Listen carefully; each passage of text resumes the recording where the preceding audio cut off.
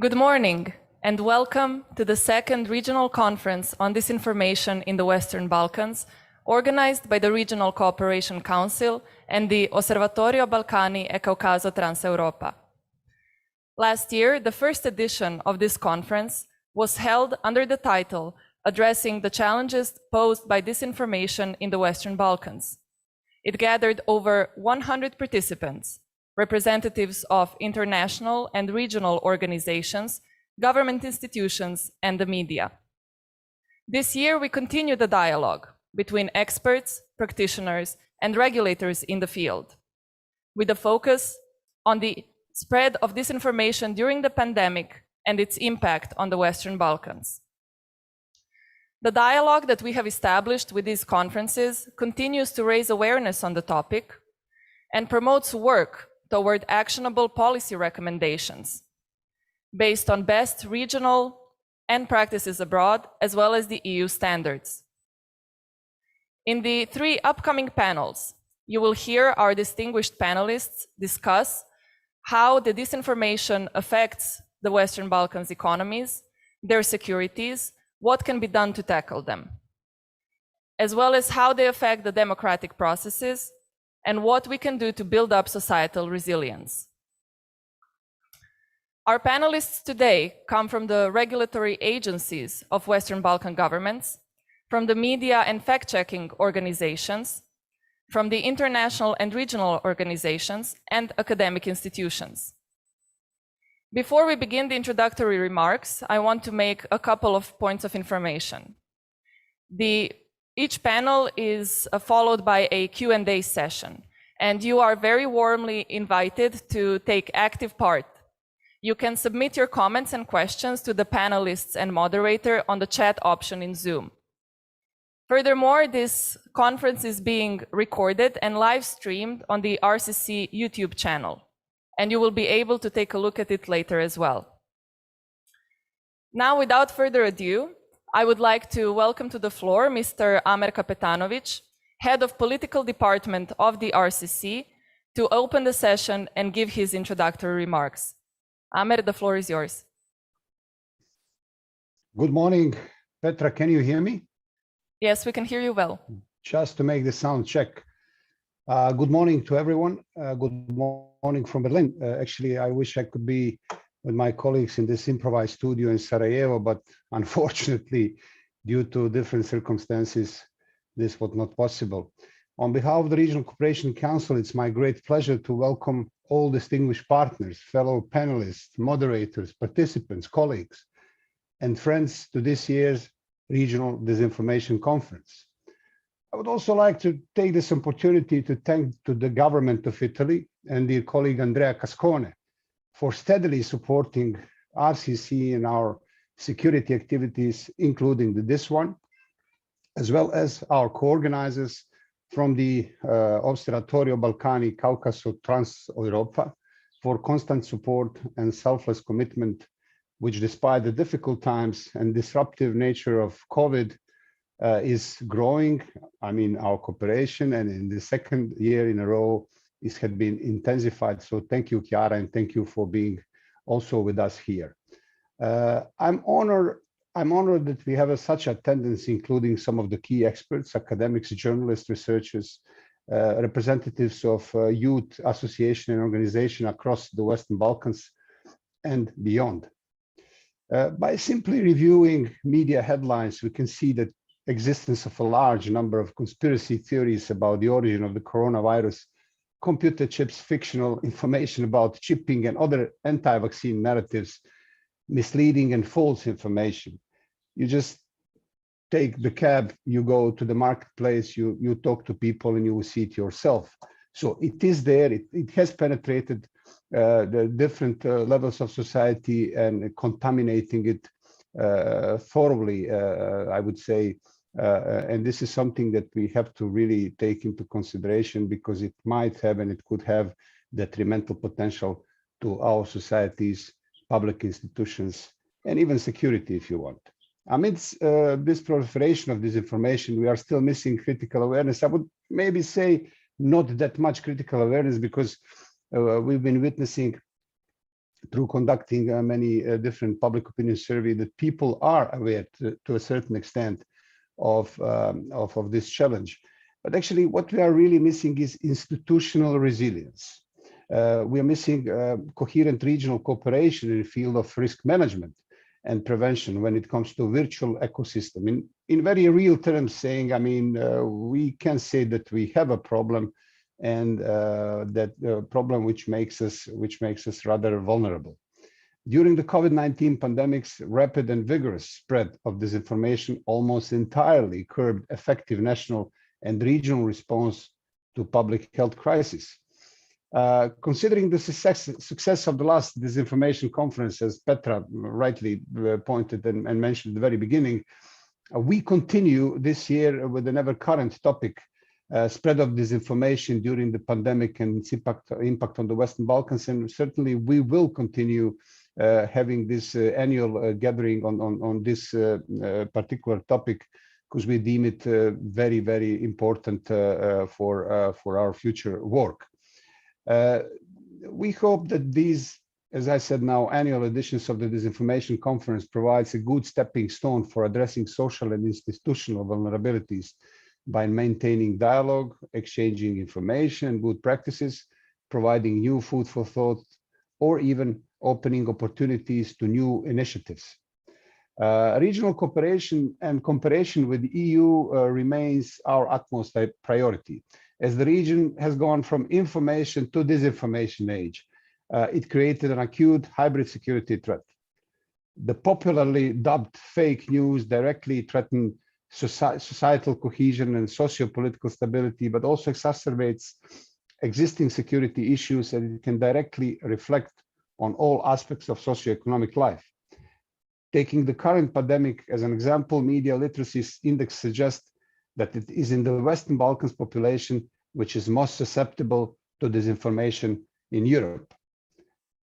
And in midst of pandemic, a year and something ago, some public surveys show that 73% of respondents, citizens of Bosnia and Herzegovina and North Macedonia, believe that the threat from coronavirus is exaggerated. This unavoidably affected the efficiency of public response and the process of containment measures. Recognizing the security threat of such events, which are by no means, of course, exception or limited only to pandemics, and this goes without saying, RCC has been dedicated to promoting regional cooperation and exchange in the field of disinformation and hybrid threats. We have been heavily invested in exploring the impact of these issues, and especially when it comes to political and security progress in the region.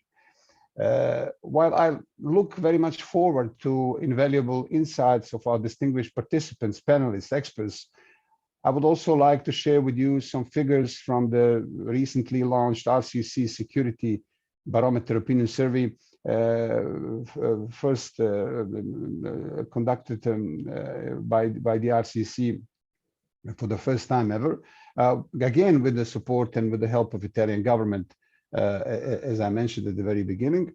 Securimeter was published in May 2021 and provides some very interesting information related to current security challenges and perceptions in 6 Western Balkan economies, as we call them. In terms of disinformation, this is really interesting. 77% of respondents consider it a big problem. So the awareness, as I said at the beginning, is there. When asked about the impact of disinformation, 76% across the region consider disinformation as a new way of warfare. In Serbia, North Macedonia, and Albania, for example, roughly 4 out of 5 people share this perception. Now, if we go more into details, we'll see that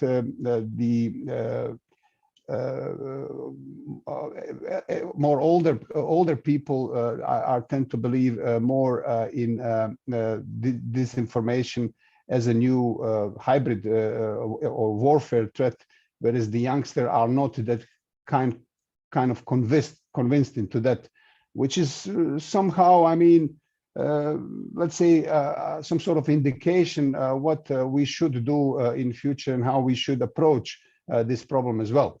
Results of the entire region show that 3 areas of public life are considered to be threatened by international disinformation in particular.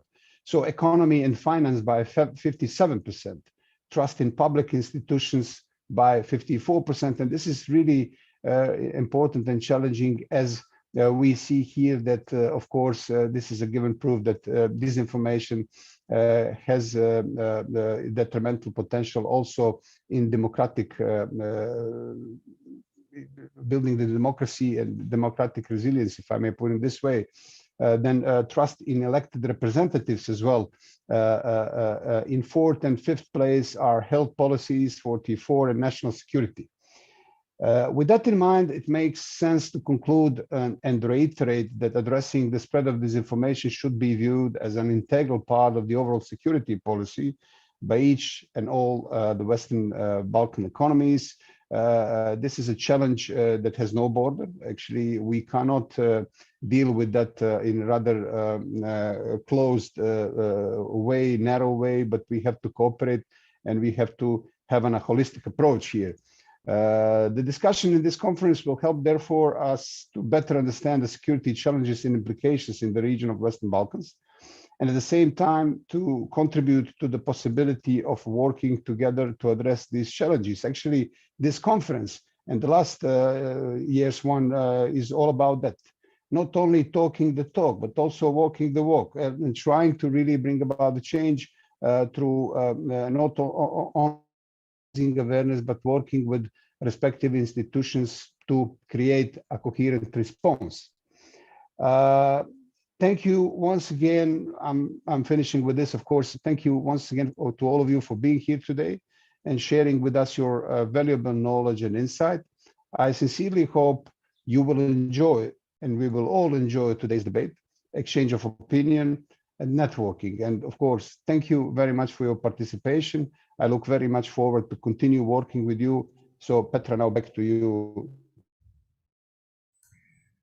Thank you, Amer. And now I will invite to the floor for his remarks Mr. Andrea Cascone, who is the Adriatic and Western Balkans Director in the Directorate General for the European Union from the Italian Ministry of Foreign Affairs and International Cooperation. Mr. Cascone, the floor is yours. Thank you, Petra, and good morning, everybody. I hope you can hear me well. I'm very happy to be with you this morning for the second conference on disinformation in Western Balkans region. First, let me commend the Regional Cooperation Council for its commitment to focus on an issue that is becoming increasingly relevant. The Italian Ministry of Foreign Affairs is particularly honored to contribute to this conference.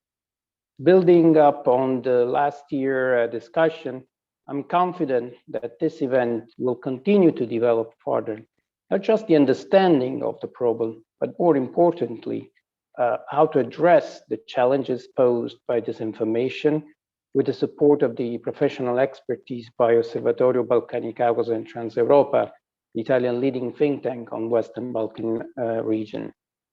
COVID-19 pandemic has exposed very clearly the dangers of disinformation and the negative consequences it may lead. It has reminded us the crucial importance of reliable information and professional media outlets. The best antidote against disinformation is education. That means, first of all, raising awareness about the problem in all its dimensions. Second, it means building up an environment conducive to free and independent media. This is crucial to safeguard processes based on full democratic values, where citizens and citizenship rights are the cornerstones. This conference is indeed very timely. Western Balkans face now the backlashes of COVID-19, both in economic and social terms. These challenges are no less significant of the ones they had to face during the health emergency because of their impact, very direct on civil societies. Amer, you mentioned the word resilience. I think that's exactly the goal we should pursue in this phase, to make our society, Western Balkan society, resilient to disinformation and able to counter this negative narrative. I look forward to hearing with great interest and the experts and to following the debate And without further ado, I wish all of you a very fruitful work. Back to you, Petra. Thank you very much. Thank you very much, Mr. Cascone, for your words and support. Finally, I invite to the floor Ms. Chiara Sigele, who is the director of the Center for International Cooperation and is speaking on behalf of the OBCT. Thank you, Petra, and good morning to everyone also from my side. I'm really honored and thankful to RCC and to the Ministry of Foreign Affairs for having made this opportunity possible. I think that one of the many things that the COVID pandemic has taught us is that disinformation, media manipulation, polarization of the public spheres are dangerous tendencies, as they can potentially disrupt the social order and aggravate existing security challenges or create new ones. Complex and multifaceted as they are, these phenomena cannot be addressed on a case-by-case basis, but instead requires attention, constant attention, through evaluation and informed responses. This is why OBCT, which I represent as it's one of the departments of the International Cooperation Center here, has joined forces with RCC. Our objective has been to initiate and sustain a lively conversation across sectors, bringing together governments, media, journalism, civil society, fact-checkers, scholars and academia on the main challenges of disinformation and on our capacity to properly address them. So today's conference should not be seen as a one-off event, but instead as a natural follow-up of last year's conference, as well as a window on future steps for the ongoing fight against disinformation and its roots.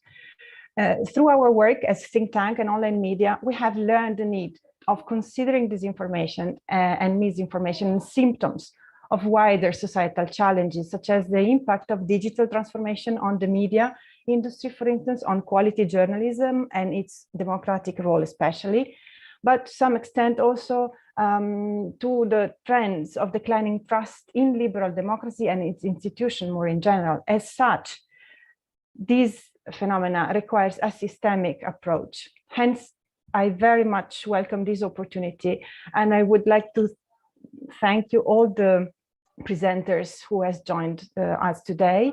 I'm sure that this experience and the knowledge exchange that this conference make possible will help us invaluably to accomplish our goal, which is especially, as it was already said, to raise awareness on these phenomena in a systematic way, and also to foster cross-border cooperation to enable policy recommendation that we can all benefit from, and perhaps most importantly, to build our community resilience, because without any doubt, we are in this all together.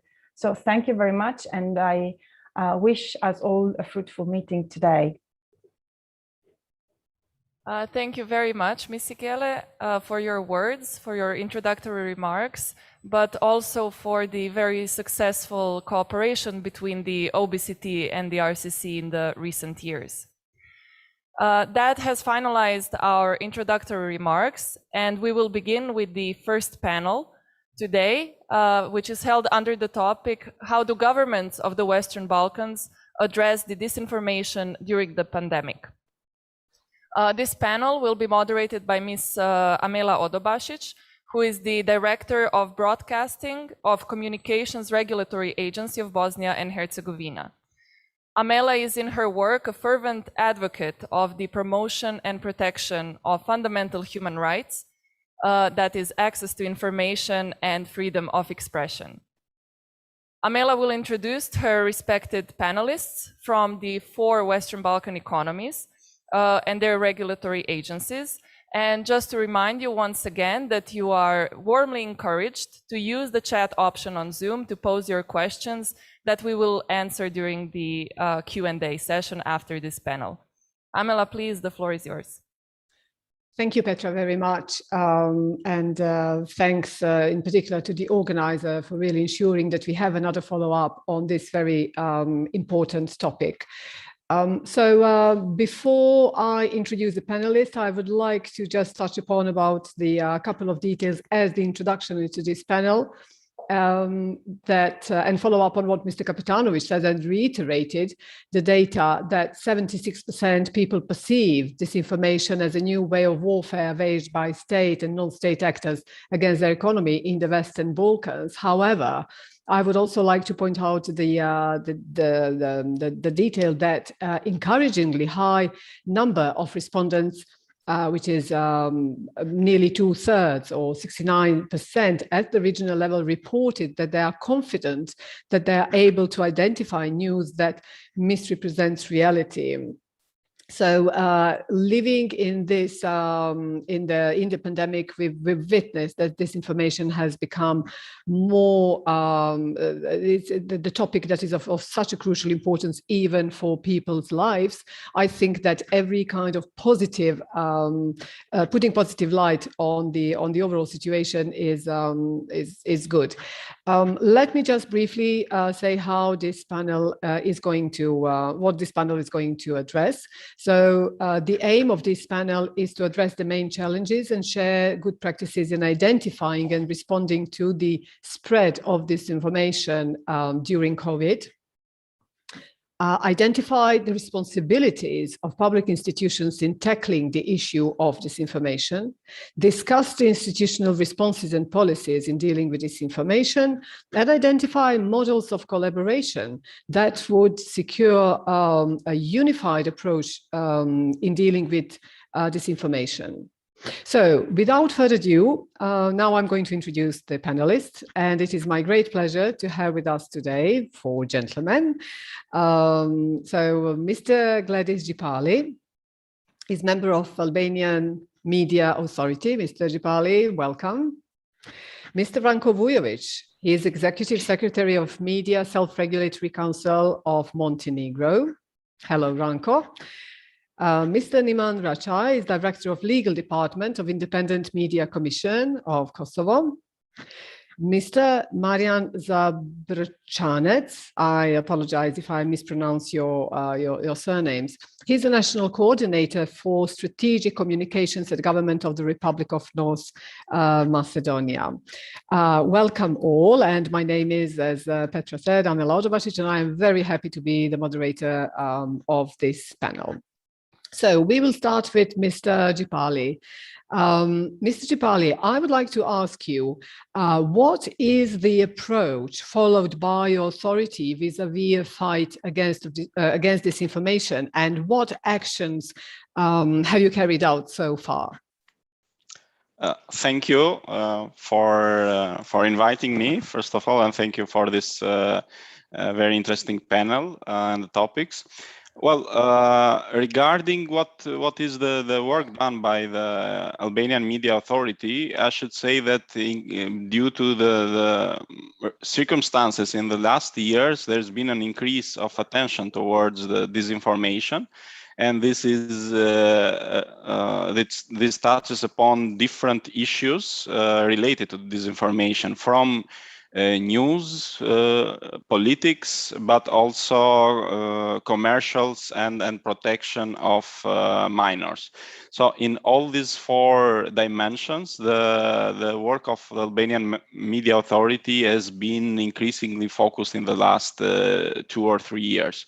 So just last year, we approved the new 3-year strategy of the authority, including especially the topic of disinformation as relates to the issues I already mentioned. What has been noticed in the last year during 2020 and beginning of 2021, there's been more focus related to the issue of the pandemic, COVID-19. because this is also related to the legislation enacted by the government declaring the state of emergency, which of course affects the media landscape and the media authority to regulating this area. So what we have been doing has been since the beginning of the pandemic to have a strong and flexible cooperation and communication with major medias in Albania to foresee and to address the problematics which have been encountered also all over Europe regarding the information on the pandemic, the measures that the government have taken, and also reactions from different target group which had, of course, different opinions on the even pandemic or the measures taken by governments to address the pandemic. So we have been very careful to of course, to allow the pluralistic view of media, but at the same time to be very careful on especially on the information provided relating to the addressing of pandemics or related to the health issues, to the treatment procedures, and also related to the commercials in the area of health, because there's been an increase of health related commercials and advertising during these times, and sometimes it has been not according to the standards requested by the law and by laws enacted in Albania. So, of course, we have been working closely with the media not to start directly with restrictive measures, knowing that it's not an easy situation for all of our societies. But to have a close cooperation and the immediate reaction towards news that are, or commercials or information that are not verified or add to the sometimes the panic that has captured our societies. So I could say that there's been positive results on some occasions that we noticed such issues. There have been very quick and speedy reactions from the media operators. So this cooperation has worked without the need to impose fines and to go with the restriction measures. Mr. Gibali, that's really great, and this is definitely a good example of what regulators could do. But what I would like to ask you to give us a little bit more information. What is very interested when you said that this 3-year strategy that you devised includes the topic of disinformation. What working for the regulatory authority, it would be really good to know what are the mechanisms that you envisage in implementing exactly the provisions that refer to disinformation, because we all know that the regulatory authorities are particularly challenged when it comes to this particular topic, because we have to take care not to cross this very thin line between jeopardizing freedom of speech and and not crossing over to the censorship side. Yes, it's true. So we have been trying to take this careful approach. In our strategy, I should mention 2 main directions. One is related to the cooperation of the authority with other institutions. So one topic is that of media education, media literacy, which has been focused together with the Ministry of Education on addressing the issues on training of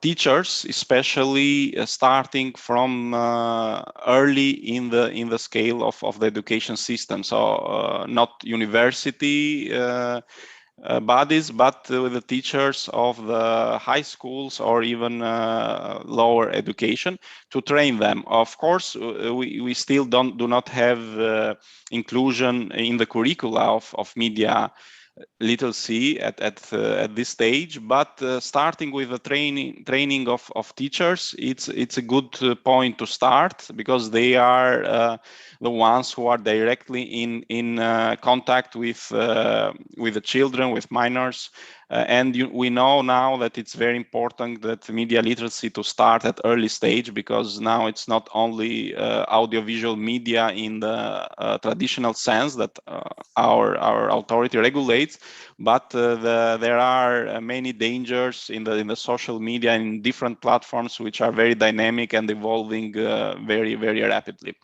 So this is one dimension, the cooperation with other institutions, and of course with the universities with academia related to the curriculum and to projects which also the authority has supported with analysis and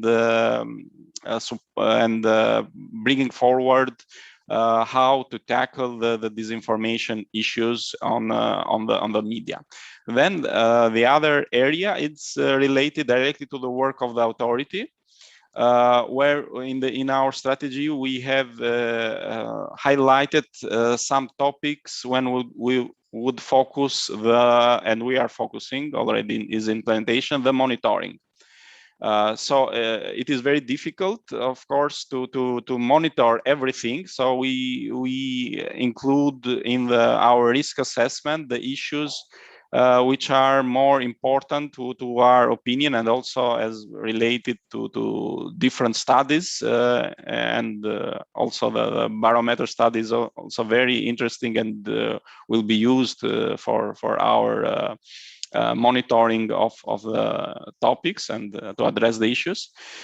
So we have been focusing on health issues, on protection of minors, and of course related to the news editions, when we will have a more strict monitoring. And this has been reflected since in the first year of the implementation of our strategy.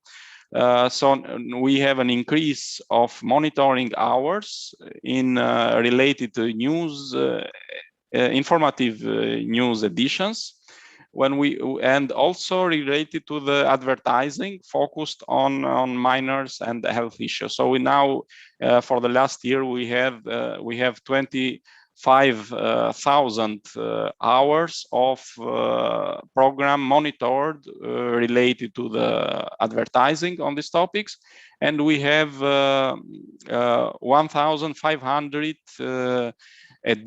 news editions monitored for the televisions, and 1,100 editions of the radio transmissions, which is a big increase in comparison to other years. So we have been focusing more on the content related to the news now, that content related to the programs or movies related to the respect of authors' rights and copyrights, which were, let's say, the main focus in the last 4 or 5 years. It has been shifting this trend, and it is reflected in our strategy and our action plan, due to the shifting to the changing of circumstances. We know that now the disinformation is taking a more important role to be addressed, and this is reflected strategically and also in the practical monitoring that we are doing. And that is excellent, Mr. Gipal, and especially this part of monitoring, because we who are working for the regulatory authorities know how challenging it is and how demanding it is, both when it comes to human resources as yes. well as financial resources in technology, ensuring and technologies, etc. So that is really something to applaud for media and information literacy is definitely a good way to go, and actually an excellent way to go. But then also, don't you, and this is just one last question for you. What I would like you, and I'm sure that the participants would also be interested to learn, because you see, what we are witnessing now is actually that the regulatory authorities, or the model of regulatory regulation, is changing and shifting, and then we are moving away from these traditional regulatory principles when we were regulating only, and we still do regulate only, electronic media, while we know that, especially when it comes to disinformation, that it's mainly identified to the content on the online media. So, and then on the other hand, there is the new directive on audiovisual media services that will, over the years, at least us, the countries in the Western Balkans, push towards the online media, online content as well. What is your view in that? Do you think that the competencies, that the remits of regulatory authorities, as they are now, should be extended towards the online media? Well, thank you. It's a very tricky question, especially, but especially for Albania, because we now have, in the last 2 years, a draft law proposed by the government regulating, or trying to regulate, the online media, because what we see is that most of the disinformation comes exactly from the online media, and sometimes it is also very difficult to know who is behind, even the simple address, or the owner, or the journalist. There are many cases then there are no face, no number, nothing. So it is a growing concern that needs regulation. On this, we agree as authority, but also the feedback that we get in different roundtables we have organized as an authority with journalists and media experts. However, there is a controversy how deep this regulation should go. We have the draft law, we have enacted it, but then we have the Venice Commission recommending changes to this draft law. So it's still a draft law after 2 years. There have been a lot of controversies and reactions from the media community relating to the extent it goes. And also there is the question of technology, which is tricky and a little bit difficult to address it. Because sometimes you want to regulate everything, but practically it is very difficult. We see it even with traditional media, that it is difficult to regulate all the aspects of it. And while with online media, it's completely a new area and needs a strong cooperation with different authorities regulating the distribution of online content, or in charge somehow, because there is not a single institutions in charge of or affecting the online communication. Okay. So the debate, it's still going on, and of course we are also pushing on self-regulation, which would be much easier, but it's also easier said than done, the self-regulation. We still lack self-regulation in the traditional media, so it is also a little bit futuristic, I should say, to claim that self-regulation might be the solution to it. Okay, thank you very much for this round, and this, I think, was an excellent introduction into our next speaker and in the next panelist. It's Mr. Branko Vujovic. Branko, well, we've opened already a lot of questions for you to respond. So, so we are very happy to have you, because for years, I mean, you are really, I could say, the one of the most competent persons in the region, because you were covering both self-regulatory issues, topics, as well as in your certain capacities, you were involved in the in this sort of like traditional way of regulation media content.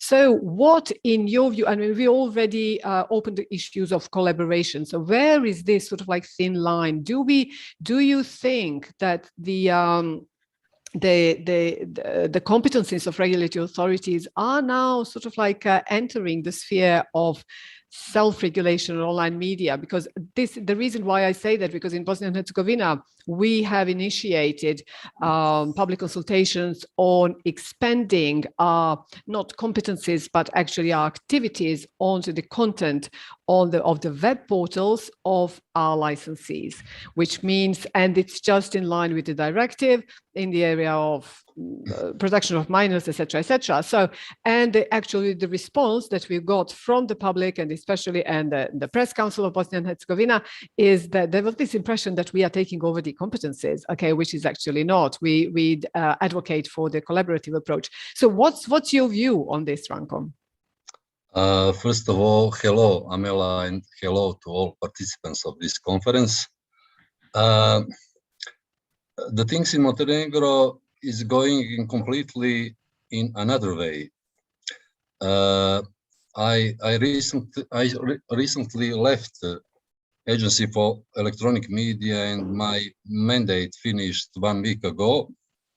But 1 year ago, with new media law, from that time, agency is not in charge anymore in online media and is not anymore in charge of professional standards in media.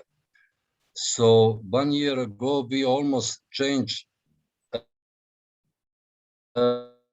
main role of agency. So Agency for Electronic Media Montenegro now is in charge only of hate speech and protection of minors, following directive on audiovisual media services.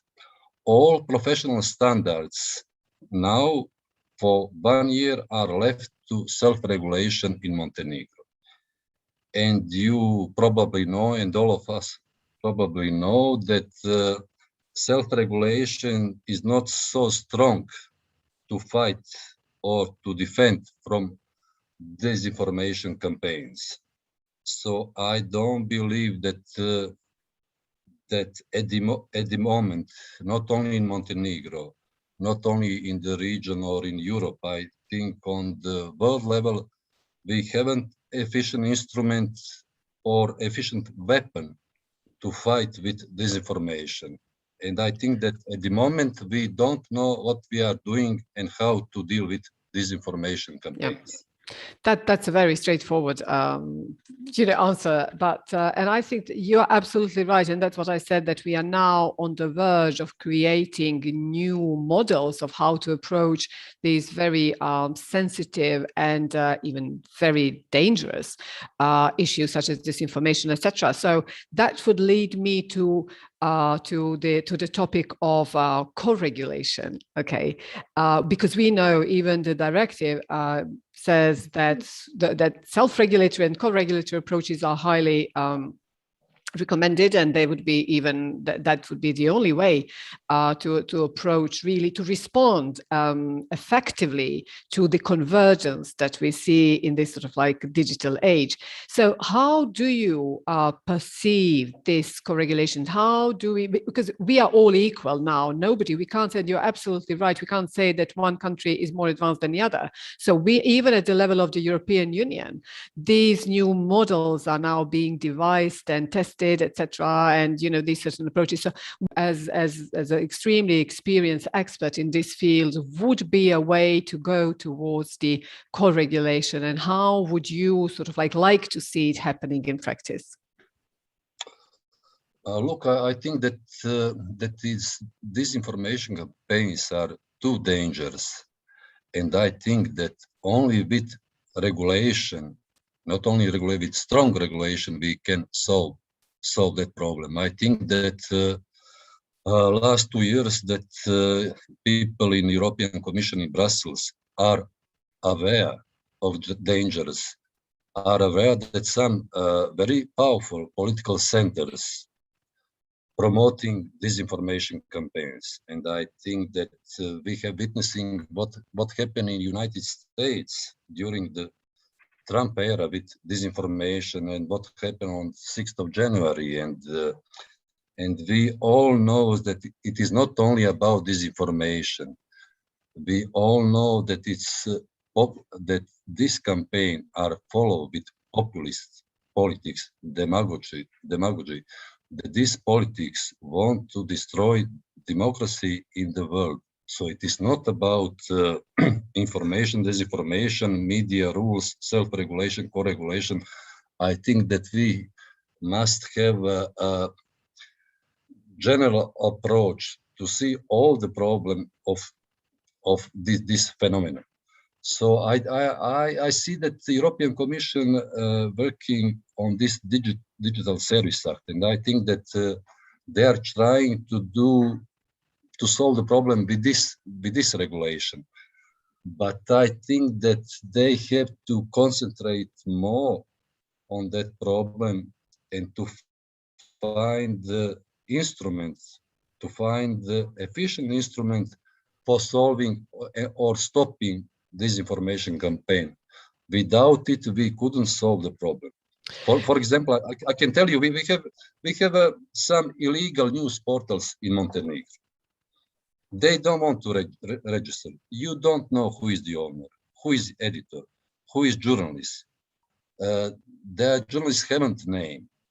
They are in charge of promoting disinformation campaign. You can do nothing about that. You couldn't stop it.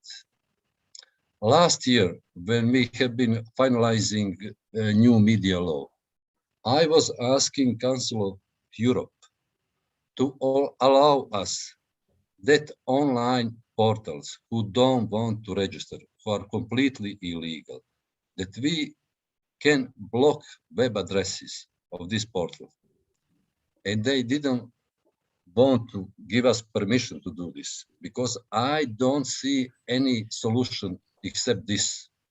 Yeah, but wouldn't you agree, Ranko, that what Amer Kapetanovic said in his opening remarks, that actually this collaborative approach is the only way forward? You see, because we, as isolated institutions, I mean, we cannot do much. Okay, be the regulatory authority, I mean, who that has a very specific mandate set by the law, or self-regulatory, let alone self-regulatory authorities, but actually, there is a need to bring together other stakeholders, because we do not have mandate, and you can't. I mean, as somebody who leads the self-regulatory authority, we can recognize the problem, but we cannot issue any orders and terminate the operations of an entity. And for example, I mean, these web portals, they don't pay taxes, etc. They are not registered, etc. So they're literally legal. So there are other institutions that have remit over such cases. But that is exactly my point. So how to develop these collaborative tools, and how to approach to strengthen collaborative tools. And maybe this is a topic for the RCC to follow up, because this is really something crucial for the region, and which would lead us to co-regulation, because co-regulation does not only mean collaboration. Co-regulation means identifying other relevant institutions and then transferring certain powers onto them, okay, in order to be able to respond quickly to these, well, we could call them even anomalies, because you see, we don't know what to do and how to approach them. Amela, you are right. It's too big problem, and this problem need all of us. Need self-regulation, regulation, other state institution, because it's not only media problem and it's not only information problem, it is also a political problem. I can give you example. 1 month ago, Montenegro Parliament adopted a resolution on genocide in Srebrenica. Although in this resolution is clearly stated that genocide in Srebrenica is individual crime, and that no one can blame people from Serbia or state of Serbia for that crime. Immediately after the adoption of that resolution, started disinformation campaign from Serbia in almost all Serbian media, that Montenegro accused Serbia and Serbian people for genocide in Srebrenica. So what can you do? It is on Serbian media, but through cable, you can see all this TV station in Montenegro. What can you do to stop it, or to stop publishing this disinformation? You can't. It's freedom of speech. It's freedom of speech. Yeah, but you have to do it also on political level. You must start on political level, you know, because it is a regional problem. It will be more and more now a regional problem, you know. And that is an excellent point, maybe to conclude this at this stage, this report with you. As you said, this is a political topic, and especially we've seen that in the elections, the disinformation is extremely powerful weapon. Okay, which is something that should be equally discussed and closely looked. But Ranko, we will stop here, and I would like to, and I can get back to you later when we have time. But thank you very much. That was very insightful. I would like to move on to our next panelist, and that's Mr. Niman Rachai. Mr. Rachai, hello. Hello, how are you? Hello. Hi. Hello, Look, before I ask you about what your authority, what the IMC has done, on this particular topic, I would just like to briefly follow up on what we were talking about, this collaborative approach, and ask you: is your authority engaged in collaborations with other actors, public or government or NGOs, in the fight against disinformation? Or how do you perceive this problem? Thank you, Amila. Hello for everyone. Actually, we didn't have any during this time any specific cooperation with the other authorities. The IMC during this crisis stick to its mandate, actually monitoring media if there is any false information or any disinformation. I have to say that. Fortunately, traditional media and all medias that are under IMC jurisdiction during this period have reported correctly, and based on our monitoring, they were in compliance with IMC rules. What helped media in this aspect to be more professional and more correct was that they were reporting based on the official statement issued by Public Health Institute and Ministry of Health.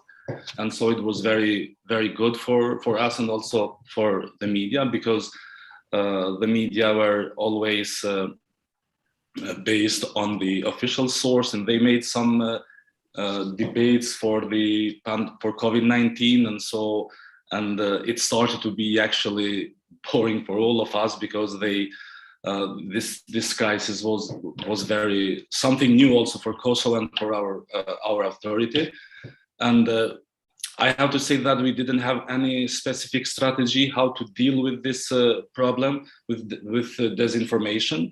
It is very good that we didn't have any complaint or any problems with the disinformation. So it was media were okay, were reporting very correctly. They reported in balanced way. They included every representatives of the institutions who were engaged in this process, and so fortunately we didn't have any problem in this aspect. Of course, that we have to mention that the online environment is something that our authority and our people, all institutions in Kosovo are facing with this problem. As you may know, in Kosovo, IMC has no jurisdiction about the online media, and regardless that some changes has happened to the new IVMS directive, IMC is working with the Assembly of Kosovo to coordinate our actions in order to make some changes on the IMC law and bylaws, but nothing happened till now.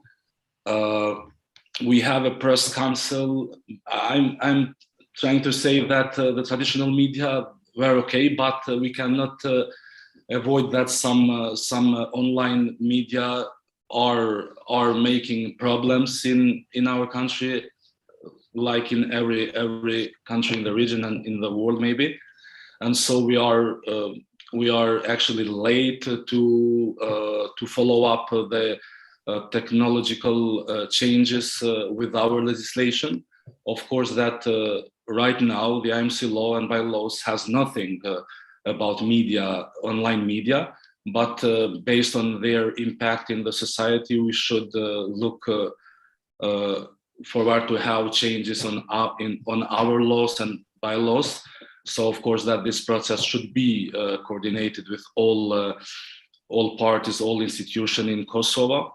And of course that the main institution that could help IMC is Assembly, also the government, because they have the right to initiate the changing on legislation, to amend legislation. And so we are actually waiting to have meetings with them in order to address these problems. It is something new for IMC, and of course that it is a big challenge for us. It is new for all of us. It's not only for IMC, it is really new for all of regulatory authorities. But I assume that in fighting disinformation, that IMC also implemented certain activities within the realm of media literacy. Yeah. Unfortunately, we haven't done nothing about media literacy till now. I mean, in practice, because we have made some objectives on our annual reports and that we should deal with the media literacy, but we didn't have any support by other institutions. Of course, that the IMC mandated is depend on the financial issues on the budget. So actually, we do not have a specific support from the institution, and that's why we are late on the media literacy, which could help very much. Exactly.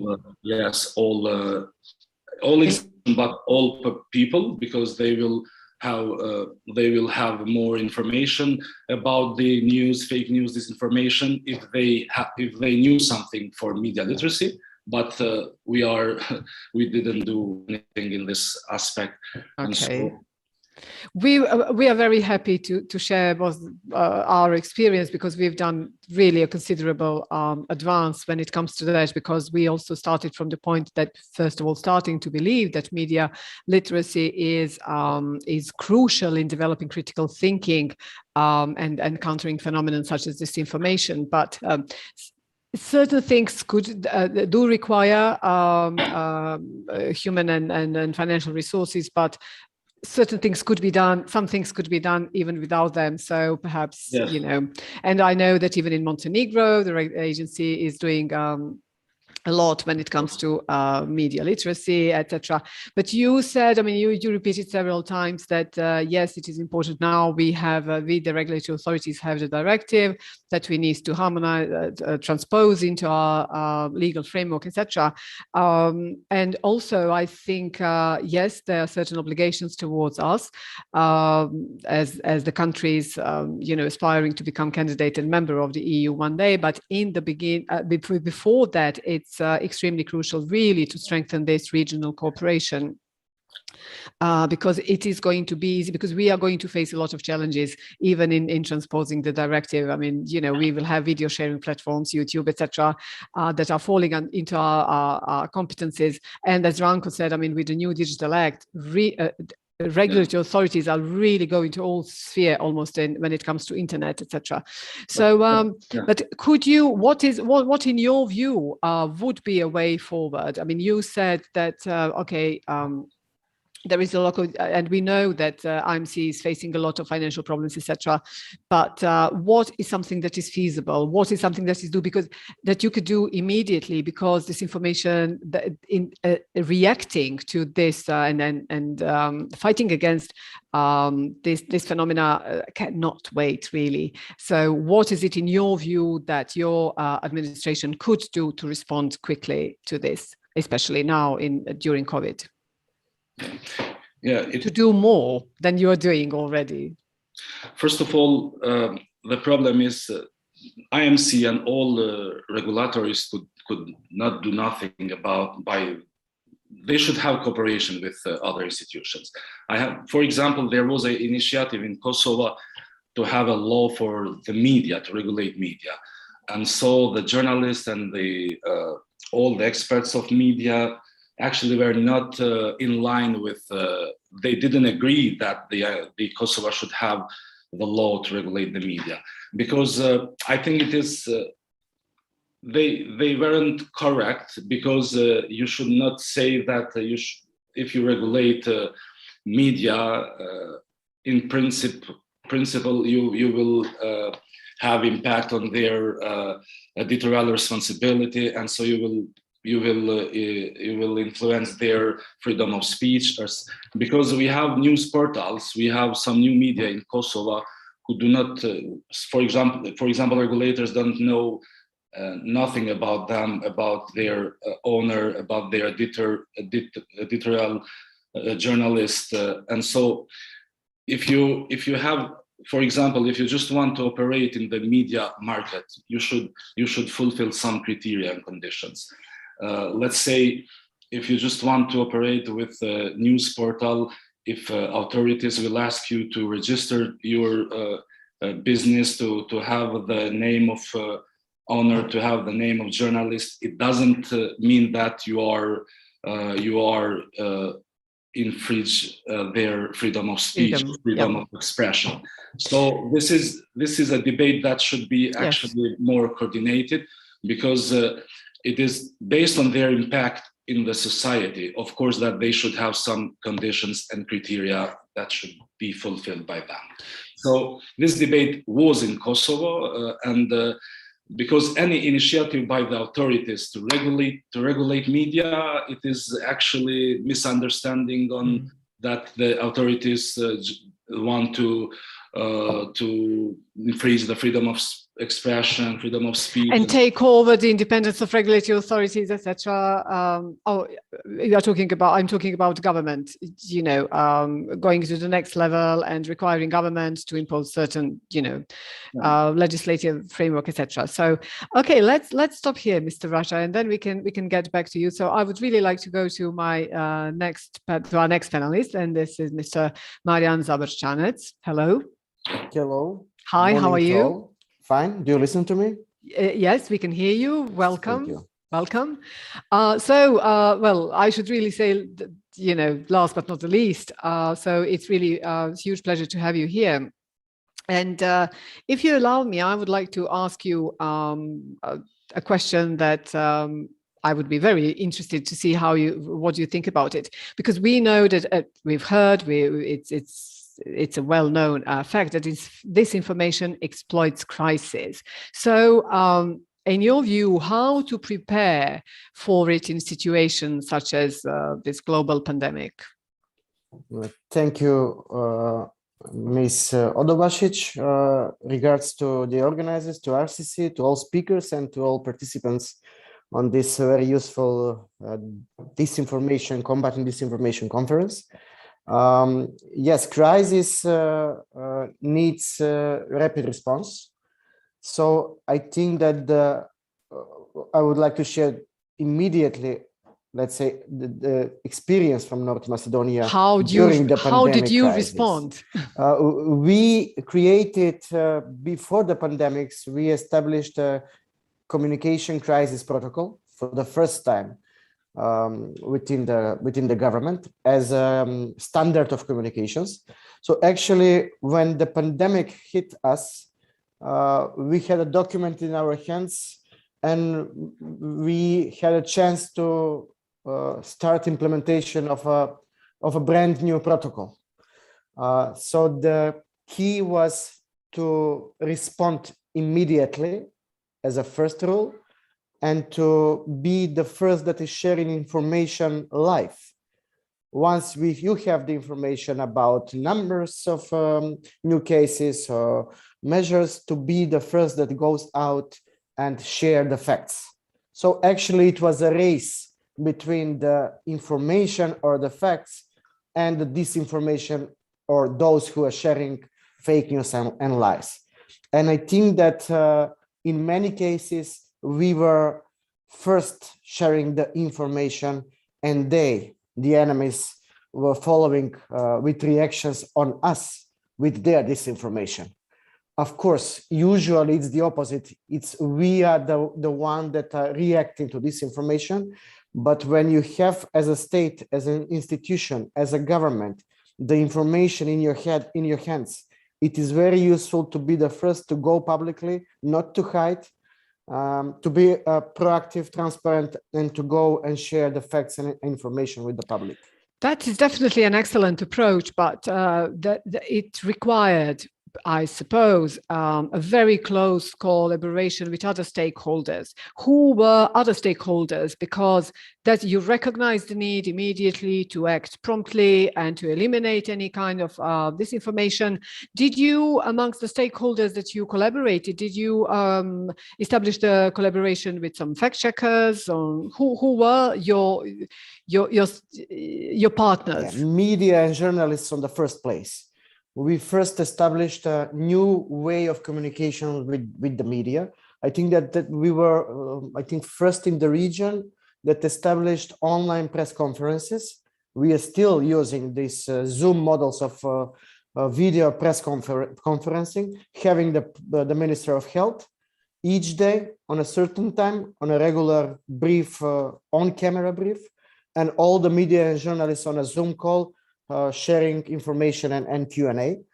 So as I said, in terms of collaboration, media and journalists on the first place, then media organizations and civil society organizations who were responsible enough on the right time to respond on our call to share the facts and information, to share the measures with the citizens.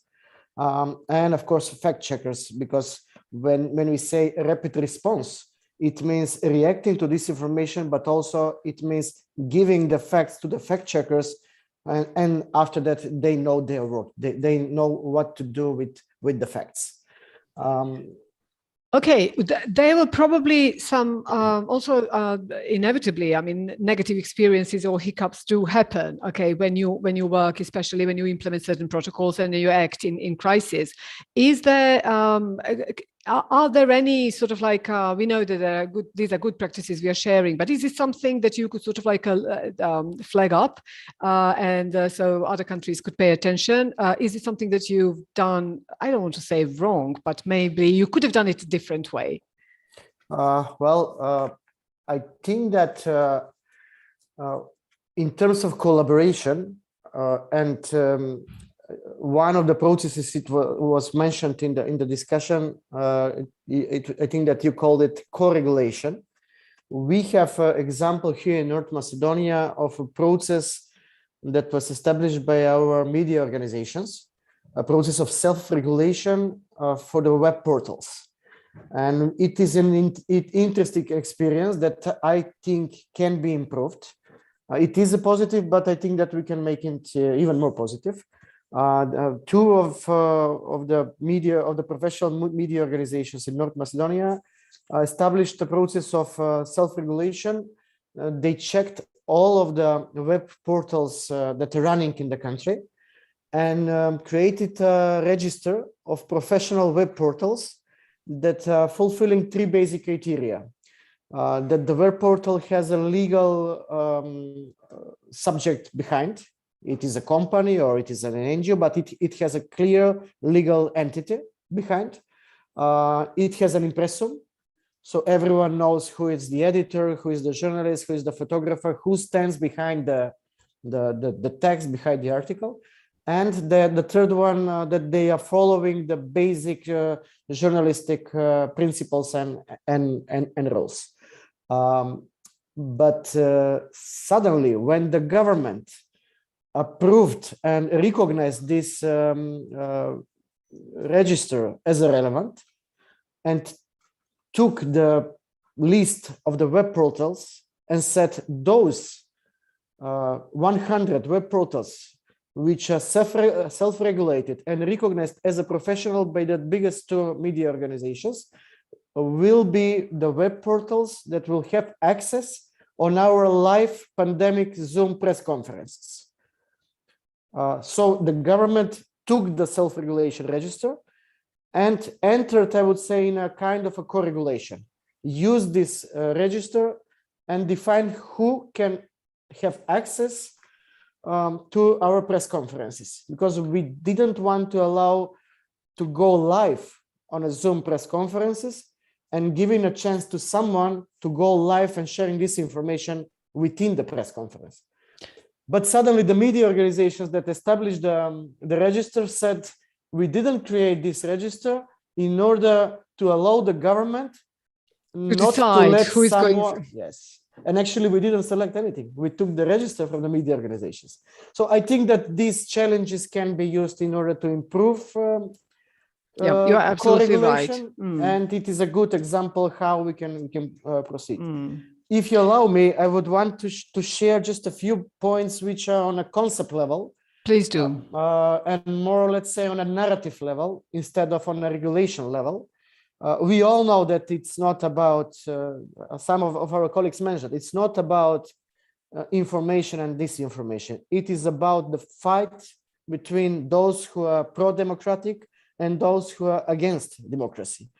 I think that the disinformation today is the biggest undermining tool against the democratic and reform processes on the global level, especially in the region and in Europe.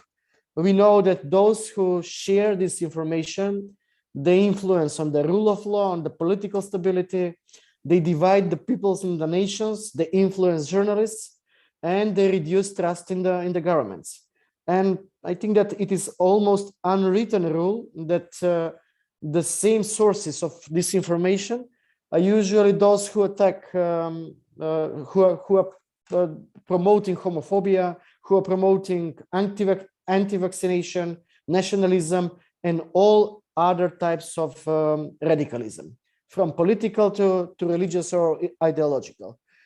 They share hate, they share fear. So it's by definition a negative approach, by definition something that we should defend from. But I'm here to speak about a turning point. Should we defend or should we only defend? A month ago, I was on a regional anti-disinformation conference in Zagreb, where different stakeholders from all countries on the region joined it together for networking. And I was following the presentations from different panelists. And I realized that we are all pessimists. We are all negative. We are all reactive. We are all in a defense mode. We are all speaking about dealing with, defending from, combating with, fight against. You see, all negative words. What do you propose? What approach you propose? What would be your approach? The opposite. Okay. The opposite. What would be the narrative of the opposite of the optimistic approach, of the positive approach? I think that we should be more proactive instead of reactive. Absolutely agree. We have a clear story. It is our democratic story. We have clear values, civilization principles and values.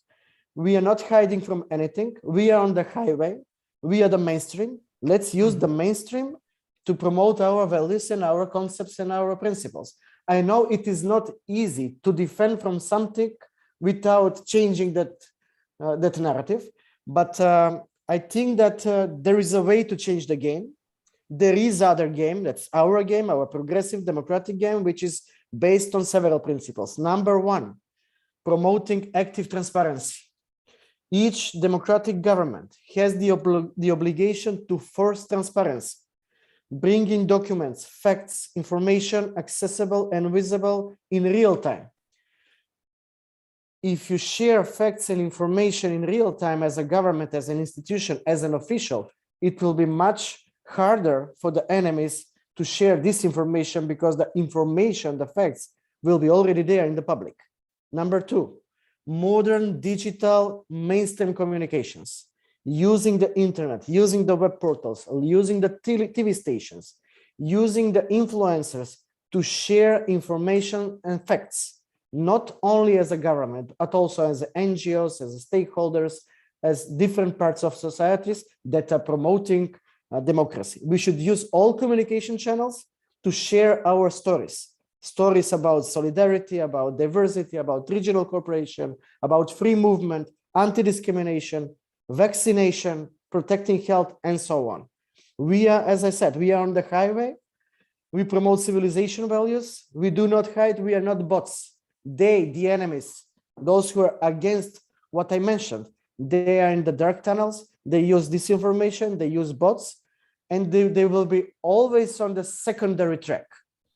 I think that we should use this capacity, and that is leading me to the third point of our story, of our concept, which is collaboration, networking, and cooperation. These platforms are very useful to define that we are ready to change the game, to start speaking about being proactive more instead of being reactive. And the fourth topic, it was mentioned, and we have a positive example here from Macedonia. It is the media literacy. Starting from September in North Macedonia, from 1st and 4th grade in primary schools, students will learn media literacy topics in the official curricula. There was a campaign for 15 years in North Macedonia from NGOs, from media organizations, and finally we are changing the curricula, and we are starting from September within the new school year from 1st and 4th grade with official media literacy curricula promoting critical thinking among the students. So if I want to summarize, 4 basic principles of our story: promoting active transparency, using modern digital mainstream communications, collaboration with each stakeholder that is pro-democratic, and media literacy. That is sorry to interrupt. That is excellent approach. That is really excellent approach. But it is not easy. Even for me, it is easy to avoid spreading with, combating, defending. Exactly, because we are talking about what the governments could do, and this is an excellent approach. And yes, absolutely, the transparency of digital ecosystem is crucial. But in order to have a transparent digital ecosystem, our countries do have to have a digital ecosystem, full stop, which means that the governments should focus on ensuring connectivity, okay, even in the rural areas, because we are fully aware that most of the countries of the Western Balkans are over 50% and close to 60% are rural. But with free roaming now. Yeah, okay, that's a brilliant thing. But then we are talking about connectivity. Once you have connectivity and covering, because when we are talking about the access to information, about human rights, it should be available to all. Okay, and you're absolutely right to point out in all the sort of like formats. But then once we have the connectivity, and then we can ensure transparency, and then we have to work on digital literacy. It is excellent that that media literacy has made its way in North Macedonia in the curriculum. This is something that we are striving to achieve in Bosnia and Herzegovina, and we could look at your good practice. But this is just I am really just saying all this just for our participants to have a full picture that what is it actually that the governments could and should do in order, to have all the necessary tools to fight disinformation. Well, I'm now keeping an eye on the timing, and it seems to me that we are coming close to the time when we have to end this sort of like presentation of the panelists, and we are soon reaching the time when we will have a Q&A discussion. Also in a chat, I see already one question, and I would encourage you to to be proactive and ask these excellent panelists relevant questions. But now, according to the agenda, I would like to go back to you, Petra, as our moderator of the conference. And would you have any additional information for us how to proceed? Thank you, Amela. So we will start with the Q&A session now, and as you said, there is already a couple of questions in the chat and in the Q&A section. Thank you for those. If there are any more coming in, they will be very warmly welcomed. I do want to say at this point that I wrote down one sentence which I thought summarized very well this entire panel, and that is Mr. Vujovic's, it's too big of a problem and it needs all of us. I think that really sums up everything that we have been talking about, and I'm very happy to hear that in the region there are indeed some very good practices. Challenges do seem to be very big. There are some very thin lines that we need to be careful about, but I think that we are in good hands. I will also actually have a question for you myself, but let's get to the questions of our participants first. So we have the first question, which does not is not directed at anyone specifically, from Mr. Lufti Dervishi. And I will read it out loud, and then the person who wants to answer, please do. So with the restrictions in place during the pandemic and controlled information about COVID-19, were governments feeling more relaxed, or did they feel that they needed the media to counter fake news in social media and conspiracy theories? So how did the governments approach this proliferation of disinformation in social media, or was the official media of the government enough? Whoever would like to take the floor, please, to answer this question, please do. Or maybe we can go in turns. Well, Ranko. It was March last year. I can say that at that time we have really great cooperation between media and government, and government helped media, and also agency free at that time media paying for I think 6 months frequencies, radio and TV. So from another side, all traditional media help government to provide accurate information. So it was at that period, it lasted for several months. It was really example of good cooperation between media and government, when we all find in this situation which nobody expected. It's very strange pandemic situation. We never lived it before it happened. That's one example. And also traditional media publish really accurate information, and it was very useful, because on the another side, on social networks, there were a lot of disinformations during pandemic time last year. Thank you, Mr. Vujovic. Unless somebody else would like to chip in, we can move to the next question, which is directed at Amela. Has a prevalence of disinformation impacted any national regulatory or policy framework and intervention?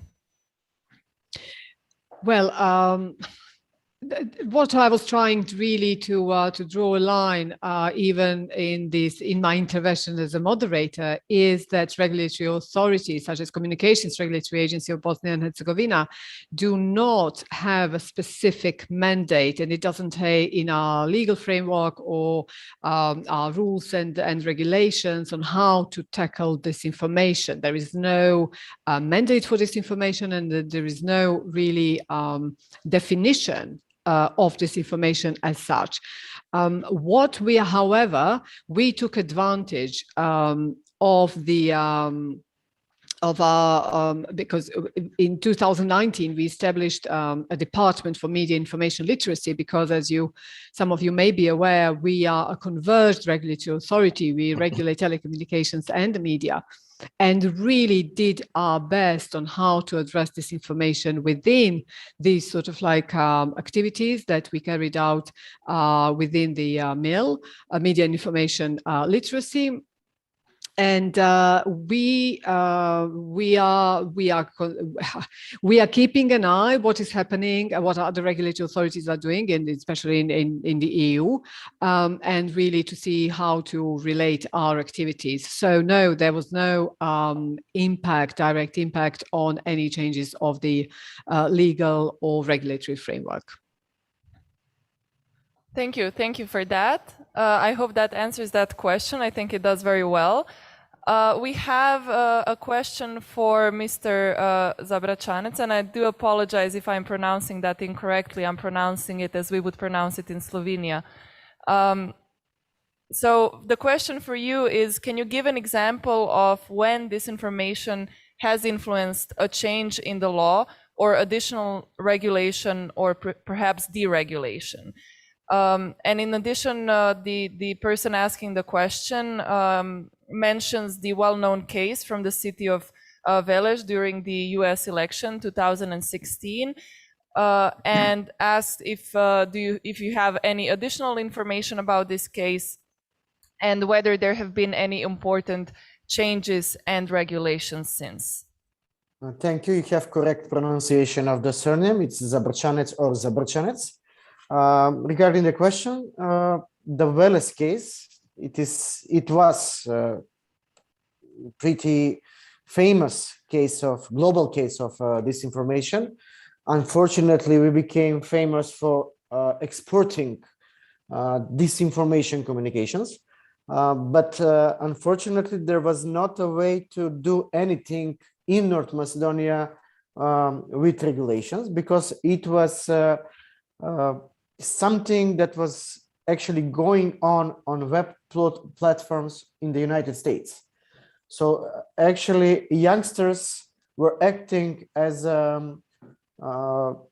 young communicators, earning money for putting text on a web platform. Even the states couldn't find a way to regulate this phenomena. But I think that what is useful from this case that alerted us in a pretty early stage. I think that it didn't happen again during the last elections in the United States. It alerted the institutions in North Macedonia to start thinking and to start defining models to promote prevention of the attacks to the democracy.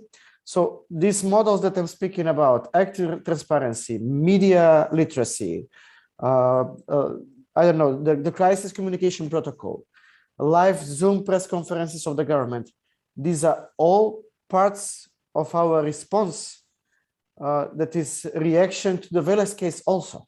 If we didn't have a Velez case 4 years ago, I think that we would be late a bit with our response. So thank you, Velez case, that alerted us in an early stage. And I think that now we are at least one step further in the fight against disinformation. Thank you very much. We have one more question, which regards specific examples of disinformation in relation to COVID. I think it's enough to open Facebook one day and just scroll through the news. There will be quite a lot of examples, but I do invite our panelists to share their specific examples. Amela, do you know anything about some specific examples in Bosnia and Herzegovina, perhaps? Well, we as viewers and listeners, as readers, we witness every single day, and especially in the beginning of the pandemic, with some information that were not false, or we didn't know were they false or how they false and how could they be interpreted, such as COVID-19 does not exist. you know, even from the, considering that I work for the regulatory authority regulating telecommunications, I mean, and I do have a limited knowledge on the, you know, technological processes and advances. For example, to me, I mean, I immediately understood that this information, for example, the news that 5G is causing, you know, has sort of like relevance to COVID, etc. So unfortunately, many examples, for example, on how to, you know, that people should not get vaccinated, but how they could, you know, through some alternative and medicine or something, they could be healed from COVID and things like that. So it's regretfully, especially in the beginning, it was really widely spread, but now I think that the situation could be, I mean, the fact checkers are doing a great job. And the regulators should collaborate with them in order to really correct this anomaly. And we have another panelist, Petra, who would like to give an example. Yes, I can see on my screen that Mr. Gipali has raised his hand. Please do take the floor. Yes, just to give an example, of course, during talk shows, there are a lot of discussions and controversial topics, but this has not been, let's say, a big issue, because these shows it can be a mix of information and fun, and it's difficult to draw the line and when it's disinformation or not. But there have been debates on this. I would like to give an example. What was concerning was related to advertising of health products. This has been the issue in Albania, because there were unapproved health remedies saying that it addresses the COVID infections or offers a protection, and also on medicines which cannot be advertised because they are given only through a doctor's recommendation. So there has been an increase of medicine advertising, and sometimes also not allowed this type of advertising, which has inducted the authority to reach out to the media outlets and to recommend to be careful on what are the medicines provided, on also talk shows related on health issues, informative talk show with doctors, so not to include advertising with recommendations and knowledge related, professional knowledge of the medical staff. So this has been an issue in Albania. Thank you. Thank you so much for that. And I do not see any new questions in chat, but please do correct me if I'm wrong. It's difficult to keep track of everything on Zoom. But I would like to ask a question now myself. And that is, I think that one of the things, a red line that was going through all of the presentations is the word cooperation, particularly on a national level, between different institutions, between government and the media, and so on. And I was wondering, now listening to some very good examples from the region, listening to the similar problems that regional economies share, I was wondering what the level of cooperation between the economies currently is, between the regulatory agencies, in terms of exchanging information, exchanging good practices, especially in this situation where the problem is quite big, quite complex. There is not one size fits all, but maybe some good practices can be used and implemented at home when learned abroad. So what is the state of play of regional cooperation, and do you think that it requires more attention in the future as well? I'm asking this to all the panelists. However, if nobody raises their hand, I would perhaps ask Mr. Vujovic, simply because he said that he has retired now, and maybe this could be some words of wisdom after years of experience that you could depart on us. Look, we have in the region for decades. We have excellent cooperation between regulators, and I hope that we will continue. As I heard this September, we will continue with live meetings, with physical presence. So within one Council of Europe project, but I think that that we need not only regulators, but I think it's more question for governments, that governments have sit for the table, and not only regional governments. I think European governments to first to detect the problem, to define precisely what is this problem, and after that think how this problem can be solved, because we have all to be engaged in this problem. But when you first solve on this first political level, later regulators can deal with it. When we have regulation, when we have law, and when you have law, you will get instrument how to solve all these problems with disinformation. Thank you. Because it is not only media, it is also a political problem. Yes, thank you very much. Amela, please. Yes, Petra, if you allow me, I would really support what Ranko has just said, but I think most importantly, yes, the cooperation was excellent. Now we were somehow disconnected, with COVID, but the topics of priorities have changed, you see, and now we are, I think that this is a perfect timing, as you could hear, and the participants, there are a lot of challenges, okay, there are more challenges than good practices on how to address especially such serious issues such as disinformation that does impact on the cybersecurity, digital ecosystem, etc., education, freedom of speech. So it is extremely complex, and I think that this is a perfect timing, and I really commend RCC and its partners for organizing this conference. And I would like to encourage, and I'm sure that my colleagues would agree with me, that it's important also to maintain this continuity and sort of like start to organize some side events, okay, smaller sort of like events where the regulators could exchange and agree on certain policies, as well as Ranko pointed rightly, to focus on the government, you see, because when the regulators are empowered, when there is a capacity building, aimed at us, but at the same time, when it comes to implementation, unless we have the governments who are responding positively in the same line, then unfortunately, the citizens will not benefit a lot. Thank you so much for your kind words about the RCC and regional cooperation.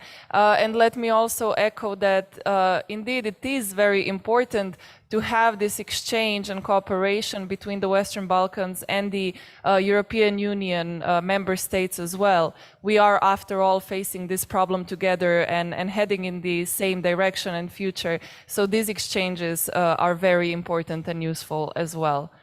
And since there are no more questions, I would like to conclude this first panel.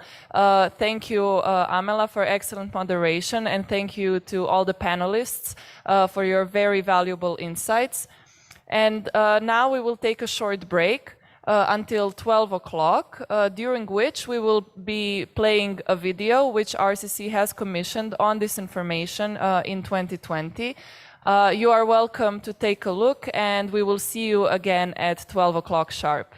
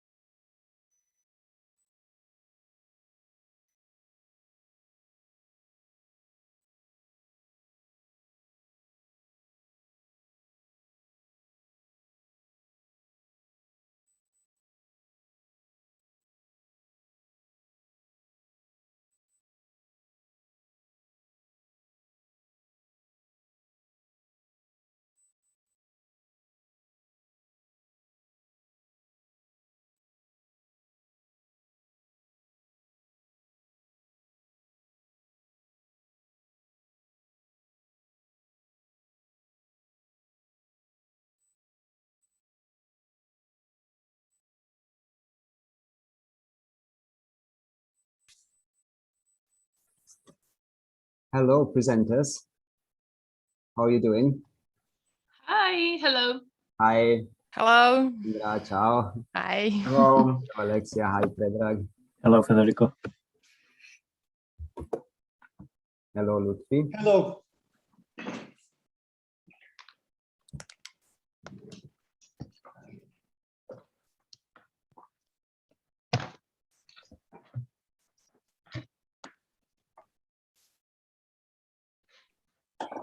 Anida.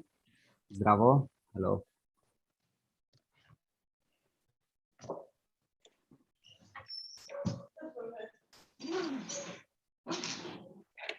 Siamo là. Cosa dentro?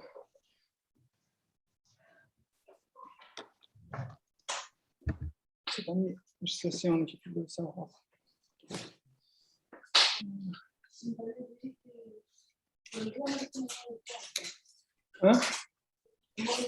Qua.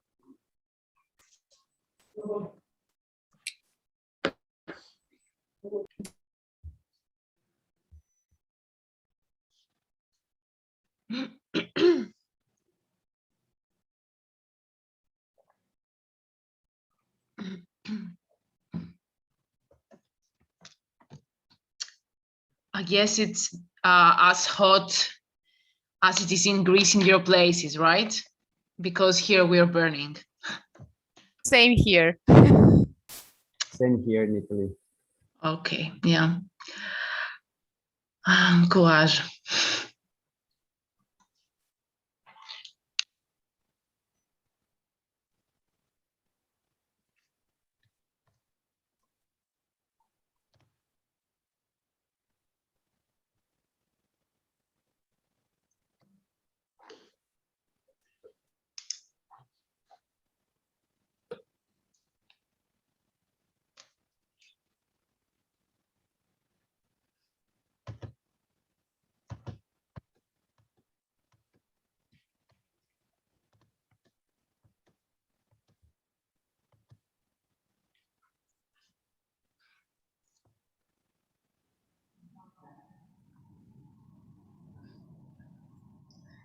Hello, everyone, and welcome back after this short break.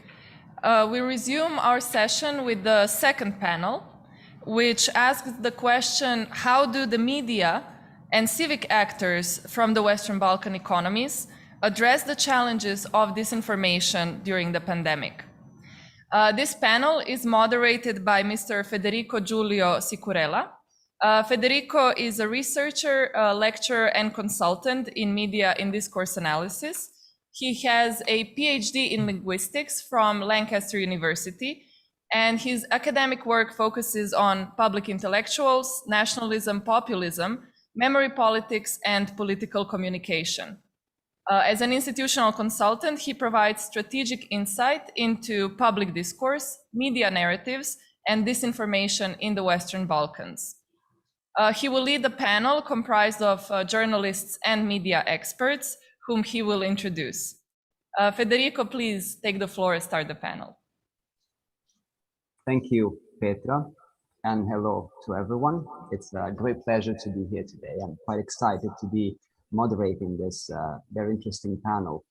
To set the stage for the discussion, I'd like to mention 2 points. One is bad news and the other one is good news. The bad news is that we have now compelling evidence, increasing compelling evidence that disinformation can have and has had dramatic repercussions on our lives. So we can no longer dismiss it as, you know, folklore or just a side phenomenon. Take the example of Serbia's vaccination campaign. After a successful start, Serbia was seemed to be poised to become, you know, the European country with the highest rate of vaccinated citizens.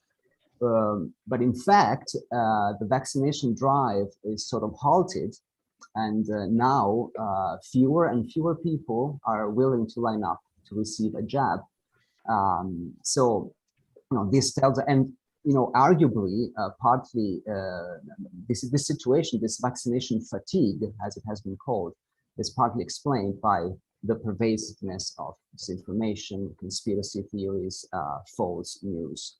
The good news, on the other hand, is that, as was mentioned firstly by Amr Kapitanovic and then by other presenters, we have a significant figure, which is this 75%, which refers to the proportion of Western Balkan citizens that are or feel that they are increasingly aware of the risks that hybrid threats, fake news, and so forth pose to the political, economic, and security situation in their home countries, as well as to democracy as such. This figure is taken from a survey recently conducted by the Regional Cooperation Council. The question arises then, what have media and civil actors done, and what can they do next to sort of channel and build upon this growing awareness, and more generally to enable an informed and robust response to the challenges of disinformation, especially COVID-related disinformation. So to try and answer this question, we've gathered a stellar lineup of presenters and a crowded one too. We have 7 of them. I will briefly introduce them now by saying just their name and title, and I will say a few more words about each of them as once it's their turn to speak. So the first presenter is Simon van Verden. He's a technical officer, risk communication and community engagement at the regional European office of the World Health Organization. Hello, Simon. Then we have Mr. Lutfi Dervishi. He's a media expert and also a lecturer at the University of Tirana. Then Alexia Kalaitsi, reporter and multimedia journalist for Deutsche Welle, among others, from Greece. Then we have Mr. Predrag Mijatovic, representative of the C-Check fact-checking network. Mr. Darwin Muric, editor-in-chief as Raspinkavanje, Montenegro. Ms. Alexandra Srečkovic, she's a digital media analyst at the Center for Research, Transparency and Accountability. The abbreviation is CRTA. I'm sure most of you are familiar with it. And last but not least, we have Ms.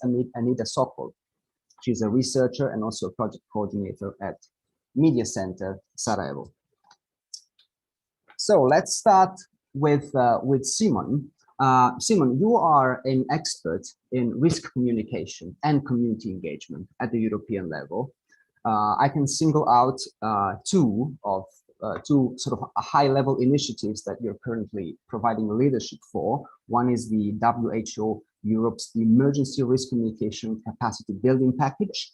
The other one is the risk communication and community engagement component of the WHO Europe's COVID-19 response. And you work specifically in the areas of infodemic management, and I particularly like this term, and also monitoring and evaluation. So Simon, we'd love to hear more about the approach that the WHO has taken to respond to the challenges of the infodemic. Thanks, Federico, and thanks for this great opportunity. I'm very happy to be on your panel today.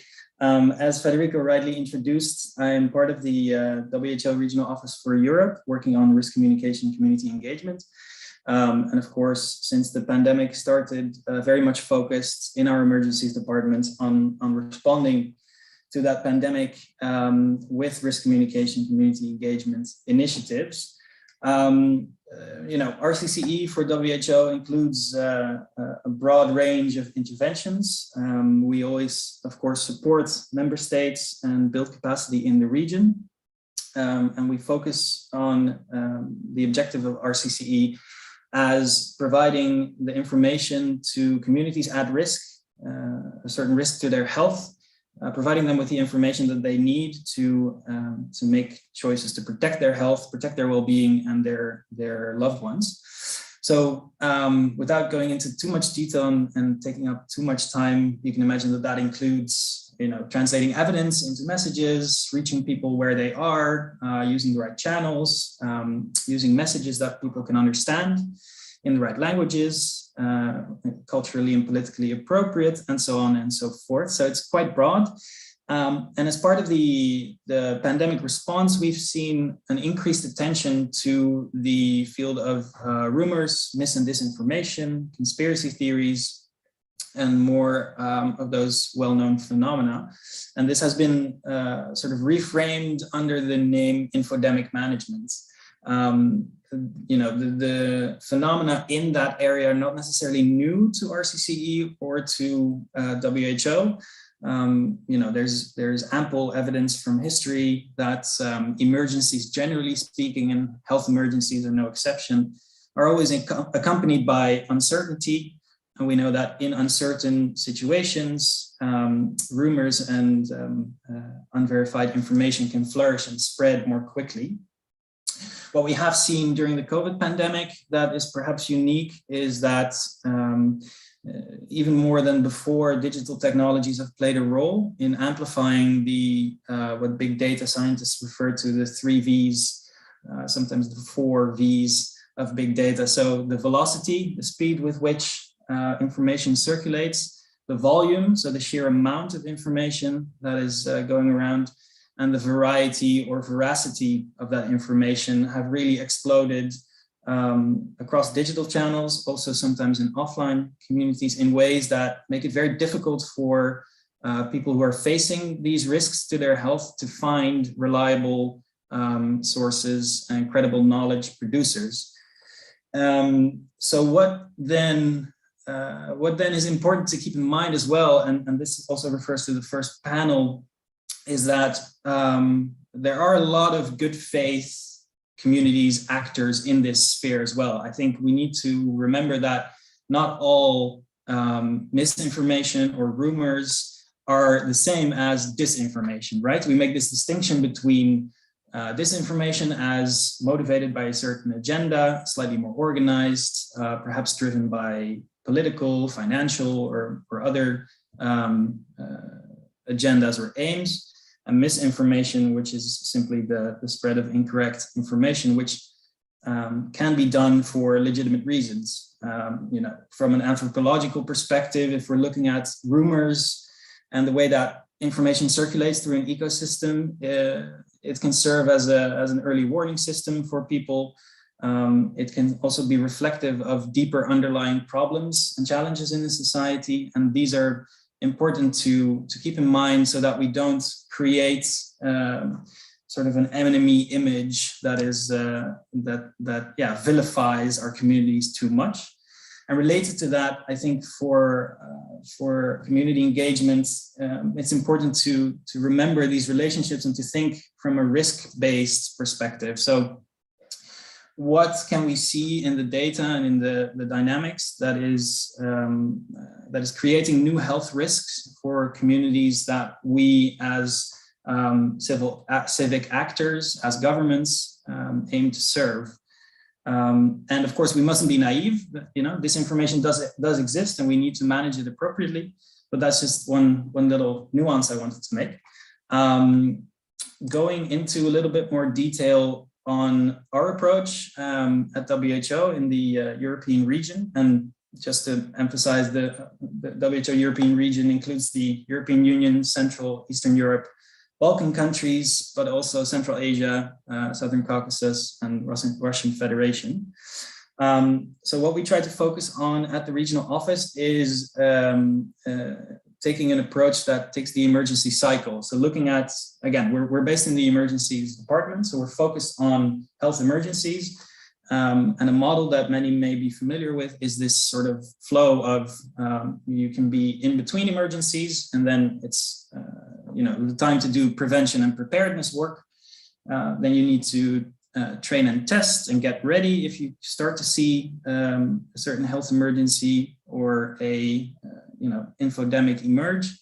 Then you go into full response mode, which is the sort of the stage that we've been in more or less for the last year, going a bit back and forth. And then finally, you come out of your emergency setting and go back into recovery. We see a ton of focus on the response phase. And of course, that's very important. There's a lot of really important response work to be done.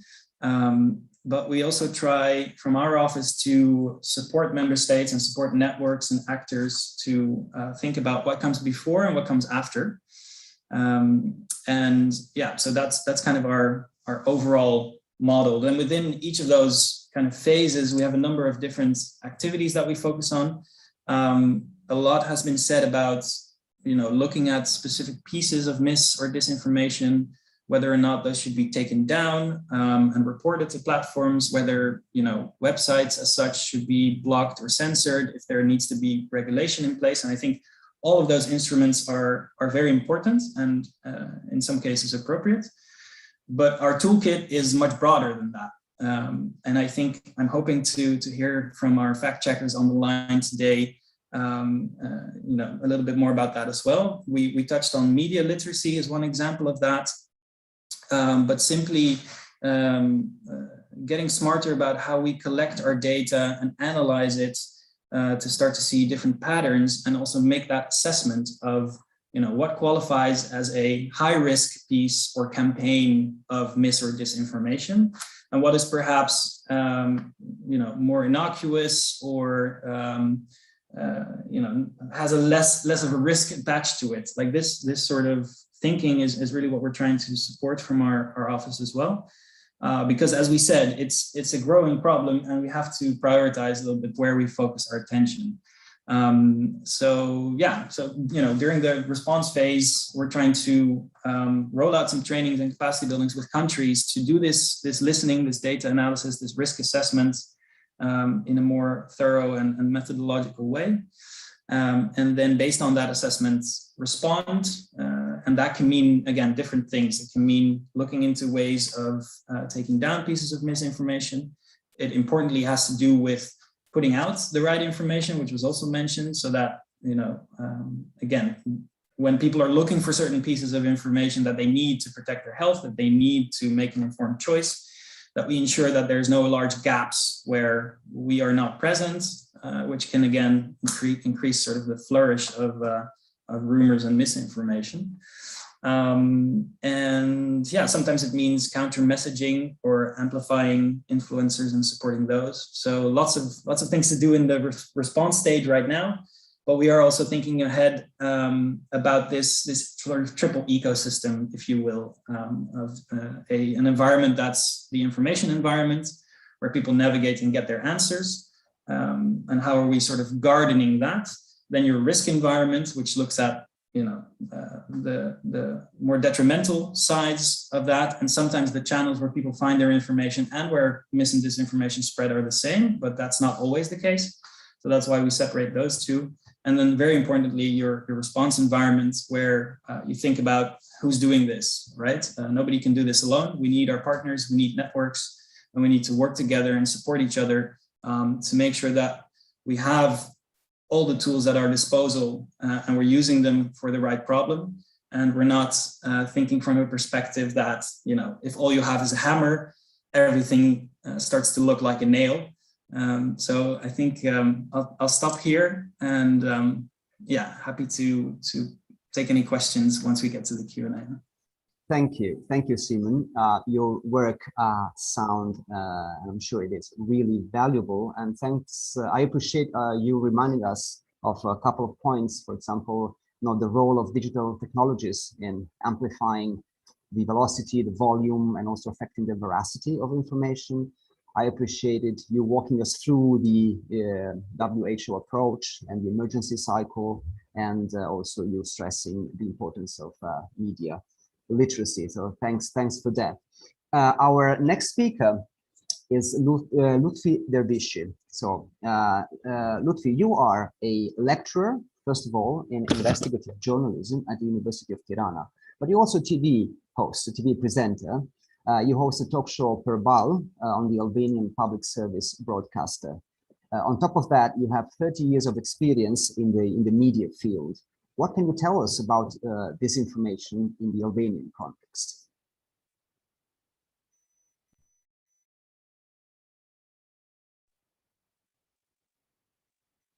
Lutfi, are you there? Unmute myself, I don't know. Now we can hear you.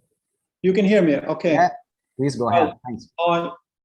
I had a terrible time unmuting myself, and still I have the table that the host has spotlighted your video for everyone. Would you like to unmute your microphone to speak? And I clicked like 10 or 11 times and I couldn't unmute myself, but thank God I unmuted myself. The pandemic gave us some new terms that are also the most used words in the last 2 years. It's COVID-19 and info media. Fake news, conspiracy theories, and manipulated informations were present even before the 2019 pandemic. They were present 100 years ago with the Spanish flu, and 600 years ago with the Black Death. But this time, fake news, conspiracy theories, and manipulated informations are different. Are different because now we have internet. And as it was mentioned, the question of internet is very much discussed today. What I wanted to emphasize is that due to the internet and the speed of dissemination of information, many of fake news and conspiracy theories that circulated in Albania during the pandemic are not original, but are copy-pasted from other countries. Even with conspiracy theories, copyright here means the right to copy.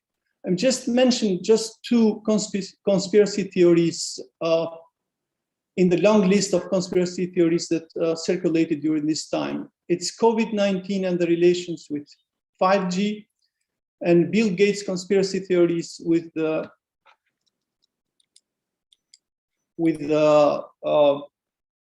vaccine. But also, these are conspiracy theories which were spread globally, but we have our own original stuff, especially when it comes to the recipes fighting COVID-19 and earthquake warnings. Before the pandemic, Albania was hit by two powerful earthquakes. On September 22, which is also my birthday, in a quiet, nice evening, a portal published the news with the title, "Get out of the house, there will be an earthquake at 11 p.m. I myself have studied geology, and I know that this news is not accurate. I immediately posted something on my Facebook, but I quickly realized that the effects of my post were almost fruitless. Although the administrators of the portal removed the news a few minutes later, panic had gripped the entire capital. The inhabitants of Tirana took to the streets with their cars, half of the city towards the east and the other half towards the west, aiming at two nearest cities. This false news created confusion and fear among people, regardless of their religion, age, or social status. With the advent of the pandemic, due to the restriction on the movement of journalists, there were more confusion and more fake news, mainly on social networks. And when we mention social networks, I'd like to note WhatsApp, through which audio files were distributed that explained quietly as the big game is being played out, as well as Israeli or Indian recipes through which COVID-19 was successfully fought. It should be noted that the traditional media was less affected by the disease of the fake news, but it must be admitted at the same time that today people's eyes are more on small screens on the mobile phones, and not everyone distinguishes clearly between a news item posted on Facebook of a stranger person or an anonymous one, and the news item posted on the Facebook of a television station. At least in Albania, it seems that we are leaving the pandemic behind and we are facing now a more relaxed vacation. Today, in the COVID hospital in Albania, there are only 3 patients hospitalized with COVID-19. The 3 patients were unvaccinated, even though they were called 2 months ago to get the vaccine. I cannot say today exactly whether their conviction not to get vaccinated comes because they have read anti-vaccine articles on social media, or are people who generally are reluctant to get a vaccine. But the truth is that the vaccine, its type and its side effects, at least on social media, have become the subject of heated debate. The latest Balkan barometer of RCC gives us a rather pessimistic view on the credibility of media, and I mean traditional media. 63% of respondents do not trust the media. And this is an alarm bell that rings for all of us. We clearly have a crisis of public confidence in the media. And the media itself is in a crisis due to the collapse of the business model. And nowadays, public receives messages from many media outlets. And when I say a lot, I mean traditional media, from new media, from the media of politicians and leaders, from the media of influencers, from the corporate media, and from the media of celebrities. In the face of these media tsunamis, the question is, who does the public really believe? It seems like a rhetorical question because the natural answer is that the public should trust professional media and not so much what is called citizen journalist or citizen journalism. A friend of mine in Tirana, Arem Zilani, he's the director of Albania Media Institute, whom I believe good part of you knows, makes an analogy with the medical profession. And he says that when we are sick, we go to a professional, we seek a professional doctor and not a folk doctor. And the same should apply to journalism. But looking for good journalism today is not easy. Journalists working in private media, before the public pressure, they feel the pressure of the owner. And today it is a fact that the quality journalism in our region is developed not based on a business model, but it's NGO journalism and fact-checking. But this model is based almost 100% on donors' money. And not so much explored, but much talked about is public television, which needs to be returned to the public and can serve also as a different model to the private media. In conclusion, yesterday, former US President Donald Trump sued big companies such as Facebook, Twitter, and Google and accused them of censorship. Trump is looking forward to take back his media and does not like the traditional media who use scanner. He likes to communicate with his followers without intermediaries, and although he's caught more than one time spreading fake news, he calls the media which scans him fake news. The vaccine for COVID-19, luckily, was quickly found within a year. For fake news, perhaps we should think of traditional vaccine, which usually takes 10 years to develop. A long-term plan, not to eradicate, because it would be an utopia, but to mitigate the effects of fake news and manipulated information. We know better than anyone else that more than information society in Western Balkans, we are gossip society, rumor society. And the best antidote, and it's mentioned several times from previous panelists, is media literacy. But more important is a reset to journalism good practice, back to basic and to the simple question, is this story true or not? Lutfi, thank you very much. I'm sorry that you experienced some technical difficulties initially. I still do. You still do? I will take a picture of the screen, and now it's gone. So now that my time is up, it seems correct. I'm sorry about that, but we did hear you and see you. And I would like to thank you for, first of all, for bringing up this, this notion that even earthquakes can be the topic of disinformation. I wasn't aware. Also, I would like to thank you for hinting at the history of disinformation. Disinformation has a long history through a century-long history, especially disinformation related to diseases, as you rightly mentioned. And it was also great to hear your reflections on the RCC survey and on the issue of media credibility and good journalistic practice. Thank you very much for that. Our next speaker is Alexia Kalaitsi. Alexia, you are a multimedia journalist covering social and political issues, but also human interest stories. Your portfolio includes very serious topics such as the refugee crisis and also human indigenous rights violations in Asia. And your work has been published in leading international media, including The Guardian, Deutsche Welle, and others.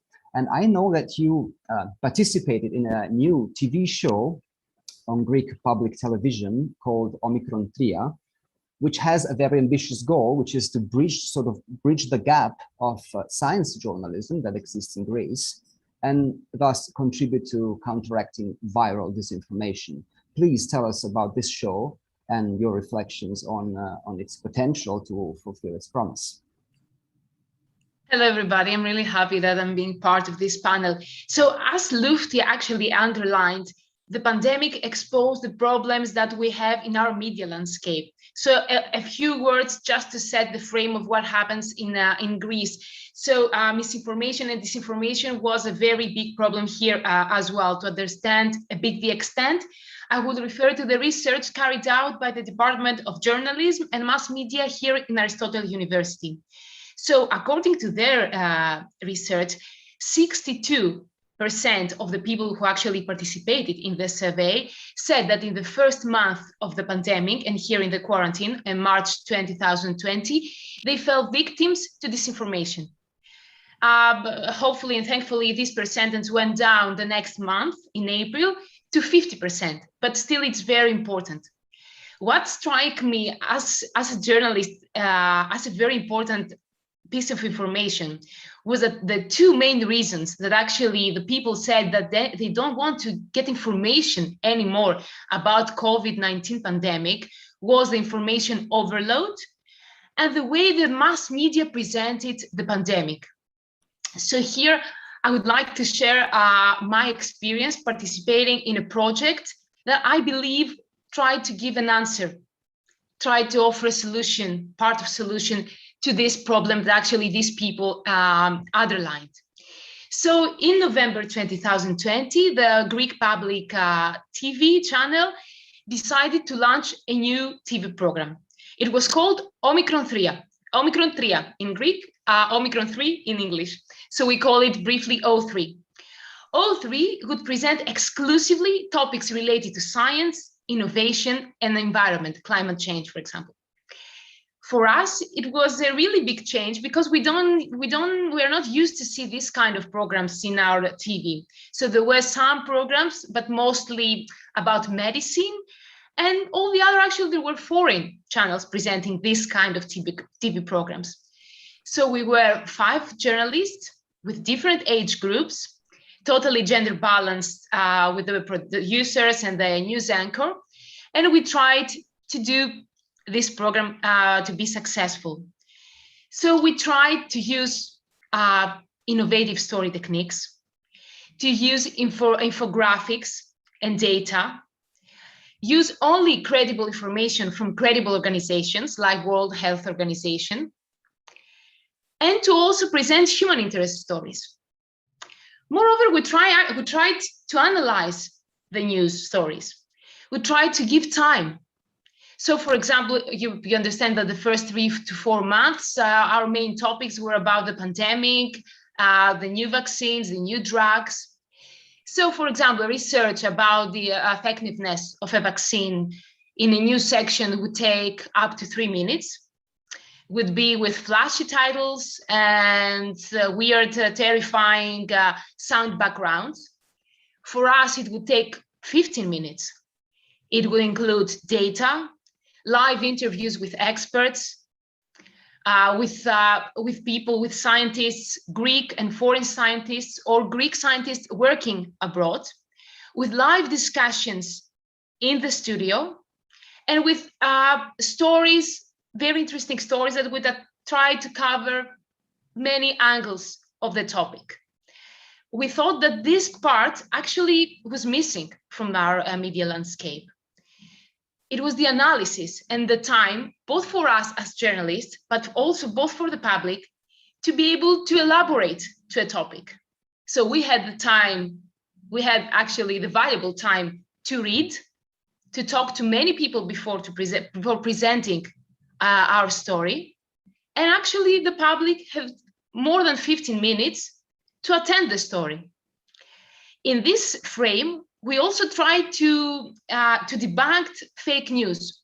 So what we've done was, for example, collaborate with fact-checking organizations and invite via Skype people working, researchers working for Greek hoaxes was one of them.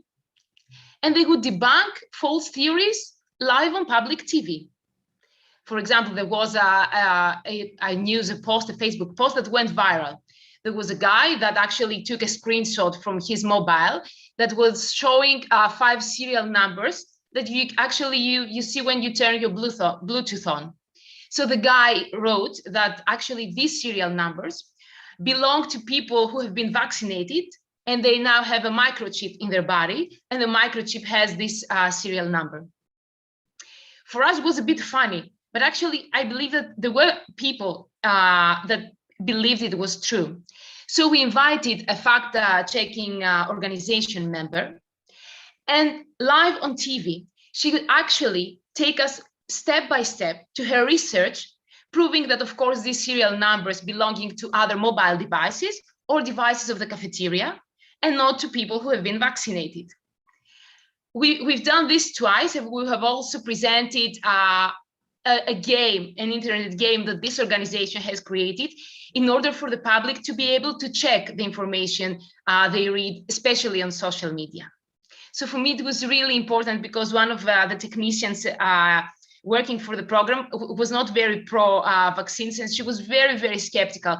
And after we actually host this researcher, the researcher who explained what happened with the serial numbers, she told me, oh, can you tell me the website of this organization? I might need to read more about the vaccines. So for me, this was one example that actually this program could provide accurate information about very difficult topics when it comes to COVID. It was something very new. I mean, none of us has been through a pandemic before. All the topics was very difficult to grasp and understand. So our answer was to present them in a simple, yet creative and very accurate way. Not simplistic, but simple, so that everybody can understand some of the basic points of these topics and issues. I believe that this is very important to do also in mainstream media. At least in Greece, we see that many people actually turned on TV to watch news regarding the COVID. News websites and TV were on one of the most important sources of information. So TV actually, just turn on and people can hear what you say. It was very important to have such a program, especially in public TV, but especially on TV, so that it can be accessible for many, many people across all the country. So for me, it was an example that actually I felt really lucky to participate, to be given the luxury to be able to investigate deeply into the topics I was trying to present, and be able to try to help the public understand and get all the valuable information that they need in order to get through this very difficult crisis. Alexia, thank you very much. This was very refreshing, I should say, and full of hope, very hopeful and very promising as well, I should say. I would summarize your approach, if you allow me to, as evidence-based or science-based storytelling, and which again, I think is a very promising approach to countering disinformation. And I see it as a possible complement, perhaps, to hardline fact-checking and debunking. Also, this idea of live debunking sounds very, very good. And I wish I spoke Greek so I could watch some of the episodes. But I don't. But I think this is what we usually refer to as good practice. So thank you very much. Speaking of fact-checking, our next guest is a fact-checker, but he's more than that. So his name is Predrag Mijatovic. Predrag, work at Fake News Tracker, which is a Serbian fact-checking portal, member of the CE Check network. But you also spend some of your time at the Novi Sad School of Journalism, where you deal with media monitoring, media production, media literacy. And you and your colleagues made a very successful video podcast showing how lay people, such as singers, influencers, even priests, engage often inadvertently in the spread of COVID misinformation. So what are your thoughts on the consequences of disinformation on us as individuals and also as a society? And what solutions do you envisage? Hello, Federico. Hello, everyone. Thank you for that introduction. You asked me about consequences and solutions. I will get to that during my talk, during my presentation. I don't want to jump ahead. But first of all, you mentioned the video that we did. And here at the Fake News Tracker, most of our day-to-day work consists of, the usual debunking of fake news.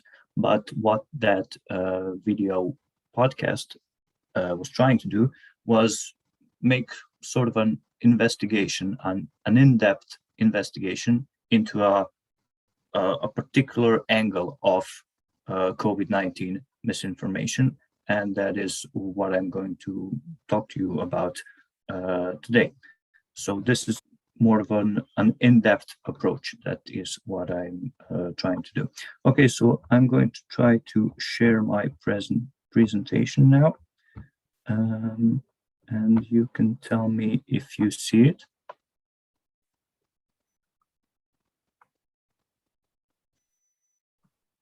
We can see it, just minimize the participants window. Okay, yes, of course. It gets in the way. Are we good now? It's okay, thanks. Okay, so COVID-19 misinformation spread by lay people. So to establish what I mean by lay people, I'm going to give you some examples. First of all, we have Nada Topčagić.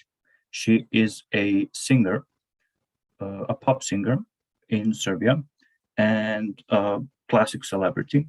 And one of her claims was that rakia kills the virus.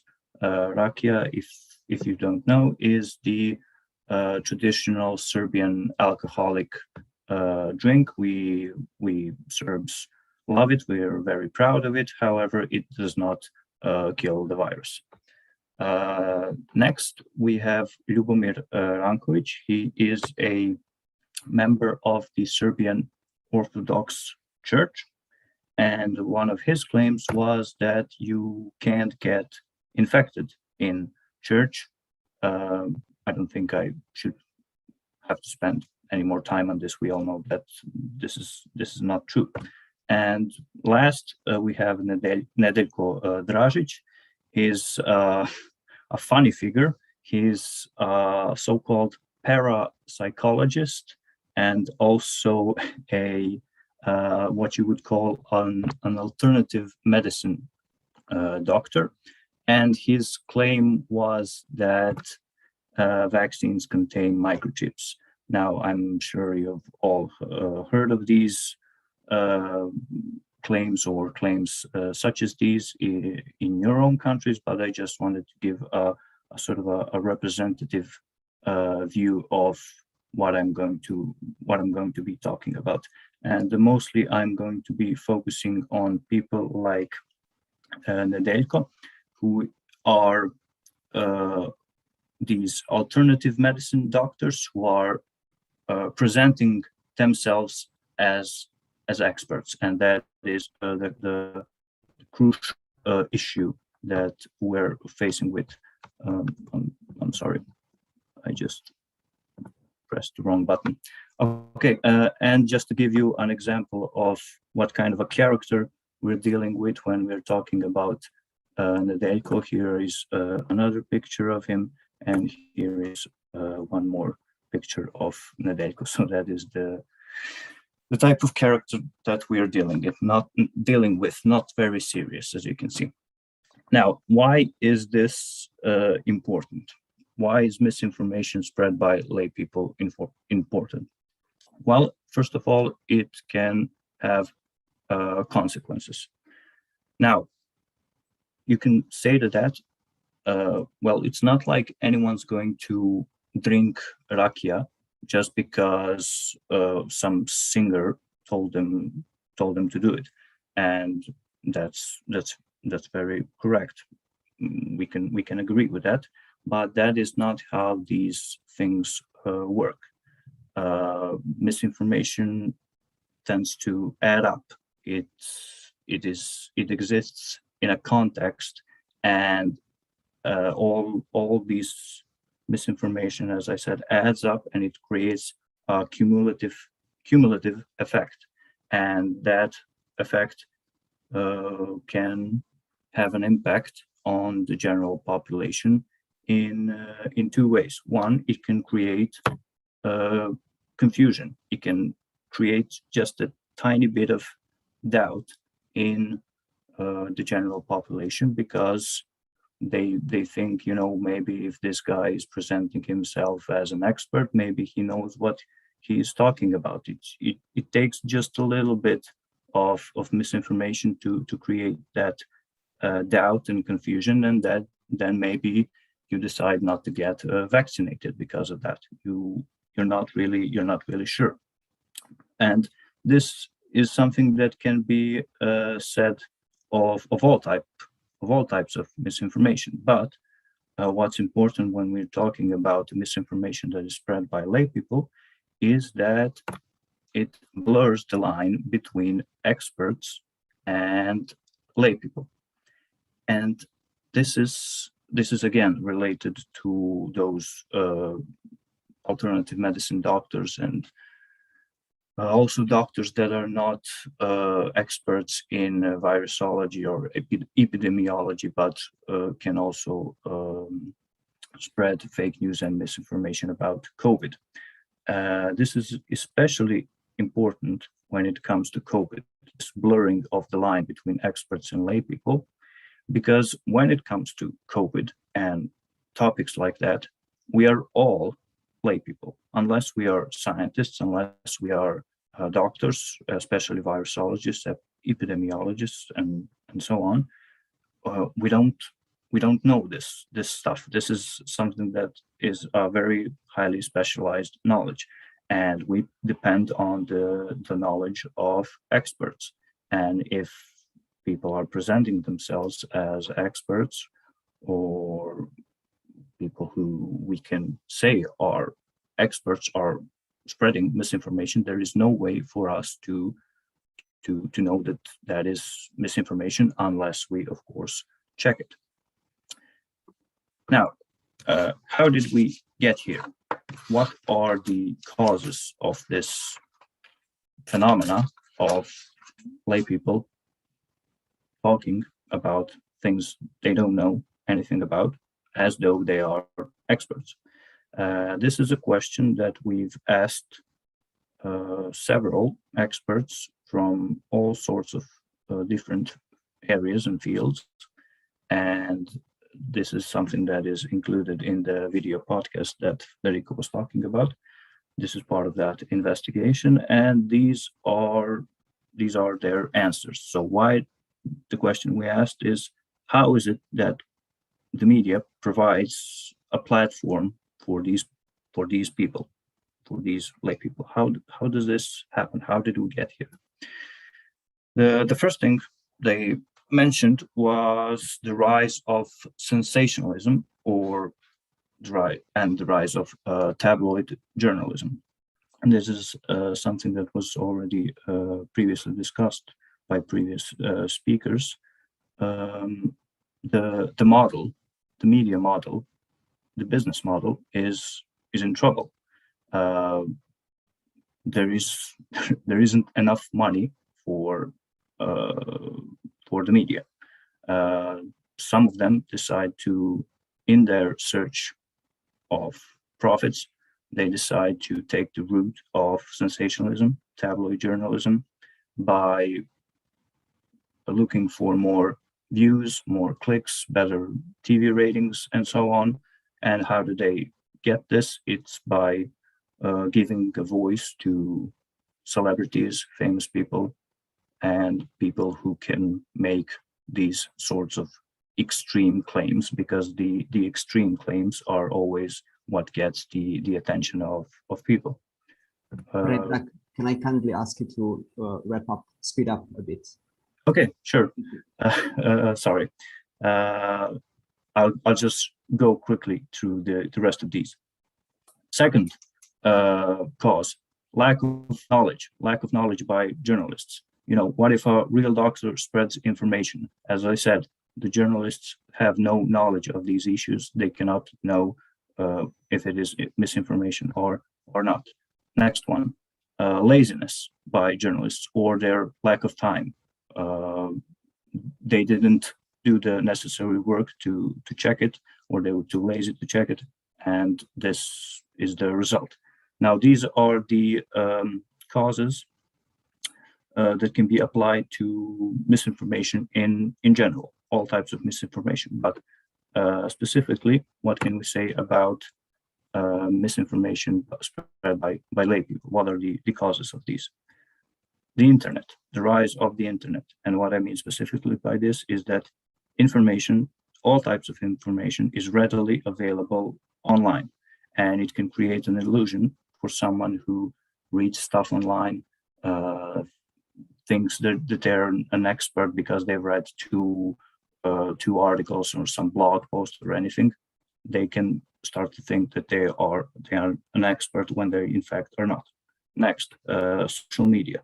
It creates a level playing field where every voice counts the same. You go on social media, you see a layman and an expert in a discussion, in a fight in the comment section. You don't know where to trust. You don't know who's who. Social media algorithms. They give us more of the same opinions that we are already getting. They create those so-called bubbles that we are in, and the information that we get is the information that we've already been getting, and it creates this sort of effect where we always think we are right because all the information that we're getting is the information that confirms our worldviews. And this results in something called the post-truth era, which is the era that we are now in, the era that has given the rise to all sorts of baseless claims and conspiracy theories, and the era where fact checkers such as myself and my colleagues have gained at least some of the attention of the general public because of this. Post-truth is an adjective relating to or denoting circumstances in which objective facts are less influential in shaping public opinion and appeals to emotion and personal belief. This is something that is particularly relevant when it comes to conspiracy theories. Predrag, I really need to ask you to come to the conclusions. Okay, what can we do about this? Very shortly, the answer is media literacy. It can be done by CSOs, it can be done by the media, it can be done by the educational system. But since the causes of this problem are so deep, the answer has to go deep as well. And the deepest answer that goes is the answer that goes to the elementary school level, the level of children. We need to start educating children, teenagers, students from the ground up how to critically evaluate a piece of information. I'm sorry, Federico. No problem. Thank you, Predrag. And this point about media literacy is certainly a point that we can take, that we should take. Alongside another point you made, which I really liked, the slogan, "We're all lay people." In fact, we are lay people in most domains, except for the very few domains in which we are experts. But we're generally lay people, so we should really be aware of all the problems and issues that you talked about. Thank you very much. Our next speaker is Darwin Muric. He's editor-in-chief at Raskrinkavanje Montenegro. Darwin, you are the editor-in-chief of this important fact-checking platform, You previously worked as a journalist for the DST, reporting on international politics and corruption. You were also deputy editor-in-chief, at Pobjeda. Now, I think we're all curious to hear about your work as a debunker or a fact checker. What are the main challenges that you're faced with in your everyday work? Thank you very much, Federico. I'm really happy to be here and talk to all of you guys.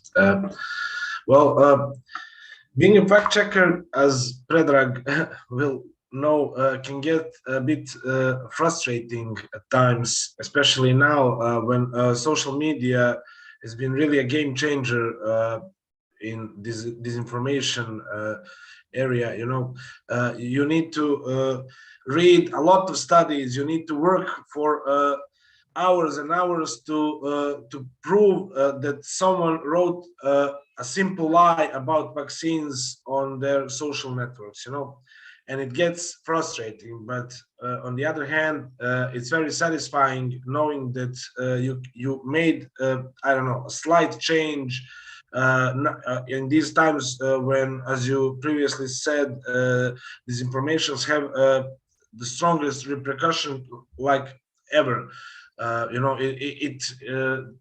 At this time, this information has direct influence on people's health, and I don't think we ever had such a problem.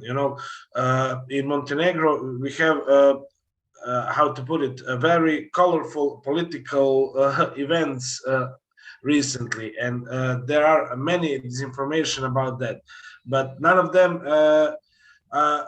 them are as threatening as disinformation on COVID and on vaccines. The best, the thing that shows this the best is a recent research that showed that only 50% of people in Montenegro would vaccinate against COVID, and I think that disinformation has a really big and important role in that. For example, we have another research that shows that people in Montenegro, the research has been done in 8 countries in the region, and people in Montenegro mostly believe in conspiracy theories. And it's when you have those two researches, the first one, when you know that people here believe in conspiracy theories, then the other result that only 50% of people would vaccinate, it tells you something really important. What are we at this moment? The organization that I work for, we're trying to we put up the initiative for the government to establish a fund that would help media in Montenegro to fight disinformation, to fund the media to form their own fact-checking in their own media, to pay the journalists to do the fact-checking before they publish anything.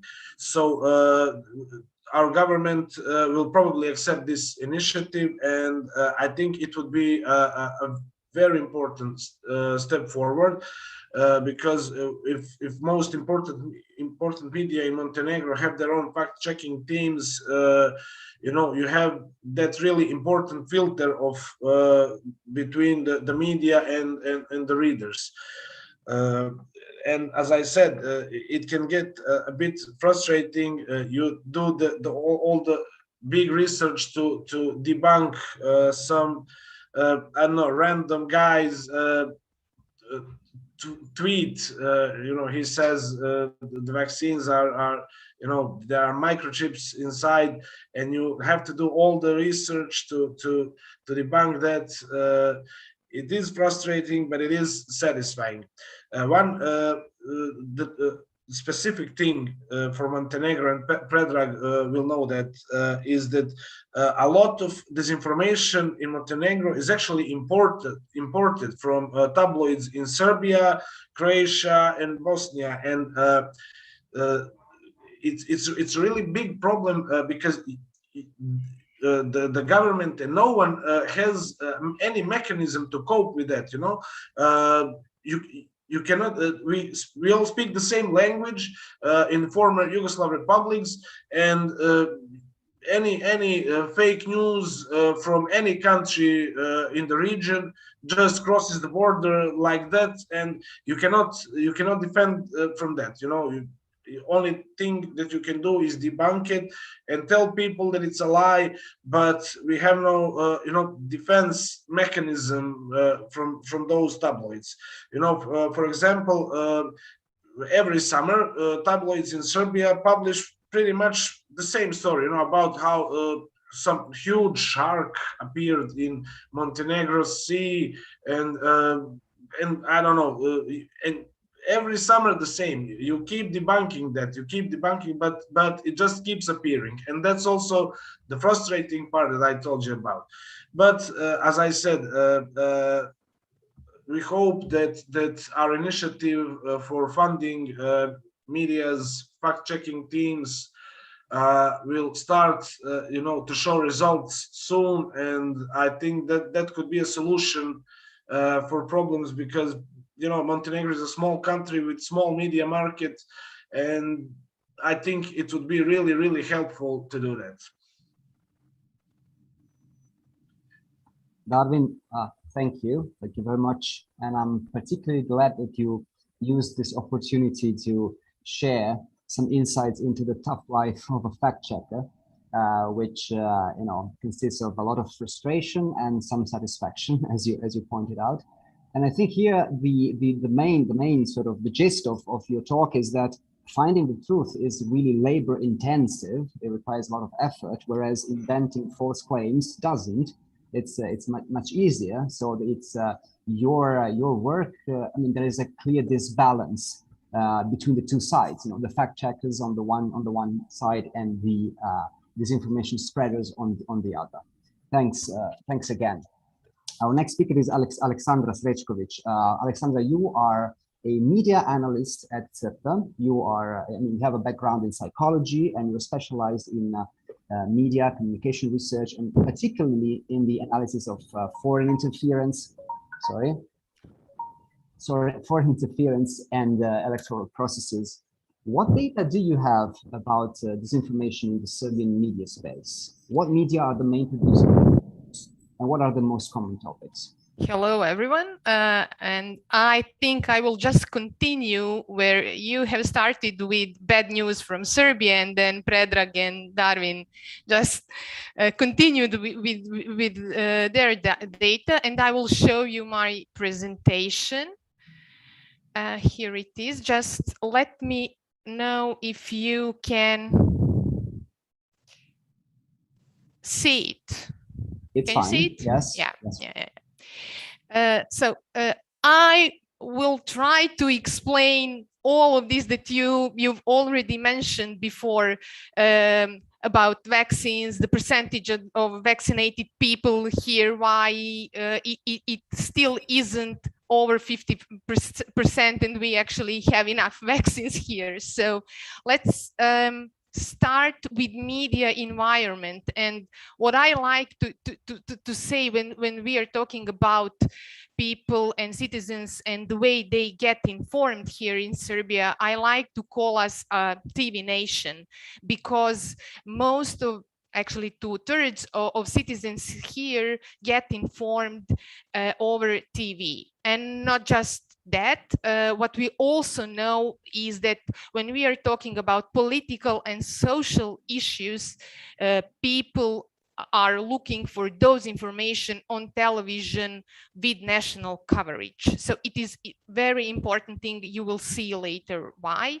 And cable TVs and things like that actually are used for different content, such let's say sports, entertainment, and so on. So TV is the most important media channel here. And of course, we have portals, social networks, so on. But remember, television, especially television with national coverage.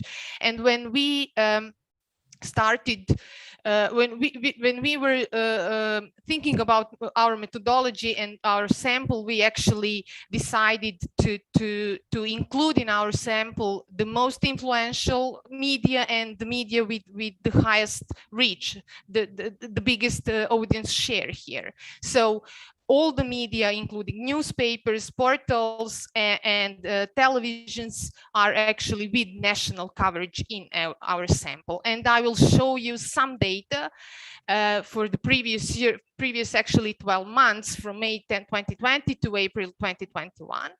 And what is interesting here is that we had over 46,000 media pieces in those 12 months. So literally our database exploded from so many data in it.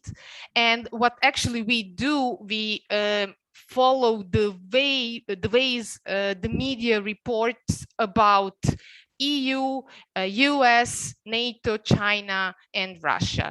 We monitored the tone of reporting, but also what we want to know is to identify the potential fake news. So in this period of 12 months, we actually noted that the majority of potential disinformation were anti-West. So as you can see here, the biggest number of media pieces were US anti, then EU anti, and NATO anti. And on the other side, when we are talking about potential disinformation about Russia, the significant number of them actually was pro-Russia oriented. Now, when we are talking about type of media that spreads potential disinformation, of course, and we know that the most of potential disinformation comes from online media, but actually what worries us the most is these actually 1/3 of all potential disinformation that comes from television with national coverage. And not just that, I want to point out here that we are talking in our sample, we monitor central news and morning shows. So I think this information is even more let's say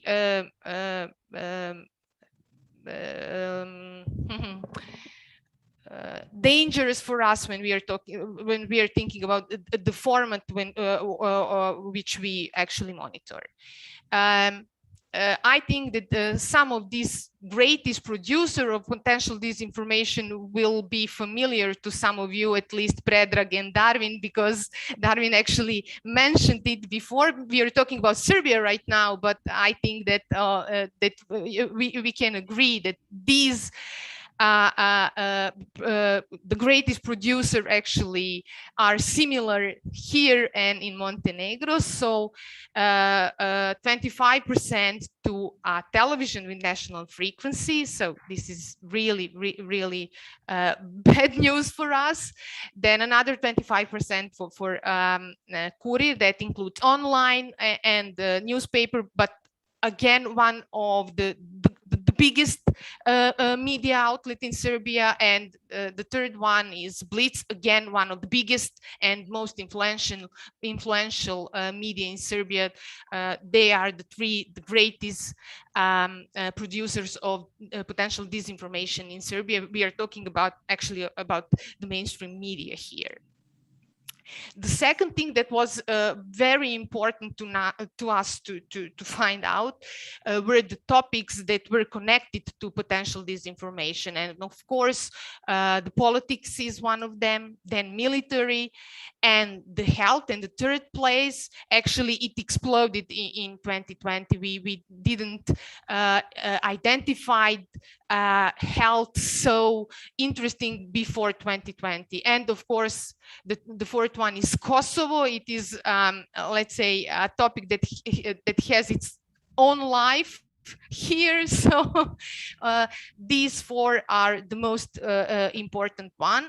And what actually we wanted to know is how media reports on these four topics when we are talking about potential disinformation. And as you can see here, when we are talking about the EU and the US, all potential disinformation were negative, and most of them connected to health and for EU and of course for US. And we have a completely different situation when we are talking about Russia, because all potential disinformation actually were in a positive sense, most of them connected, most of them connected, I don't know what I did right now, but this is the last slide, but most of them connected to Kosovo, and of course again to health. I have some examples, but Federico, I don't know if I have enough time to read them, so I'm afraid you don't. Yeah, okay. Sorry. But I will just stop sharing now. Okay. Great. But you did manage your time in an excellent way. Thank you for that. This is very much appreciated. I should say that we are running a bit late, so we are already taking up some time from the Q&A session. Apologies for that, but 7 presenters, that's really a challenge. Alex, thank you for this catchphrase, Serbia is a TV nation, and I think you're right in correcting this common misperception that everything related to disinfo happens on the new media and on social networks. So TV has a big role to play there. Thank you. Our last but not least presenter is Anida Sokol. Anida, you are a friend of mine, but you are a researcher at Media Center Sarajevo, and your research focuses on media policies, media consumption habits, media literacy especially, and you're also a trainer in these fields. Anida, what is it that we need to know about media and information literacy among young people, especially in Bosnia and Herzegovina? Thank you so much, Federico, for the introduction, and nice to see you, even though we are online. So yes, as you mentioned, we Media Center Sarajevo really focuses a lot on different initiatives targeting even young people, but the general audience as well.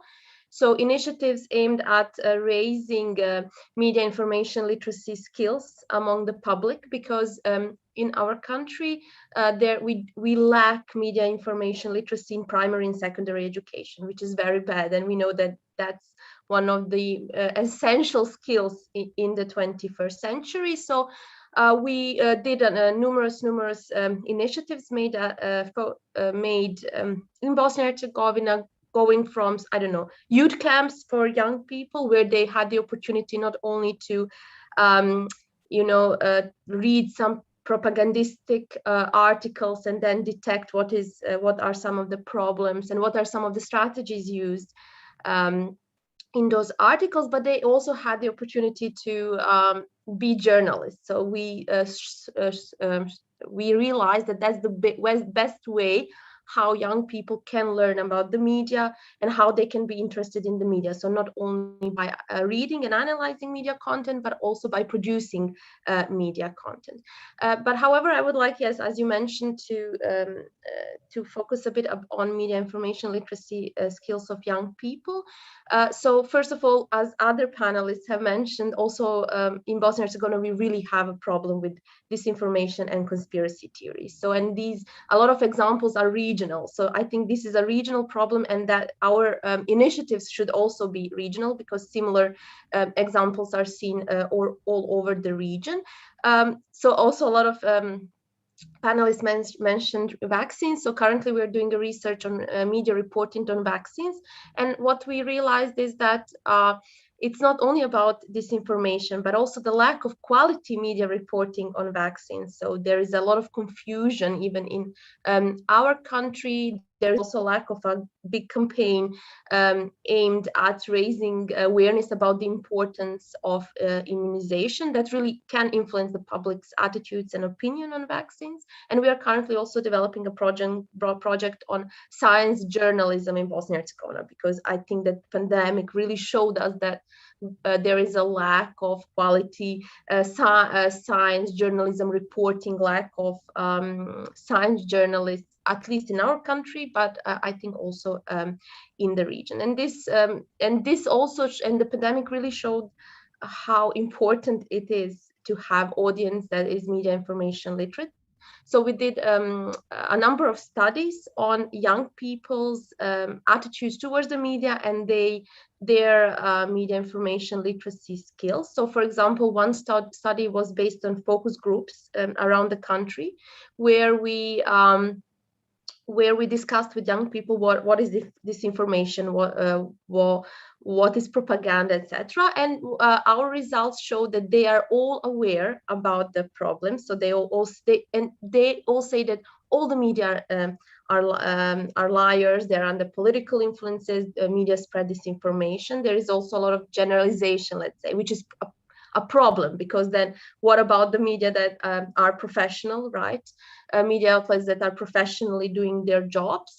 So they have these very negative attitudes, and they have very large distrust towards the media. But then we showed them examples of they had to read some propagandistic articles or articles that contain disinformation, etc. And on these concrete examples, you can really see that they really lack like specific media information literacy skills. So they're not aware about the importance, for example, that you should have reliable sources in your article, that you have to have the name of the author, etc. So this all shows that there is really the level of media information literacy among young people in Bosnia and Herzegovina is low. However, I have to really say that the civil society in our country, and I think in the region, and I see that there are a lot of very good initiatives, are doing a lot of activities. We also did a research study on that. Our public sector is really very inactive when it comes to media information literacy, but the civil sector is. However, there are a number of issues there. So a lot of these activities are focused on young people, and they are focused on urban-centered population. So we really lack initiatives, for example, aiming at that would educate and train also elderly population and rural population. So this is something that we really need to focus on.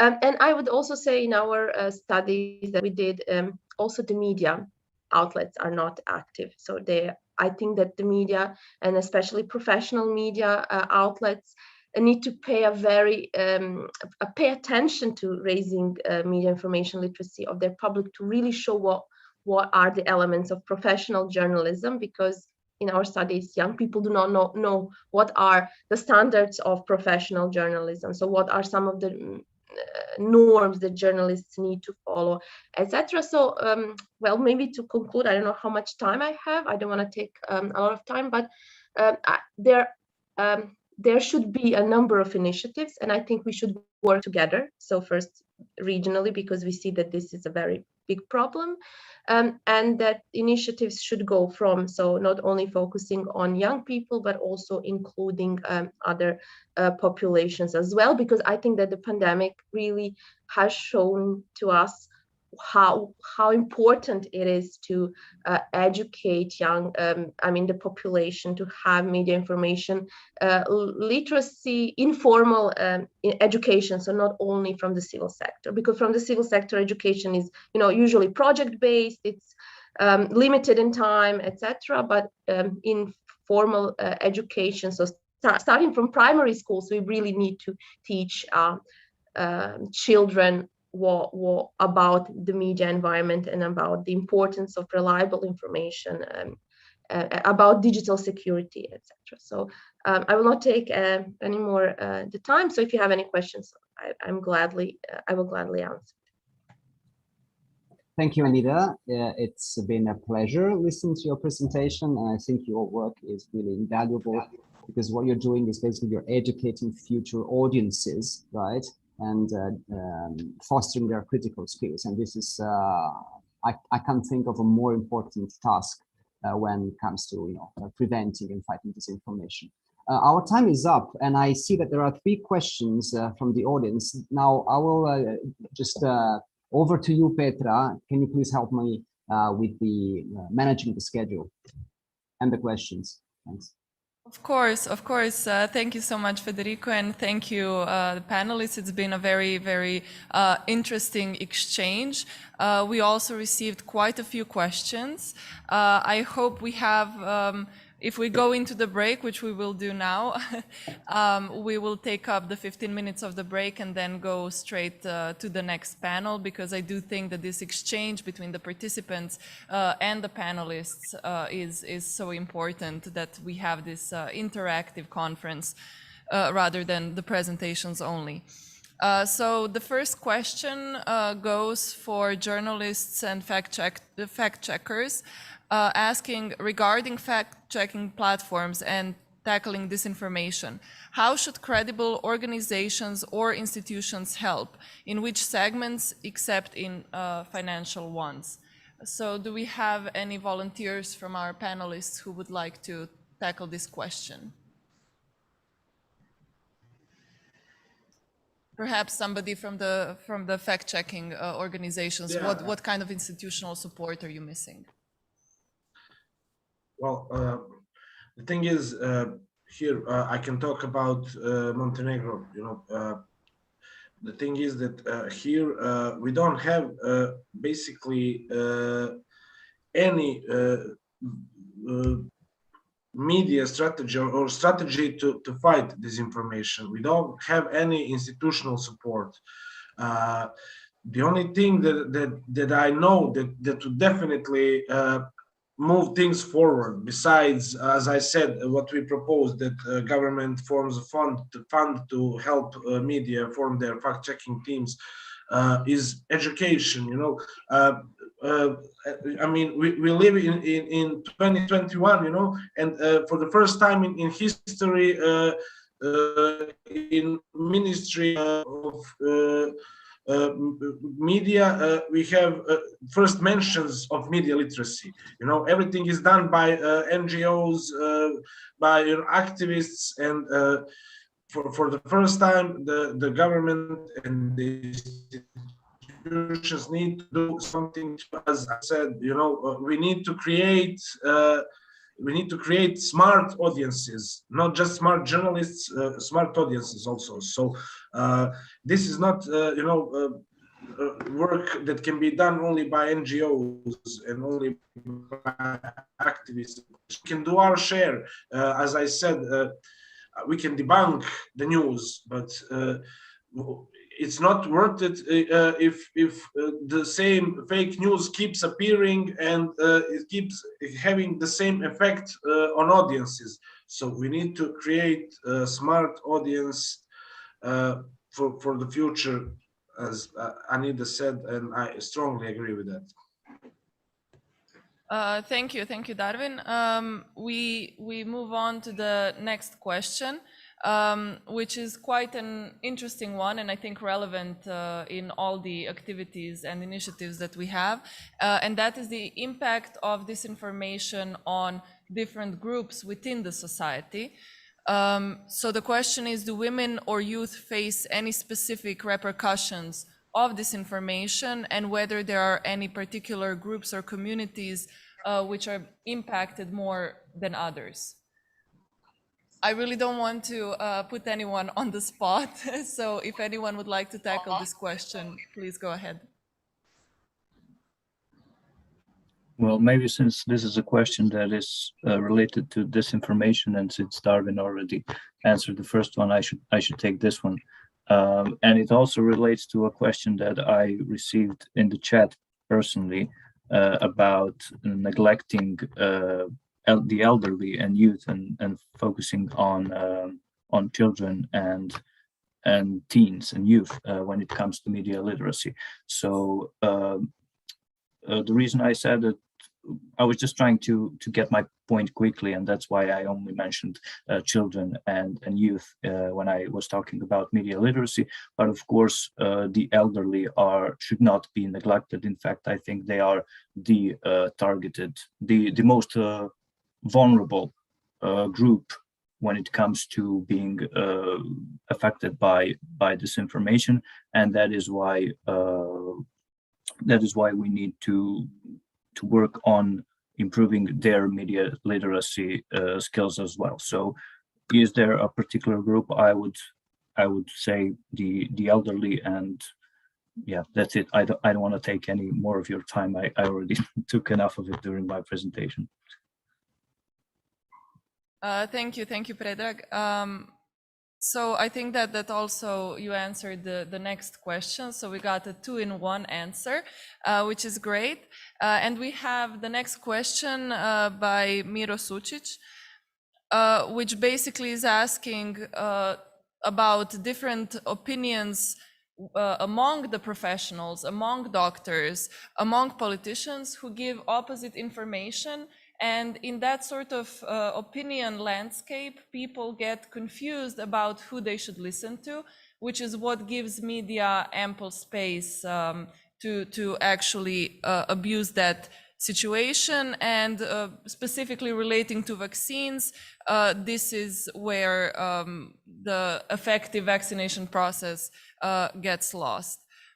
I would maybe ask Alexia if it's not a problem to answer this question, mostly because of the experience in your economy, as we call them, regarding science journalism and promoting that. If you could perhaps say a few words on that topic.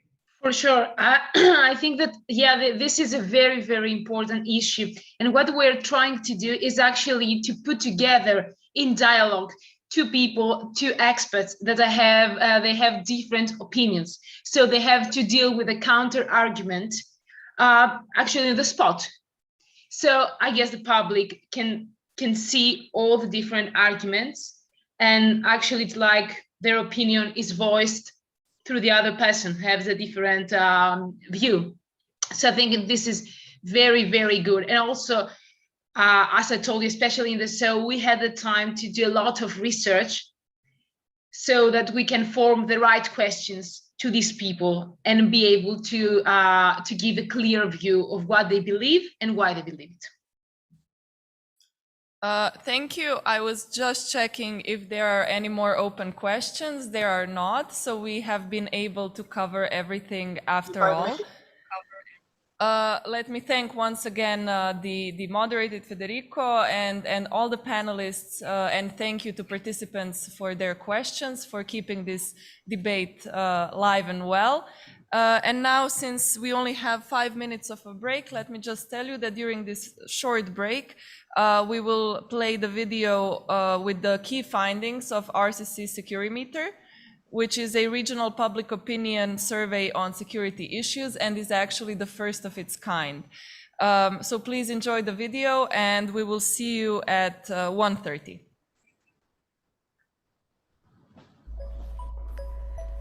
Ever wondered what Western Balkan citizens think about security, migrants, online radicalization, owning a gun, or fake news?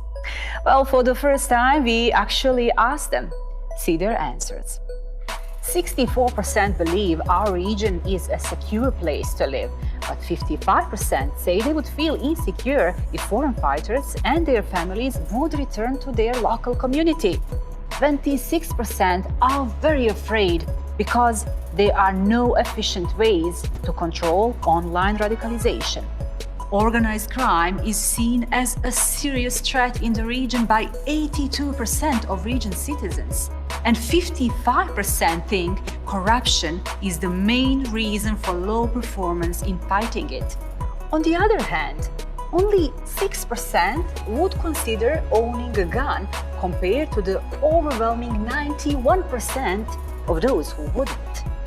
When it comes to migrants, 70% believe they increase security risks and 62% favor fines, followed by expulsions when illegal migrants violate laws of the host.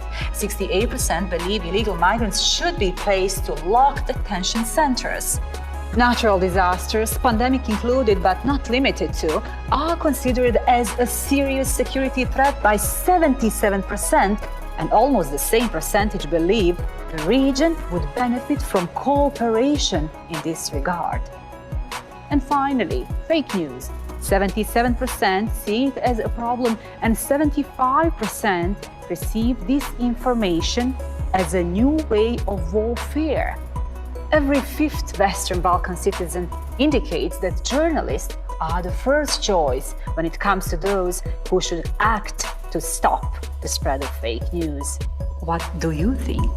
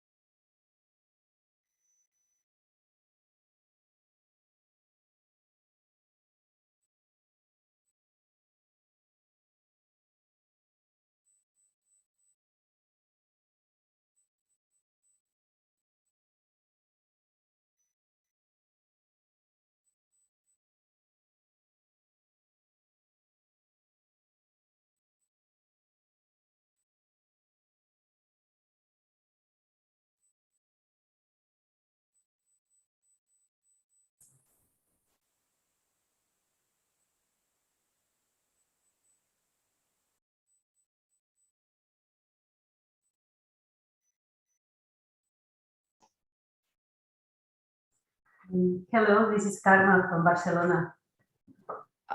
Hi, this is Sheila. I think they've just prolonged the break until 1:40.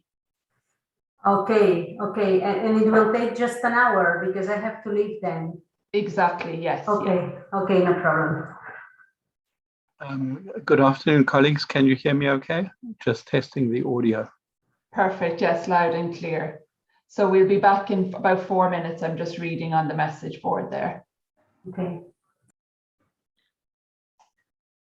And just to say hi, Guy. It's been a while since we've seen each other personally. I think in Tirana or someplace like this, but just to say hello after a while.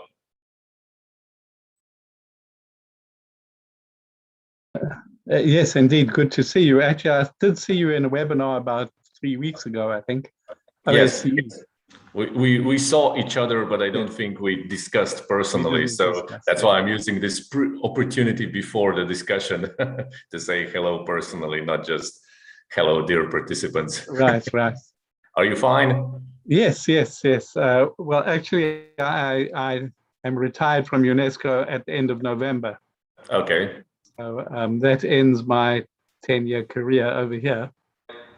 And so they actually are advertising my job. You should look at it. Okay, thank you for the hint.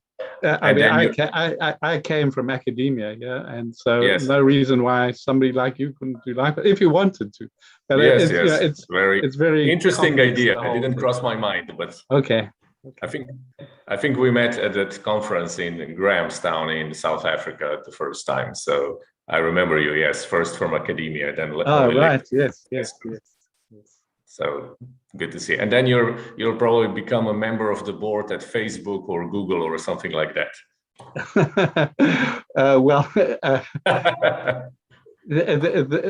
I don't know about Google having a board, but as far as the Facebook board goes, well, whether they will invite me is one thing, because I think they may regard me as too independent, and I may be too independent to decide to join. But I'll see what I'm going to do. I know. Scenario up ahead as yet, but I have a few ideas. Actually, one idea I'll just tell you now, which is just it's still an informal idea, but this whole field of media development doesn't really get a lot of attention at university level. And I was wondering whether I could do something in that space. By media development, you know, I mean both international and national policies, promote more media density. And of course, there's a lot of focus on individual issues, media and democracy, media investigative journalism, but the kind of bigger paradigm, it doesn't really get a lot of attention. And it's very contested now internationally. So it could be interesting to try and develop some courses in that space, I think, which people in the donor community, people in ministries dealing with media, they might be interested to take it to get a sense of what the issues are. What do you think? Yes, I certainly think that, you know, also in so to speak general, I mean, this is the area where so many things could be done, where so many governments and everybody else is just saying, well, we need to do something, but relatively few things are actually being done from all sort of aspects, from, of course, media, audiences, media literacy, you know, encouraging and increasing journalism, etc., and, you know, preparing a more wiser and long-term policy, not just politics, in this field. And so it's a good space actually, because so many things are happening. There are so many, in a way, so many stakeholders, not just these small national players, not just regional players, but all these European and worldwide players and so on. And, you know, I think I made a joke, well, probably not in Tirana, but somewhere, because, you know, people in the Balkans very often complain about all the problems in the Balkans with the media and ownership and finances of the journalism and so on. And I said, there is absolutely no problem. You just need to find someone who will persuade the former wife of Jeff Bezos to give $1 billion or $2 billion. And with that money, we can solve all the media sustainability and media literacy problems in the Balkans in terms of financing all sort of media, journalism, education, whatever you want to do it, and you'll be good for at least 10 years, So just somebody needs to call her and tell her that we would need $1 billion or $2 billion. But otherwise, yes, we have certain programs in Slovenia, in Croatia, and elsewhere, and it's if it is 100,000 euros or a few 100,000 euros, it's already big money. Very often for a media gets a subsidy from the country, from the state. It's if it is a few 100,000 euros, it's already big thing. So it's a relatively, so to speak, relatively small issue. Yeah. But I think that many people are actually not that interested to solve it. The governments could give a little bit more money to that field, etc., prepare more updated legal framework. But as you know, at least in this region, there is no real interest to enhance media and improve journalism. It's more vice versa. Yeah. Well, I also remember, But I guess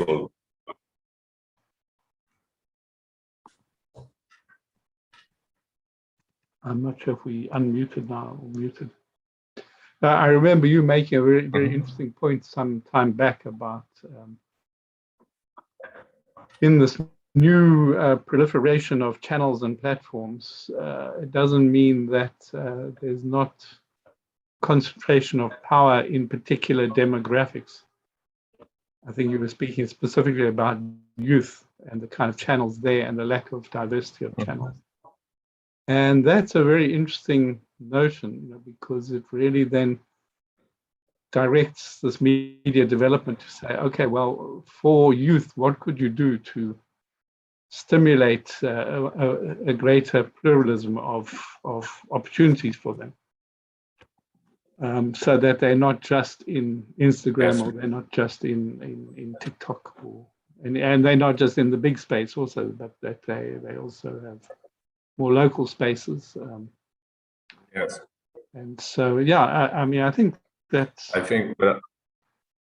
these are interesting media development policy questions. Yes. And on the other hand, of course, there are governments where I fear that their sort of care for youth is very limited in a way, and it reminds me of that old rock and roll song, "Summertime Blues." I think it was Eddie Cochrane. I don't know that "Summertime one. Blues," and there was a verse that said where this young guy goes to the congressman for something, like he wants to do something, and the congressman says, "Well, sorry, son, but you're too young to vote." So I think that the taking care of youth that is on TikTok and so on is like, okay, well, we don't care about them because they're too young to vote.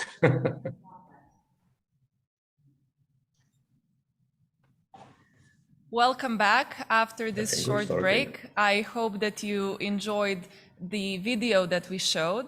And we continue with the last, but certainly not least, third panel, which addresses the impact of disinformation on democratic processes and building up societal resilience against this negative impact and against the threat of disinformation.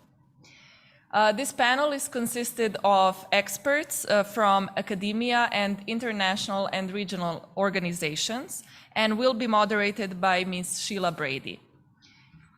Sheila has approximately 20 years of experience in policing and security. She began her career in the Irish police force and continued her work in the international security arena. Since 2014, she has provided security-related research and risk management consultancy services for international organizations and corporations in fields such as organized crime, terrorism, and corruption. She's currently finalizing a PhD at Dublin City University. We are very much looking forward to this fruitful exchange among the panelists. And now, Sheila, please take the floor.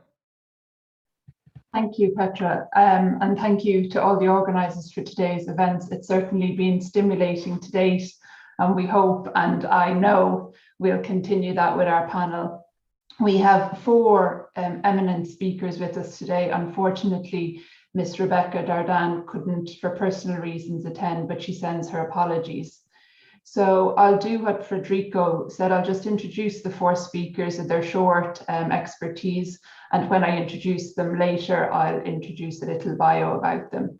So today we'll have Miss Carme Colomina, Research Fellow at Barcelona Centre for International Affairs and Professor at the College of Europe in Bruges, Belgium. Mr. Guy Berger, Director of the Division for Freedom and Expression and Media Development from UNESCO.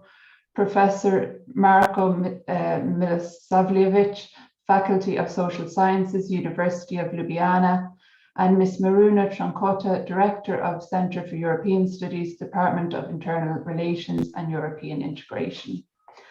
And when I was kind of trying to think about how I'd open today, it was very different from what I'm going to do now, but a statistic that's been mentioned at least 3 times by Amir, Emilia, and Federico is that 76% of respondents to that recent survey thought disinformation was a new warfare. And that statistic struck me for 2 reasons. One, we've all used it. I'm continuing the trend of using it. And none of us have used it wrongly or incorrectly, but we've all used it differently. And this is one thing that makes disinformation and information in general really hard to say what is disinformation and what's not, because there's usually an element of truth because that gets us engaged. And then it's how that's co-opted or manipulated to turn for somebody to use it as a piece of disinformation. And when there's multiple opportunities to anything, like multiple opportunities of how we interpret that statistic, then there's multiple opportunities for people to abuse it. And that's actually very pertinent in prime science theories. So I think that was the first reason I thought it was pertinent to start with. And second, it was to pick up on Mr. Zavrakanic's piece about the language we use, like we're fighting, we're defending. And I think language really matters, because when we talk about warfare, we also talk about overt and covert acts. So when people, and we've heard about it today, people feeling that they can identify misinformation or disinformation, well, actually, there's probably a certain amount of data and information that they're not identifying. And we heard examples of that. I think it was Anaida in the last panel said when people actually see the content in front of them, it's very hard for them to actually recognize what part of it's fake and what part of it is not faked. So I think those were the elements that really struck me from the other speakers and panelists today that I'm kind of hoping that we'll talk about as a panel. And I think the second thing, when I saw the title of the panel itself, the impact of disinformation on democratic processes and building resilience, we also have to remember that it's not a light switch, that we can't change how people react to it. Like evolving democracies, our approach and responses to disinformation will need to have short-term, medium and long-term impacts, because that is how, we'll say, damaging the situation won't just happen today or tomorrow, but actually if we don't deal with this now and have a plan of action for the next number of years, it may be too late down the road when we see what damage disinformation is doing to democracies. And in many ways, it's kind of easier and dangerous in that context to lose sight of the value that the digital technologies does offer to democracy, sustainability and human rights, and the vital importance of us still underlying the principle of democracy, of freedom of opinion and freedom of expression.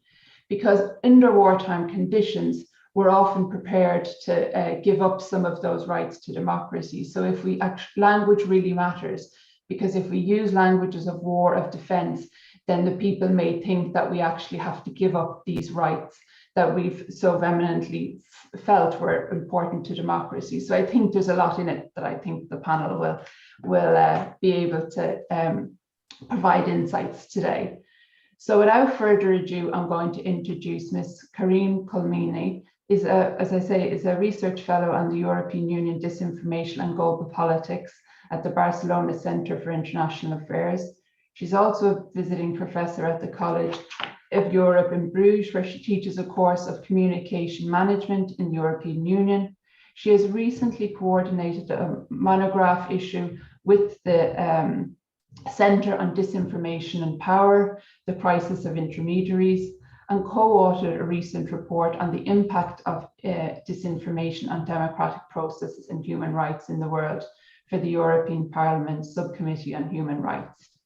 Based on these two publications, I was hoping you might share, kind of set the scene and provide us with an overview of what this research found pertaining the impacts of disinformation on human rights and democracy, and the potential for disinformation, the potential it has on distorting public debates.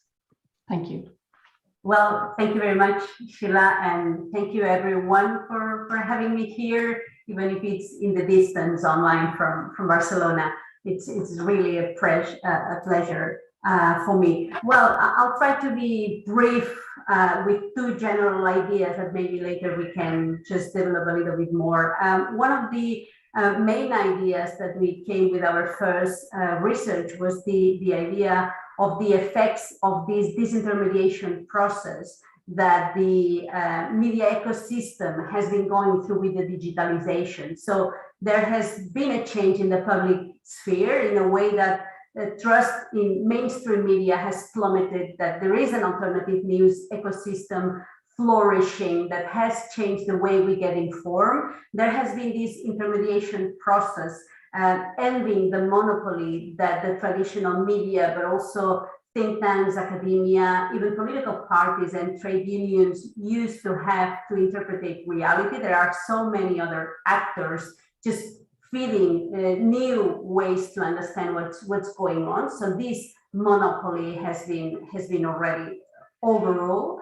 Online platforms business model pushes also content that generates clicks, and this has increased polarization, and I will mention that, but especially we are witnessing a new asymmetry of power. So there is an asymmetry of power between technological platforms and governments, because technological platforms can know much more about our identity, our opinions and lives, much more even than governments, but also asymmetry of power between citizens and users and these technological platforms, because there is a big general discussion also about who is owning data, and data should be individual, because these are our personal footprint in the digital world. So I think this is one of the first things I wanted to highlight today. The second is that, well, there are a different number of ways in which disinformation weakens democratic institutions, and these may include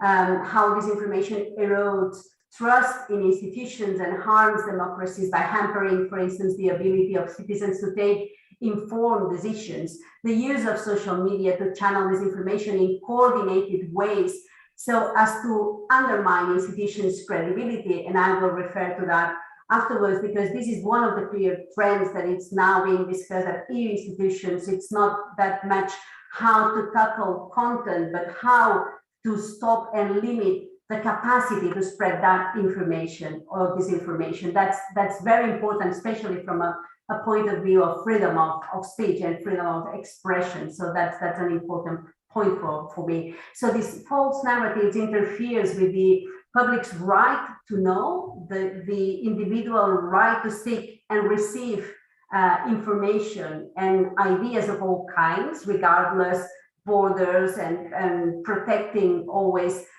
international legal guarantees of those rights of freedom of expression and opinion. So disruptions to the right to freedom of thought can be really one clear consequence of disinformation when coming into the public debate, but also the disruption of the right to freedom from unlawful attacks upon one's honor and reputation. And I'm certainly that we can talk about hate speech, and this is a clear harm of that. Disruption to the right of a pluralistic media system, the disruption to the right to privacy, for instance, through access to biodata or micro-targeting. So there are several human rights that have been undermined because of this new digital reality. The disruption, for instance, to the right to vote in free and fair elections,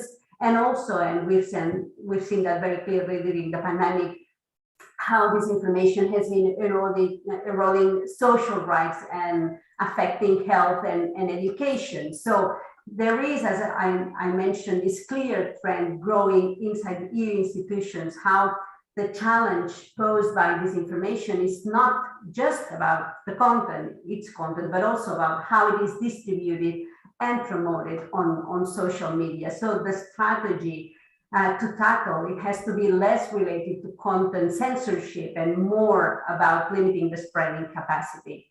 But also there has been some different lessons learned from EU side, at least in the pandemic. And one of them, it has been mentioned this morning, as you already said, Sheila, is the need to clearly make a difference between the various forms of false or misleading content. So the infodemic that we've gone through made us realize that we have to prepare different responses, taking into account if the content that we want to tackle is legal or illegal, if it's a disinformative content to cause public harm, maybe to a reputation, or to make an economic profit with that. So there are several kinds of misinformative or disinformative content. So we need different responses to that, and that's important, because the approach, I think, it's getting more complex as this information gets every time more and more complex, also because technology goes always a step ahead with that. So we need responses to identify disinformation, so monitoring, investigative responses, but also responses aimed at those being the instigators or being the ones spreading the disinformation, those intermediaries of the disinformation. And then here you need probably legislative responses, also counter disinformation campaigns, even electoral responses if we're talking about an electoral period, but also responses aimed to the distribution mechanism. And here you need the technological giants or the social platforms being involved with that if you really want to tackle this capacity to spread disinformation. And finally, responses aimed to target the audiences of disinformation campaigns. And here it's key to strengthen resilience of citizens. So that really shows that we can't have one single strategy to deal with disinformation, because it's so complex and it has so many different actors and so many different steps that we really have to look for different responses. What else have we learned also during the pandemic? I think that it has shown the need for coordination, how to be effective when dealing with disinformation. It has to be a group responsibility, if you let me say so, because it's not only about governments, not only about institutions, and not only about social platforms, but some sort of collaboration, exchange of information. So some coordinated strategy if you want to be effective to tackle that. The coordination and the collaboration with WHO, for instance, in the G7, in NATO, well, this has been an example for that, but also the bigger involvement of Europol, and maybe Sheila, you follow that much more, because there is also all this side of the criminal side of disinformation that has to be tackled with other responses in that case. And finally, I want to be brief first. I think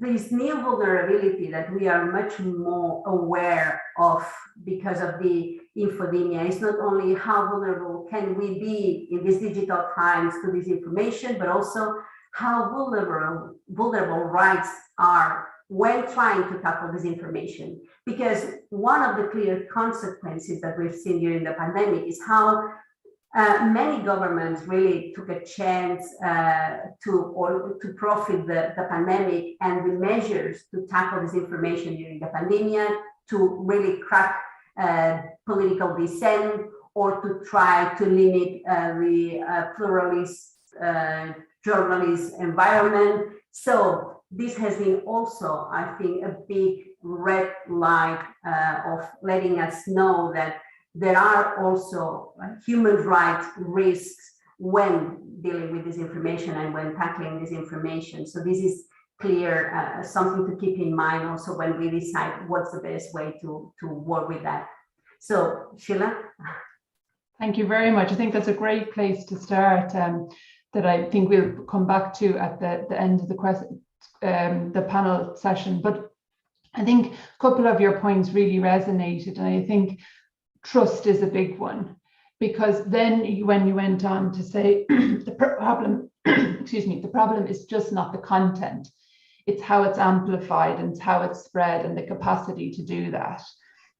And then disruption has to have different approaches to the different types of disinformation. And that makes your problem more complex when you see it for what it is, all its colors. And it also makes the strategy to respond to it much more complex.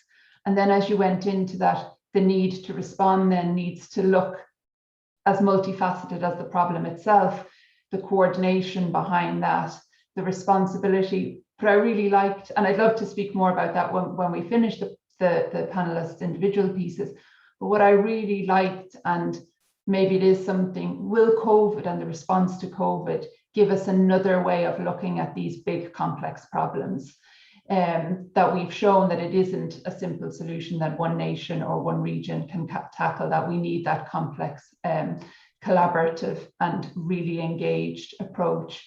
So thank you very much. That was a great start. Now I'm going to hand you over to Mr. Guy Berger. As I said, he's the Director of the Division for Freedom of Expression and Media Development at UNESCO. He leads much of UNESCO's work in countering disinformation, including having conducted the major report called The Balancing Act, Countering Digital Disinformation While Respecting Freedoms of Expression. He oversaw the production of 2 issue briefs of UNESCO on disinformatics in 2020 and has spoken at numerous events on the subject of disinformation. Guy also co-chairs informal UN interagency discussions on disinformation. Within his overall portfolio at UNESCO, commemorations of 5 international milestones each year, including Global Media and Information Literacy Week, the last week of every October, where countering disinformation is a major theme that we've actually heard about today, the importance of media literacy. So picking up on that great introduction and your own work, it strikes me that there's a really fine line between that balancing act of countering disinformation and respecting the freedoms that we hold dear.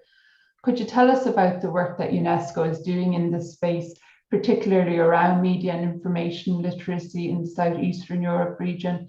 And if possible, maybe to speak to how and why some attempts to combat disinformation can actually undermine the very freedoms we're aiming to protect, if not done correctly. Thank you. Well, thank you, Sheila, and I hope you can hear me okay. So, perfect, yes. Super.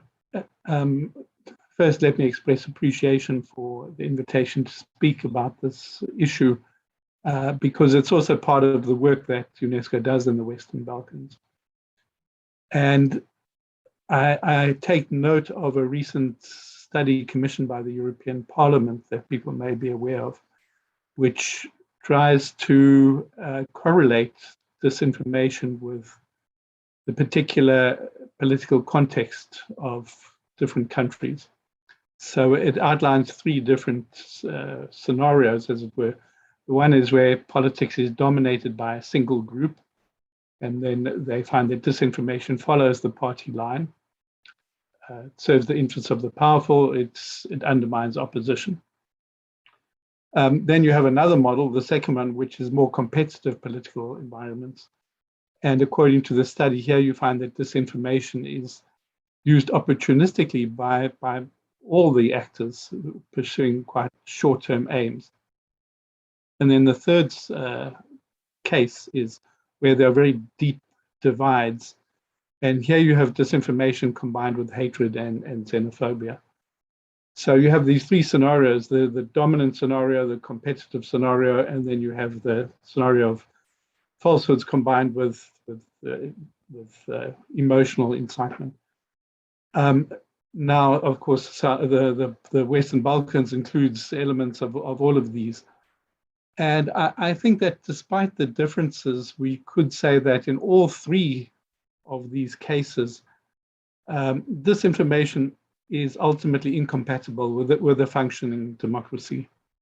And I think this is an argument that people involved, for example, in this webinar, we have to make this argument to all actors, that every citizen loses, including those who are in power or those who want to get into power. They all lose if a society is reduced to cynicism about truth, or if there are groups who are fooled into blind faith, even when it flies into the face of reality. We should also, I think, make the argument that the world has agreed to the Sustainable Development Agenda. And people may know that a key part of this agenda, besides climate change, gender equality, ending poverty, and so on, the key part is Goal 16, which says public access to information and fundamental freedoms. Public access to information and fundamental freedoms. So we should also note that linkage.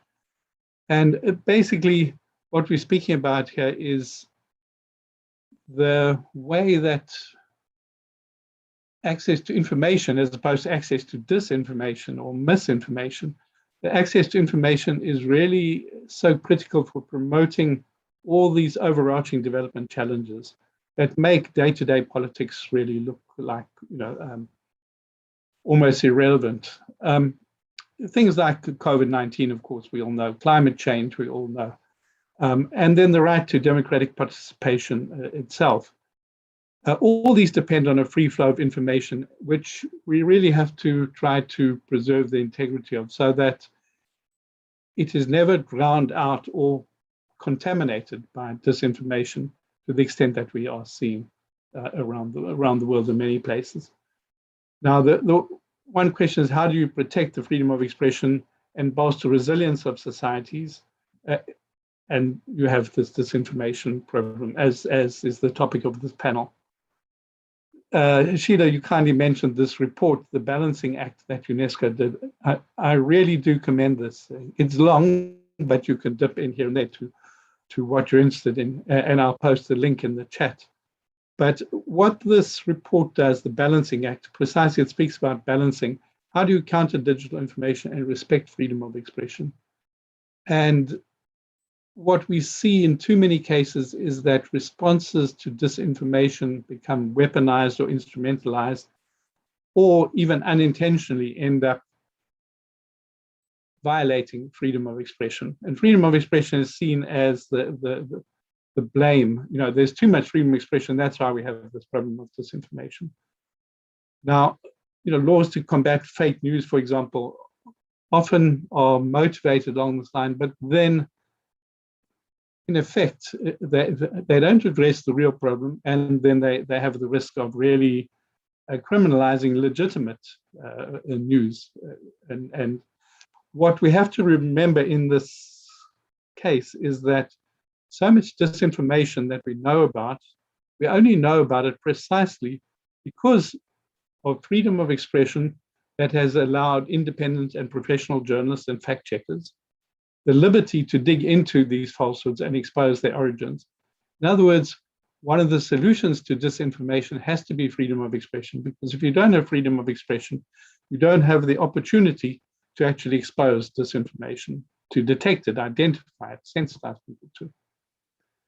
Now, what could be done to deal with the problem broadly, given that, as the previous speaker said, there are different elements here and they require different targeted strategies, but globally, I think that one could pose things like this. You could say that on the one hand, you can have laissez-faire, particularly towards the social media platforms, which are the biggest vectors of transmission. You can have laissez-faire. The other one is to have an intrusive regulation of content. Now, between those two extremes, which each has their problem, a third way is increasingly being proposed, and this is to focus on greater transparency of processes used by the internet companies to curate online content, what they recommend, what their algorithms recommend, what they circulate, and how they identify the kind of behaviors which are orchestrating this coordinated disinformation operation. Transparency would also be critical to maintain open public archives of political advertising and other political messaging, as well as to promote transparency about how political actors are using public and private funds for political purposes.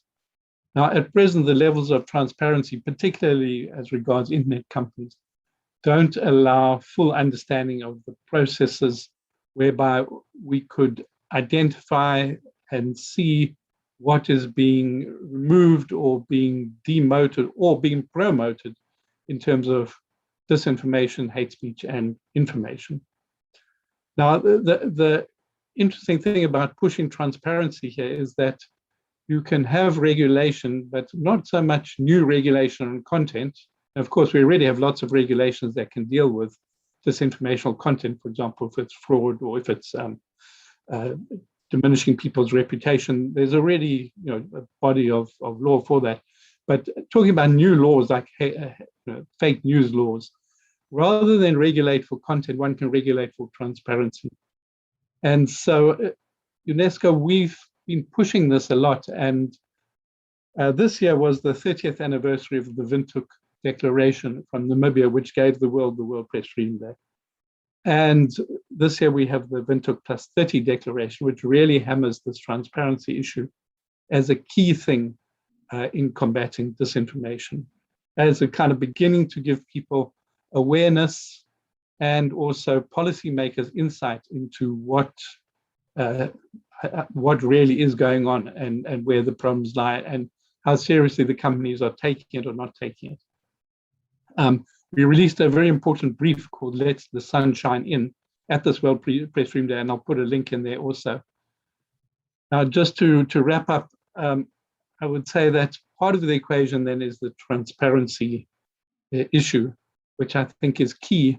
It's key not only for general awareness, but it's key particularly for building resilience in terms of this whole question of media and information literacy, which has been touched on earlier in today's event. And what also becomes important is the work to support news media, because of course, news media, as I was saying, is one of the buttresses against disinformation.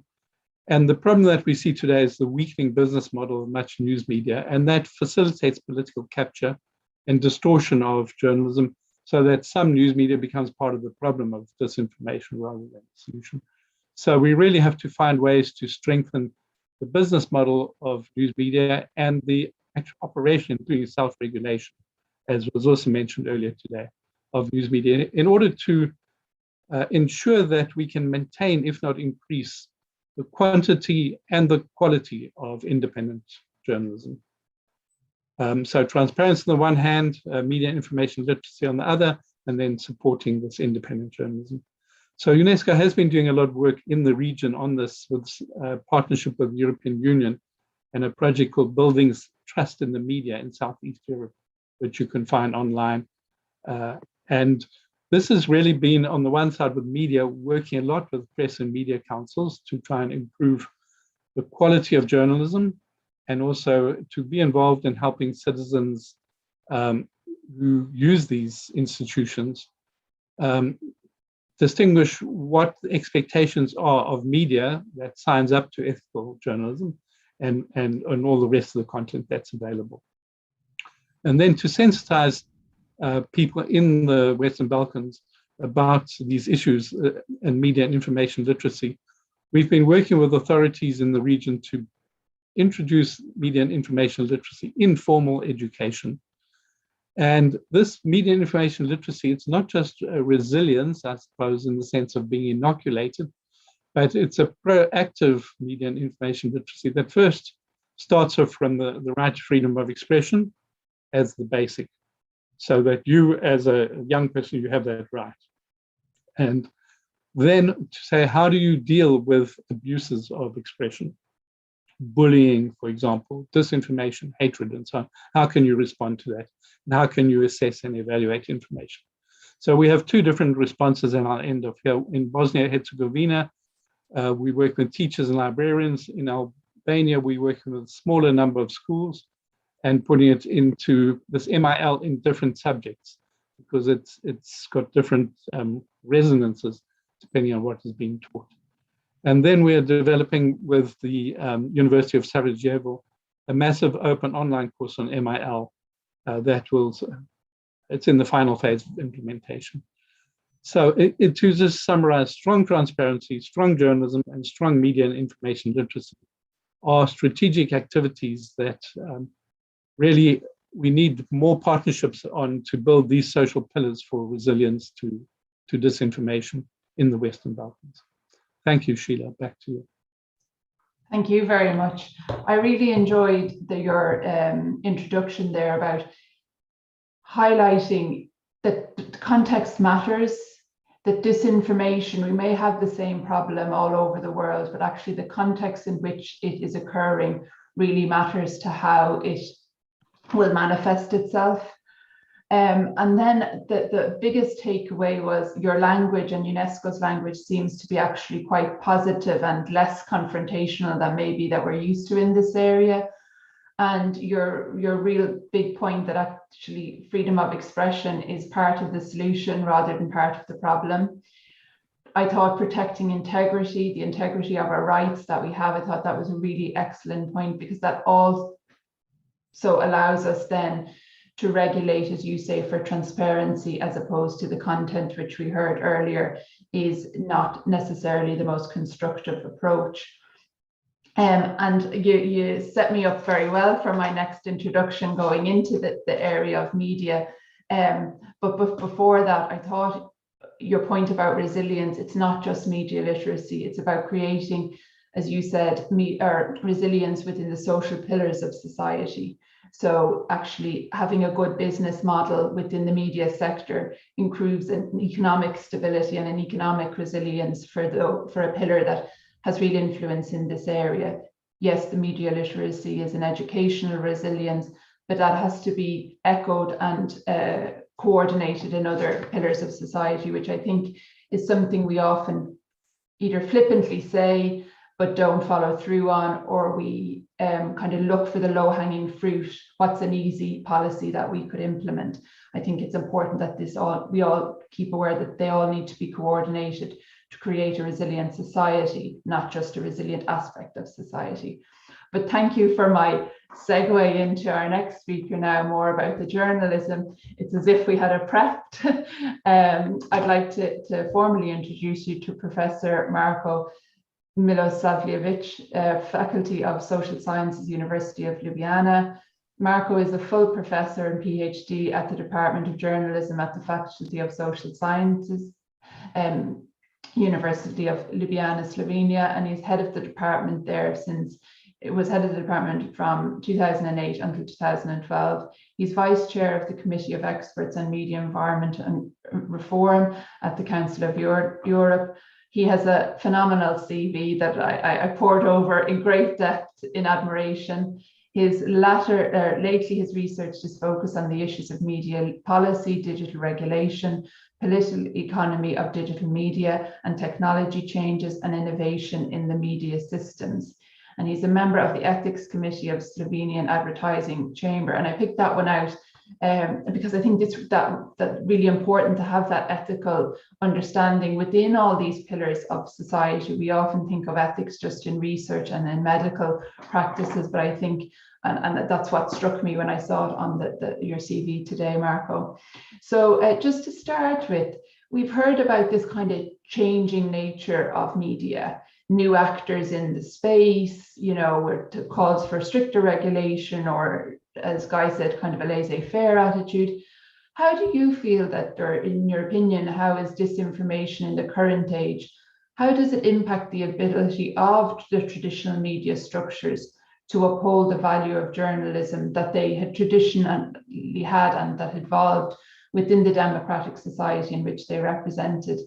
And do those values still hold true today? Can they coexist with the changing nature of the communication environment? Thank you, Sheila, for this kind introduction, and also thank you, of course, to the RCC for inviting me to this interesting and relevant panel. Regarding the media role in this whole discussion about the misinformation, disinformation, malinformation, and of course what we tend to call very quickly, so to speak, fake news, we have seen, and of course, an increasing relevance of media and traditional journalism in this past year. It has happened mostly, of course, because of COVID crisis. It has happened because of COVID crisis in terms of health issues, but also in terms of policy issues, financial issues, psychological issues, as many people turned back to media, even though they perhaps sort of left them in the past few years. We have seen decreasing circulation of newspapers in the last 10 years. We have seen problems of broadcasters with their ratings because of new competition from streaming services, etc. And the fact that this last year has prevented people from many other activities and caused a lot of stress has also, of course, increased the use of media. In that sense, we have a new responsibility of journalism, the responsibility of bringing that correct information and prevent disinformation even more, because now it's literally about the question of life and death, the question of vaccination, the question of promotion of responsible behavior, and so on, is not just something that would have some sort of general political or geostrategical role in the Western Europe or in the worldwide region, but it's also a question of preventing further deaths, further tragedies from happening, and the role of media here is extremely important. Unfortunately, media entered this crisis very weak, as I've mentioned, also financially weak, but also weak in terms of personnel. In addition to that, we have two extra sort of pillars of this discussion, if not society, that affect the functioning of the media and journalism in any society. And we have talked about them to a certain extent or to a large extent already in the past presentations. And that is, of course, the question of platforms and the question of politics.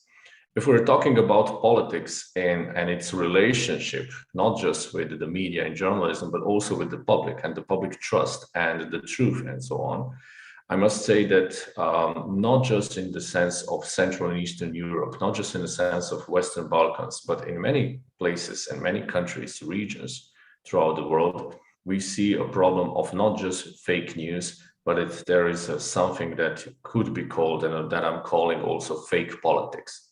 It is politics that is not based on facts. It is politics that is not based on science, on research, on verified information, but very often unchecked, unverified, sort of populistic.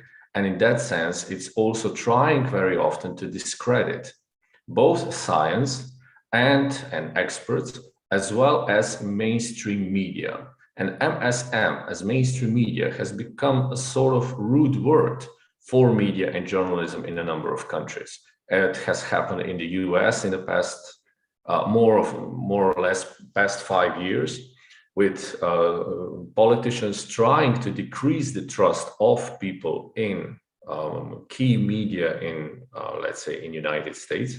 And we have seen politicians following that pattern of blaming mainstream media, including quality press, including public broadcasters and so on, blaming them for being some sort of spreader of fake news or whatever they want to call it, in a number of countries. And MSM has become a sort of widely used term by politicians who don't like critical media, who don't like critical journalism, and who then try to promote their agenda by focusing on mostly on social media such as Twitter, where they know that their ideas and claims will very often go unverified.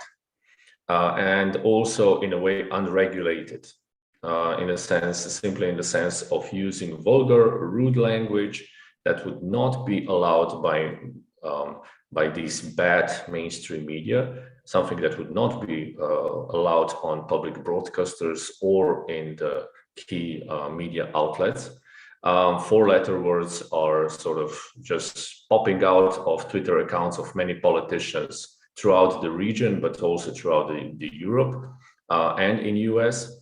And that has, of course, to do with another, if I may call it, pillar of this discussion, and that is, of course, that are the platforms. We have seen discussions about their regulation, the issue of finding the right proper balance between its complete unregulated sort of environment of spreading fake news, of spreading hate speech, of spreading also vulgar, rude language, etc. And then, of course, on the dangers, as Guy Berger was warning us just a few minutes ago, that at the same time, if we establish regulation of these platforms, particularly in a region like Western Balkans, this same fake politics might use the excuse to regulate platforms as also an excuse to prevent distribution of actually correct facts and actually correct journalism, content, etc., and preventing discussions about certain events. And that is not just the case, let's say, with Hungary and its prevention of distribution of content on LGBT, but also many other countries who try to regulate. That includes, for example, Poland, where they try to prevent foreign broadcasters from spreading certain distribution of content. We have seen in the past year such radical demands as Poland's request that Teletubbies should be prohibited because they promote LGBT, because one of the Teletubbies is wearing a pink purse, a pink bag. But we have seen similar calls, unfortunately, throughout many countries, not just in the Western Balkans. So the platforms are mostly left unregulated. At the same time, unfortunately, the media are financially not as strong as they used to be. And so we have a situation where the most financially powerful environment, so to speak, are platforms. They are the ones who have the funds, the sources to actually try to restrict, try to prevent the actual distribution of disinformation, fake news, and so on. This cannot simply be done by responsible journalism, because it is something that is happening post factum and not before the publication, while the platforms are the ones who have the most immediate data, the most immediate results for all sort of things. And if platforms can regulate many other sort of unwanted content, for example, copyright infringement or some other, let's say, concerns that mostly affect their economic income, I'm quite certain that they should and could invest more into the prevention of distribution, but also production of fake news and intentional misinformation in this environment. And then, of course, in this Bermuda Triangle between the media, which are relatively weak, trying to perform their duties as much as possible, although, of course, there are media companies that are part of the problem. I'm aware of that. And the triangle of platforms and the triangle of politicians, then there, of course, is also the problem, for example, of technology, the fact that even US senators were not aware how Facebook is making money, the fact that they were not aware that their business model is based on advertising, and they were surprised that Facebook is available for free, for example. We've had a recent case in Slovenia where a politician wanted to distribute certain content and even video content. She proposed that the government sends each household a CD of a certain thing, not even a DVD for a video, but CD for something. So we do face serious issues in all of this aspects. And of course, there is a question of media literacy for younger people, for elderly people, to raise technological awareness and so on. But I think that the first thing that would need to be done right now, to be more realistic, is try to establish stronger but also responsible regulation of the platforms within particularly European Union, as I'm not that optimistic of a reasonable and sensible regulation of platforms on a national level. I'm more optimistic about the sensibility and also wisdom of European Commission and other institutions, European Parliament and many others, because if we have as many checks and balances as possible, then perhaps we will produce wise also balance of what Guy was mentioning, the problem of the balance between laissez-faire and between unregulated or strictly regulated platform. And here in that sense, because of media capture, because of the role of the country and the country's governments, I'm not that optimistic that it would be done well and with well intentions for example, in Central and Eastern Europe. So in a sort of call for wise response to the issue of fake news and disinformation, additional warnings from European Commission, from Europe-wide stakeholders to the platforms, which are of course still mostly coming from the US, would be not just welcome, but actually needed. We are seeing now information about the fourth wave of the COVID crisis, sort of warnings about all sort of possible repercussions and so on. And if we don't want to repeat or even extend the extent of COVID health issues in the fall and in the winter of 2021, I think something could and should be done, I would say, much more quicker than it has happened in the past year. Thank you. Thank you. I think it was a great segue there from Guy's to yours about the changing nature of traditional or mainstream media. And you're not only from the economic and the business model, but actually your point about it being nearly weaponized, you know, that anything they say is negative, it's contrary to good politics or the way for the future. And I think that's really important for us to remember that. And it goes back to those theories of crime that if there's opportunity there, they will be maximized. And we heard of the new actors in this space, but actually your point says there's old actors in this space just using new opportunities to change the direction for them to get into power or them to get their point across. And an excellent point at the end there about money talks. If the changing, we'll say, financial impact is gone from the mainstream media and is now within the platform system, then the economics is not the only thing that changed, so does their influence in this space. I think the regulation is another point. I think you could have a whole conference probably for weeks on it, and it might come up in the questions, but I'm just conscious of time.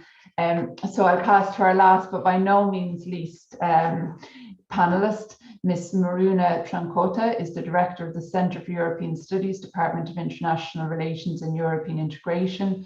She's a PhD and is a lecturer and Director of the Centre of European Studies in the department I just named in Bucharest. She has a different research interest. She has different research interests in EU integration, Europeanization and post-conflict reconstruction of the Western Balkans. She is an alumni of the European Fund for the Balkans and Future Lab Europe, and she has working experience in both Pristina and Sarajevo. She's published numerous academic articles and policy papers focused on the process of enlargement in the Western Balkans. we're delighted that you were with us today, Maruna. So kind of to put this, I've talked about context a little bit throughout this panel. Are we failing to see disinformation in context? Are we just looking at it kind of as in that singular mono perspective? It's either kind of black or white. And if that context is wrong, how does disinformation impact or present other challenges for areas of democracy in Europe and the Western Balkans and beyond from your experience? It doesn't happen in isolation, as we know. What are the other areas that we may not be as quick to look at that have vulnerabilities in this area and the potential for building, as Guy said, that societal resilience within the pillars? What other pillars maybe we should be looking at? Thank you. Thank you very much, Sheila. Do you hear me? Is everything okay with my audio? Perfect. Good. I would like also to thank the Regional Cooperation Council for inviting me. I'm a long friend of the council and I've been following their activities, and it was a great opportunity to hear all interventions today. I think it's a great pleasure to be the last speaker, because whatever you say, cannot be criticized as much, because most of really relevant ideas have been said. So I will have no originality pressure, but actually I also wanted to share with you a personal story. I think it could add to the entire picture. I'm also a constructivist, post-structuralist type of researcher. And as Sheila said, I really believe that words matter, and more than words, context where certain words are used matter a lot. And in the case of disinformation, I think this is a critical aspect. I had COVID and I was hospitalized. I had a critical form of the disease. And last November, I spent 2 weeks in a Romanian hospital, and I had to use for a few days an oxygen mask. By the end of my hospitalization period, I was in the same room with an older woman who was brought in the emergency room, and she had diabetes, she had many other problems, not just COVID, and unfortunately her oxygen saturation was very low, so she could not breathe anymore. And of course, the doctors asked her permission to use the oxygen mask, but she did not accept it, and she hysterically refused it, and she had to sign the documents for not using it. Unfortunately, I had to leave the next day, but I found out from the doctors that she could not make it. What was the reason why she did not accept the oxygen mask? Was because in that period, there was a Romanian doctor from a city, but that viralized on the internet in Romania, that was telling people as a doctor advice not to go to hospital if they have COVID, and not to accept the oxygen mask, because they will be poisoned by the doctors. And unfortunately, in that exact period of time, many, especially old people that were hospitalized in Romania, refused to accept medical help and to accept the oxygen mask. Whenever I hear about what states should do in confronting disinformation, I try to think about what I felt during that day when I tried to speak with that lady and to try to calm her down and to convince her to accept the oxygen mask. And I couldn't, I failed. And of course, I had this feeling of not just helplessness, but huge disappointment. Because in cases like this, disinformation is life-threatening in the most serious sense. So I wanted to start with this story because I want us to, in a way, I wanted to underline that there are a lot of common aspects of disinformation, both in the Western Balkans and in very established democracies like the United States or other countries in European Union. So one thing is that we can definitely see a pattern, and we can see that disinformation patterns practically have a lot of elements in common. And this is a good news because this helps us cooperate and find solutions. But on the other hand, I think we definitely need to focus more on the types of forms that disinformation takes, being very versatile and adapting to different countries' own vulnerabilities. I think that why this phenomenon has proved to be during the COVID crisis actually far more far more aggressive and dangerous than we thought before was that it showed how efficient it can be. It showed that not only that every state has its own form of permeability to disinformation, but that there are such different actors that can cooperate in taking practically advantage of this permeability to propaganda in general, I will call it, but the most specific form of it being disinformation. And I wanted also to refer to the poster that we had for the conference today, which has on its front cover the word fake. And if you look close enough, you can see behind it the word fact. And I think it's a wonderful metaphor of exactly how this phenomenon takes place. What we see and what most people see is the fake. And this shows practically its power, that it is very influential and it's seen by everybody. But the fact behind the fake is seen only by people that are practically trying and doing efforts to have access to the facts. And I think this is essential, this metaphor of the poster would be essential also for authorities and for individuals in each society to ask themselves, what do I see first? I see the fake. What do I need in order to see the fact? Because in the case of many countries in the Western Balkans, I saw a lot of very aggressive attitude towards certain social categories of people that are more permeable to fake news. And in some cases, there is even a demonization of these categories of people now in connection to the fact that they refuse vaccines and the fact that they don't have enough information or they are so easy to be tricked by fake news is their own fault. So there is this type of individual responsibility that many governments try to put in the hands of citizens, blaming them for being so vulnerable to fake news. And I think this type of approach, and I'm very happy that before all the speakers underlined this idea that is not taking us anywhere, is not taking us to a sustainable solution.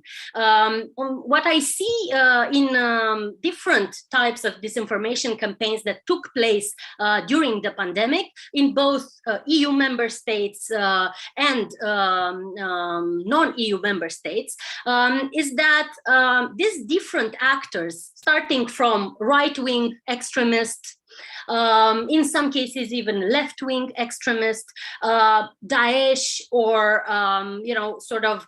they all of them are supporters of illiberal governments, like in the case of Hungary. Very different groups of actors used the same disinformation techniques for their own purposes. So all of them targeted EU credibility. So EU was attacked from very different, from the very different sources. And in a way, this attack became much stronger than it really was, because whenever this narrative of EU being very weak, being sort of unable to manage the pandemic and so on, was this message being transmitted by different actors, it became automatically stronger. Even though if you look at the number of, let's say, people that are in these groups, practically they do not they're not numerous. So what I wanted to underline is that in the end, I wanted to underline three elements that I find important in the case of contextualizing how disinformation takes place in different contexts. First of all, I think we definitely need to look at the business models of media outlets and the fact that the need for funding is based on clickbait, sensationalist titles. All these elements make this type of media favorable to fake news and especially favorable to fake politics, as our previous speaker underlined. And I think this is particularly a very special vulnerability of the media outlets in the Western Balkans that actually need to use this clickbait in order to promote certain messages. The other element is the low trust in authorities, low trust in governments. And I think this is a particular case also of Romania, but in certain countries in the Western Balkans is also applicable. Whenever there is very little low trust in local national governments, then this low trust can be easily used for an emotional reaction against the government. And what we have seen in the last year were street protests that have used this emotional anger, this producing anger. We had factories of producing anger that spread online. And we need definitely to look at different categories of actors involved in the disinformation phenomena from this point of view. We need to look at the ones who create the narratives, the ones who consume the narratives, and also the ones who spread them. I think a fundamental question that whenever we treat disinformation, I think, and now I refer also to international organizations and governments, I think all these actors fail. What they fail to do in tackling disinformation is answering this fundamental question. What makes people press the share button? What makes each of us press the share button? And if we want to practically understand the national context and how national vulnerabilities to disinformation are being used by a wide array of actors, we definitely need to have very profound sociological analysis of this question, because I would give the example of the Baltic countries. There were very strong anti-NATO narratives in the Baltic countries that were spread during the pandemic, and they were successful in this area. There were not successful in other countries in the region because they were based on a specific vulnerability and a specific perspective that citizens there have. In the case of Romania, for example, sorry, there was... Could we wrap up there when you're ready? Sorry, just I'm conscious of the time. Sorry. Sorry. Yes, I wanted now to wrap it up and to give this example that practically creating fear, mistrust, and apprehension makes the public in different countries more prone to deliberately spread false information. And what we definitely need to do as actors that are trying to understand this phenomena is to look at both what makes the process specific in each country, but also what makes the process stronger by using the same patterns of disinformation. Thank you. Thank you. Sorry to cut you off. It was fascinating. It really was. But I think you clinched a really key point there, that even we need to dissect that actors down to the creators, the consumers, the sharers, and also another point about emotion. You did add originality, I must say, about your own story. Thanks for sharing it. And what it highlighted to me, you said you felt helpless, disappointed. When we're trying to change disinformation, fake news, or go up, we do become emotional. And sometimes that's not the best place to engage with somebody who actually holds these fake or different opinions. But it's natural. And I think the good people that are really creating good disinformation, they're also tapping into that emotional vulnerabilities and emotional awareness of people. So I think it was a great point.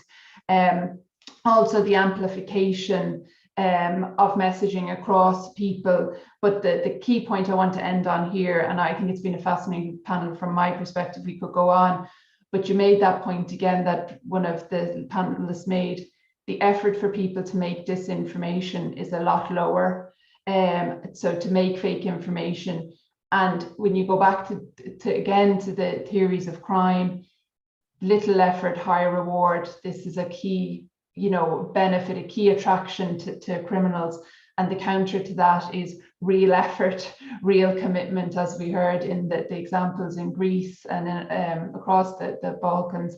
It really takes more than a village to really respond to this. So thank you very much. I myself found your inputs fascinating. Sorry, Petra, for going into the question time, but I did see there was none there through the chat function.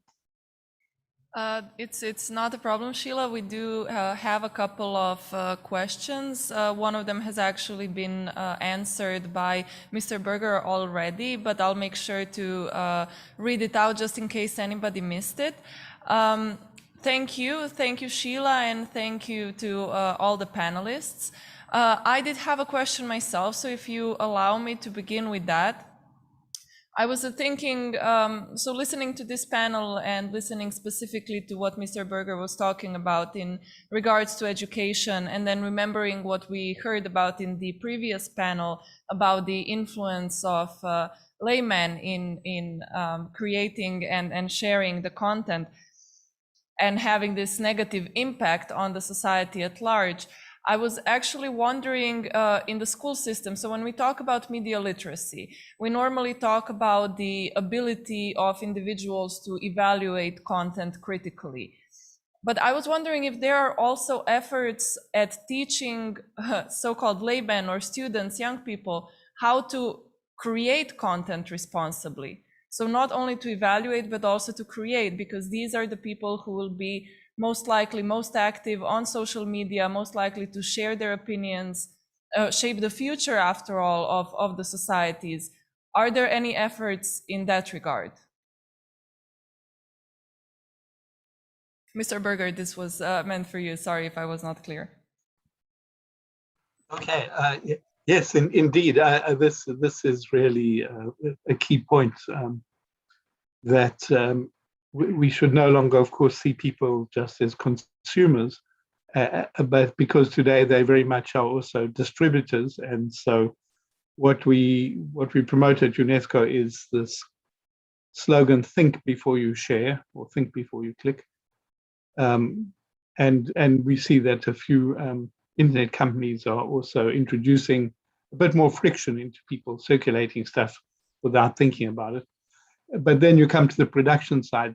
So it's consumption, it's transmission, and then the production side.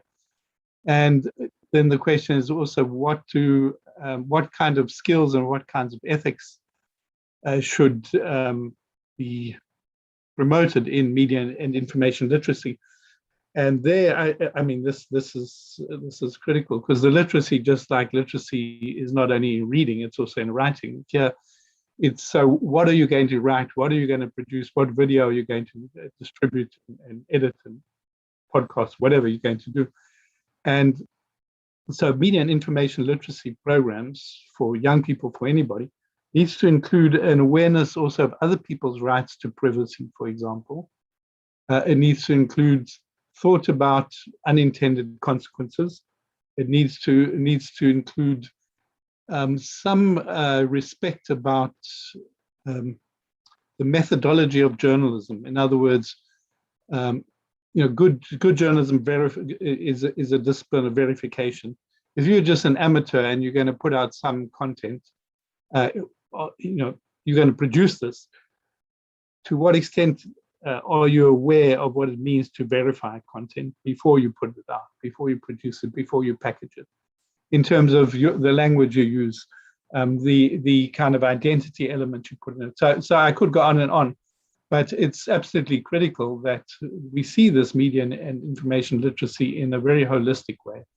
That's why it's not just about, as people were saying, the inoculating of individuals so they can have a critical thinking, that they can be skeptical but not cynical. That's all super important.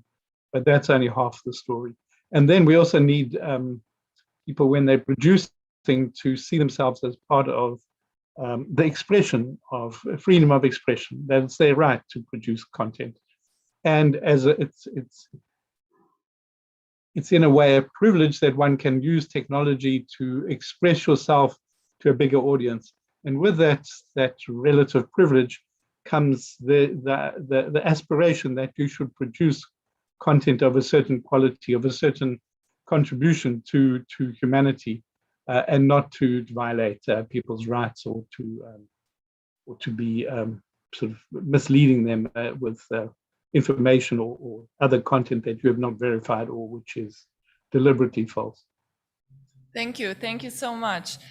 And it's really the core, education is really at the core of your answer to the question posed in the Q&A section about what would be the best way to build societal resilience to disinformation and what the most effective strategies would be. So you answered these questions that resources are really necessary for formal as well as informal education so that people know how platforms work, know how the content affects them, are aware of the negative implications. And now with this addition with the answer to my question, I think that really provides a very full picture of what can be done and what should be done. So an anonymous attendee wanted to share miscellaneous conspiracy theories. So I'm going to read this out. I think these are quite interesting. Historical predictions about the pandemic, plagues hitting the planet, secret deep state attempts to control population growth, 5G networks, Bill Gates putting computer chips into our bodies, the pandemic being caused by chemtrails, and that the pandemic will lead to World War III. This last one, obviously we cannot tell the future, but let's hope it does not come to that. After the pandemic, a world war is really the last thing we need. And another question just arrived,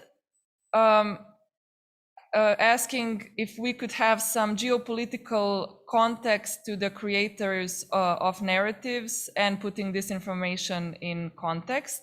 The author, Davis Elwood, writes, I'm writing a blog for a senior US academic site on soft power struggles in the Balkans, all about the Russian, Chinese, Turkish Arab propaganda, soft power, disinformation efforts in this key area, and asking question about what the EU is doing. Some perspectives from this panel would be much appreciated. So would any of our panelists like to address this question? If I can do a brief response to this, I have just published an op-ed piece today in the Euroactive website about this very similar topic. And since you're talking about soft power in the region, we are constantly talking about the influence of the soft powers, or let's say hard powers, military powers such as China, Russia, even Turkey, or some other stakeholders. But we are increasingly seeing the rise of regional soft powers and governments or interest stakeholders that try to influence the whole region. We see there has been a lot of discussion about such role of Hungary, which has had influence both in Slovenian media landscape, but also in Northern Macedonia. It has had influence in purchasing or interest in purchasing media in Vojvodina in Serbia. It is interested in football, for example, in Croatia and in Slovenia. So media and football are very, very frequent aspects of soft power. But in addition to that, and the topic of my op-ed piece was actually the current role and attempts by Serbia to expand its role as some sort of agenda setter in the region, with the help of, with the interest is of course the government's interest, but it is helped by state-owned Telekom Serbia. What it is doing is expanding its media power in the region, and I believe that they are right now in the process of purchasing additional sports rights for whole Western Balkans. So we see a state-owned telecom company that is directly influenced by the government, purchasing content and not just entertainment content, but also establishing itself as a main media and telecommunication power in the whole Western Balkans, ex-Yugoslavia region.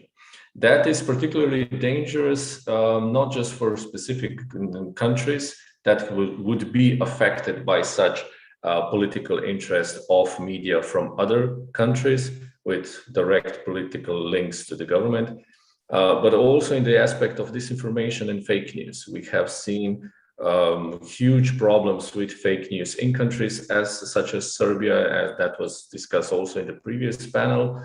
The fact that, for example, Montenegro is so strongly exposed to media from Serbia, but also in Bosnia and Herzegovina. And now we're seeing an expansion of that also to the countries that are already members of European Union.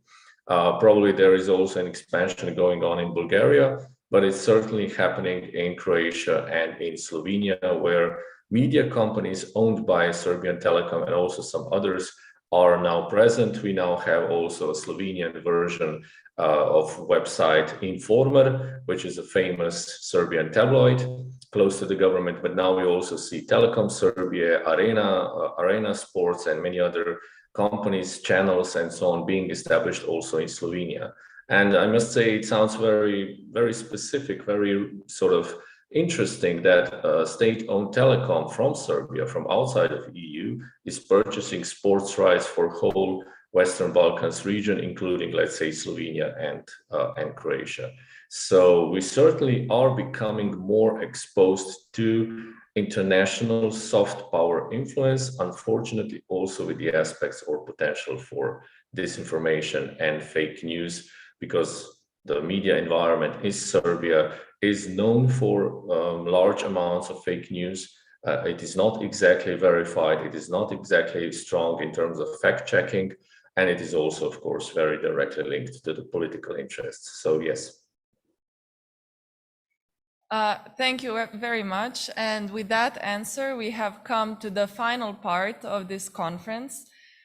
Through these three panels, I hope our followers online and the participants have gained just as much useful information, new insights, food for thought, as I certainly have. I also hope that for many of you, this conference will provide the stepping stone for further research and engagement in the area of disinformation in the Western Balkans. We already saw from one of our participants who is doing research that will certainly benefit from taking part in the conference.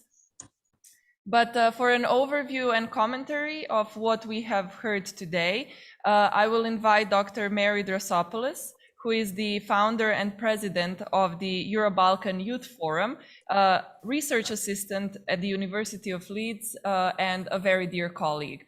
Mary, please take the floor. Thank you very much, Petra. You can hear me, yes? Yes. So, dear friends and colleagues, I will try to summarize the main points of today's discussions, which have been very interesting, both due to their insightful and relative content, but also for contributing to a pluralistic conversation where different voices and opinions have been heard. This conference has come at a critical point in time. Following up last year's conference, the panelists that we heard today have aspired to provide a window on current developments by discussing existing gaps and shortages, but also good practices and arising opportunities at the policy level, but also within the capacity of civil society, academia, and journalism. The spread of false information and demagogic propaganda are phenomena that have steadily been evolving together with our societies as a direct reflection of significant developments affecting the flow of history. In our days, however, disinformation has taken new forms. The social changes emerging as consequences of the COVID-19 pandemic have offered a fertile ground for the cultivation and spread of false and deliberately harmful information via different channels, among which online platforms and portals that have become even more popular due to the seclusion imposed during lockdown. During the pandemic, we understood the importance of accurate information. Speaking specifically about Western Balkans, as we discussed, the latest Securimeter findings indicate that digital threats are identified by citizens as aspects of a new type of digital warfare against which they often feel unprotected. As has been heard today, disinformation is too much of a problem and it affects us all. Regarding its remedy, as our scholars have underlined, our approach should be as multifaceted and as versatile as the problem itself. At the EU level, as we speak, the European Commission is taking actions to fight disinformation via a strengthened code of practice, a tool that aspires to evolve into a co-regulatory instrument, as outlined by the Digital Services Act that we discussed about. Today, we have had the opportunity to hear about what has been happening at the regional level. The key idea that could be extracted from today's presentations is probably the phrase, building resilience. Resilience among institutions, citizens, and communities overall, so that we can identify, understand, monitor, and eventually manage and prevent disinformation. Resilience can be accomplished only via a systemic, holistic approach, encouraging cross-border and cross-sectorial cooperation. Commitment, continuity, transparency, and proactiveness have been identified as key factors in the success and sustainability of this endeavor. In the first panel, the discussions evolved around what governments can do. The panel has aspired to provide a space for speakers to present good practice from their context, identify public responses, and introduce possible models of cooperation in handling disinformation. Among the ideas that have been voiced is the need to invest in education and media literacy. We heard about initiatives aimed at cultivating media literacy at an early stage, starting from primary and secondary education, and in some cases, even promoting a substantial reform in teaching curricula. Also, state-driven media literacy initiatives among teachers. In this framework, cooperation with academia and other organizations or practitioners that are close to youth has been perceived as vital. The second main point discussed has been monitoring and regulation. Speakers highlighted the importance of including monitoring in public risk assessment and counting on the findings of bodies providing accurate, research-based information.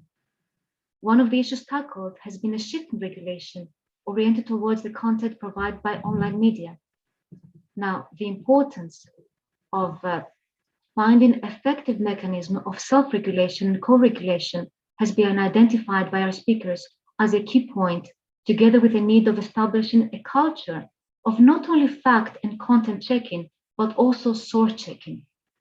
Many challenges have been identified towards this cause, the first being the rapid technological developments, bringing us against new online phenomena.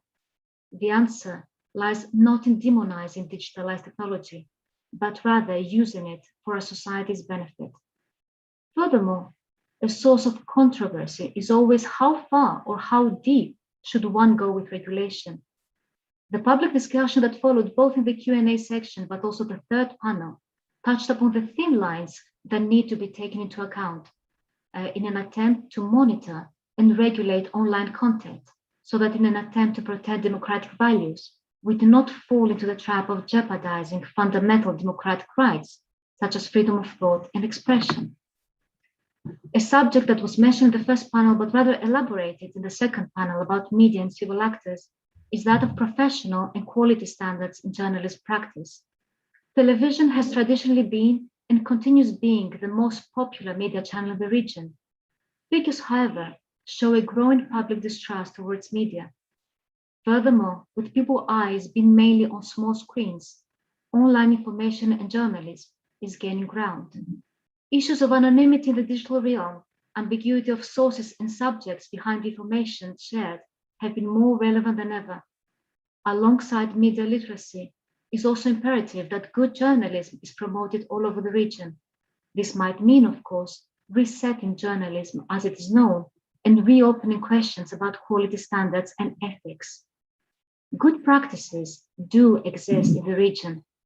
A message that could be extracted from panelists' input would be that it is worth investing in more creative and innovative media practices so as to have smart audiences, as I said.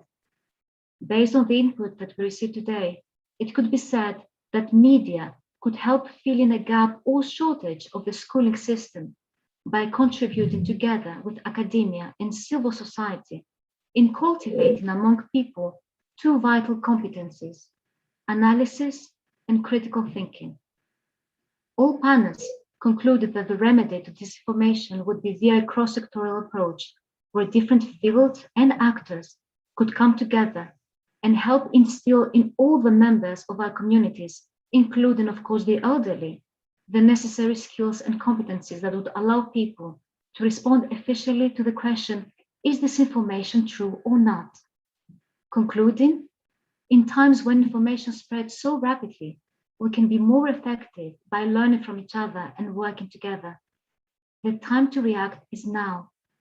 The conference has been a space to discuss the latest trends in the field and share experiences. It should also be seen as an indispensable opportunity to network and discuss ways to put ideas into practice. The future of the region lies very much in synergy, provided that this synergy has a meaningful and sustainable character. It is important also that the interesting suggestions that we heard today are institutionally supported by adequate policies at the national and regional level. After all, as we heard in the opening speech, we need not only to talk the talk, but also to walk the walk. Thank you all for sharing your expertise today and contributing to the quality of this event. Good luck with the proceedings. Back to you, Petra. Thank you, Mary, for this excellent overview of a conference that really was very insightful and interesting, and will hopefully provide, as I said, new insights for you to continue with your work in this arena, enhance cooperation between stakeholders, and make us all stronger together. Thank you so much for your participation, for your concentration, for being here with us, and we hope to see you next year as well.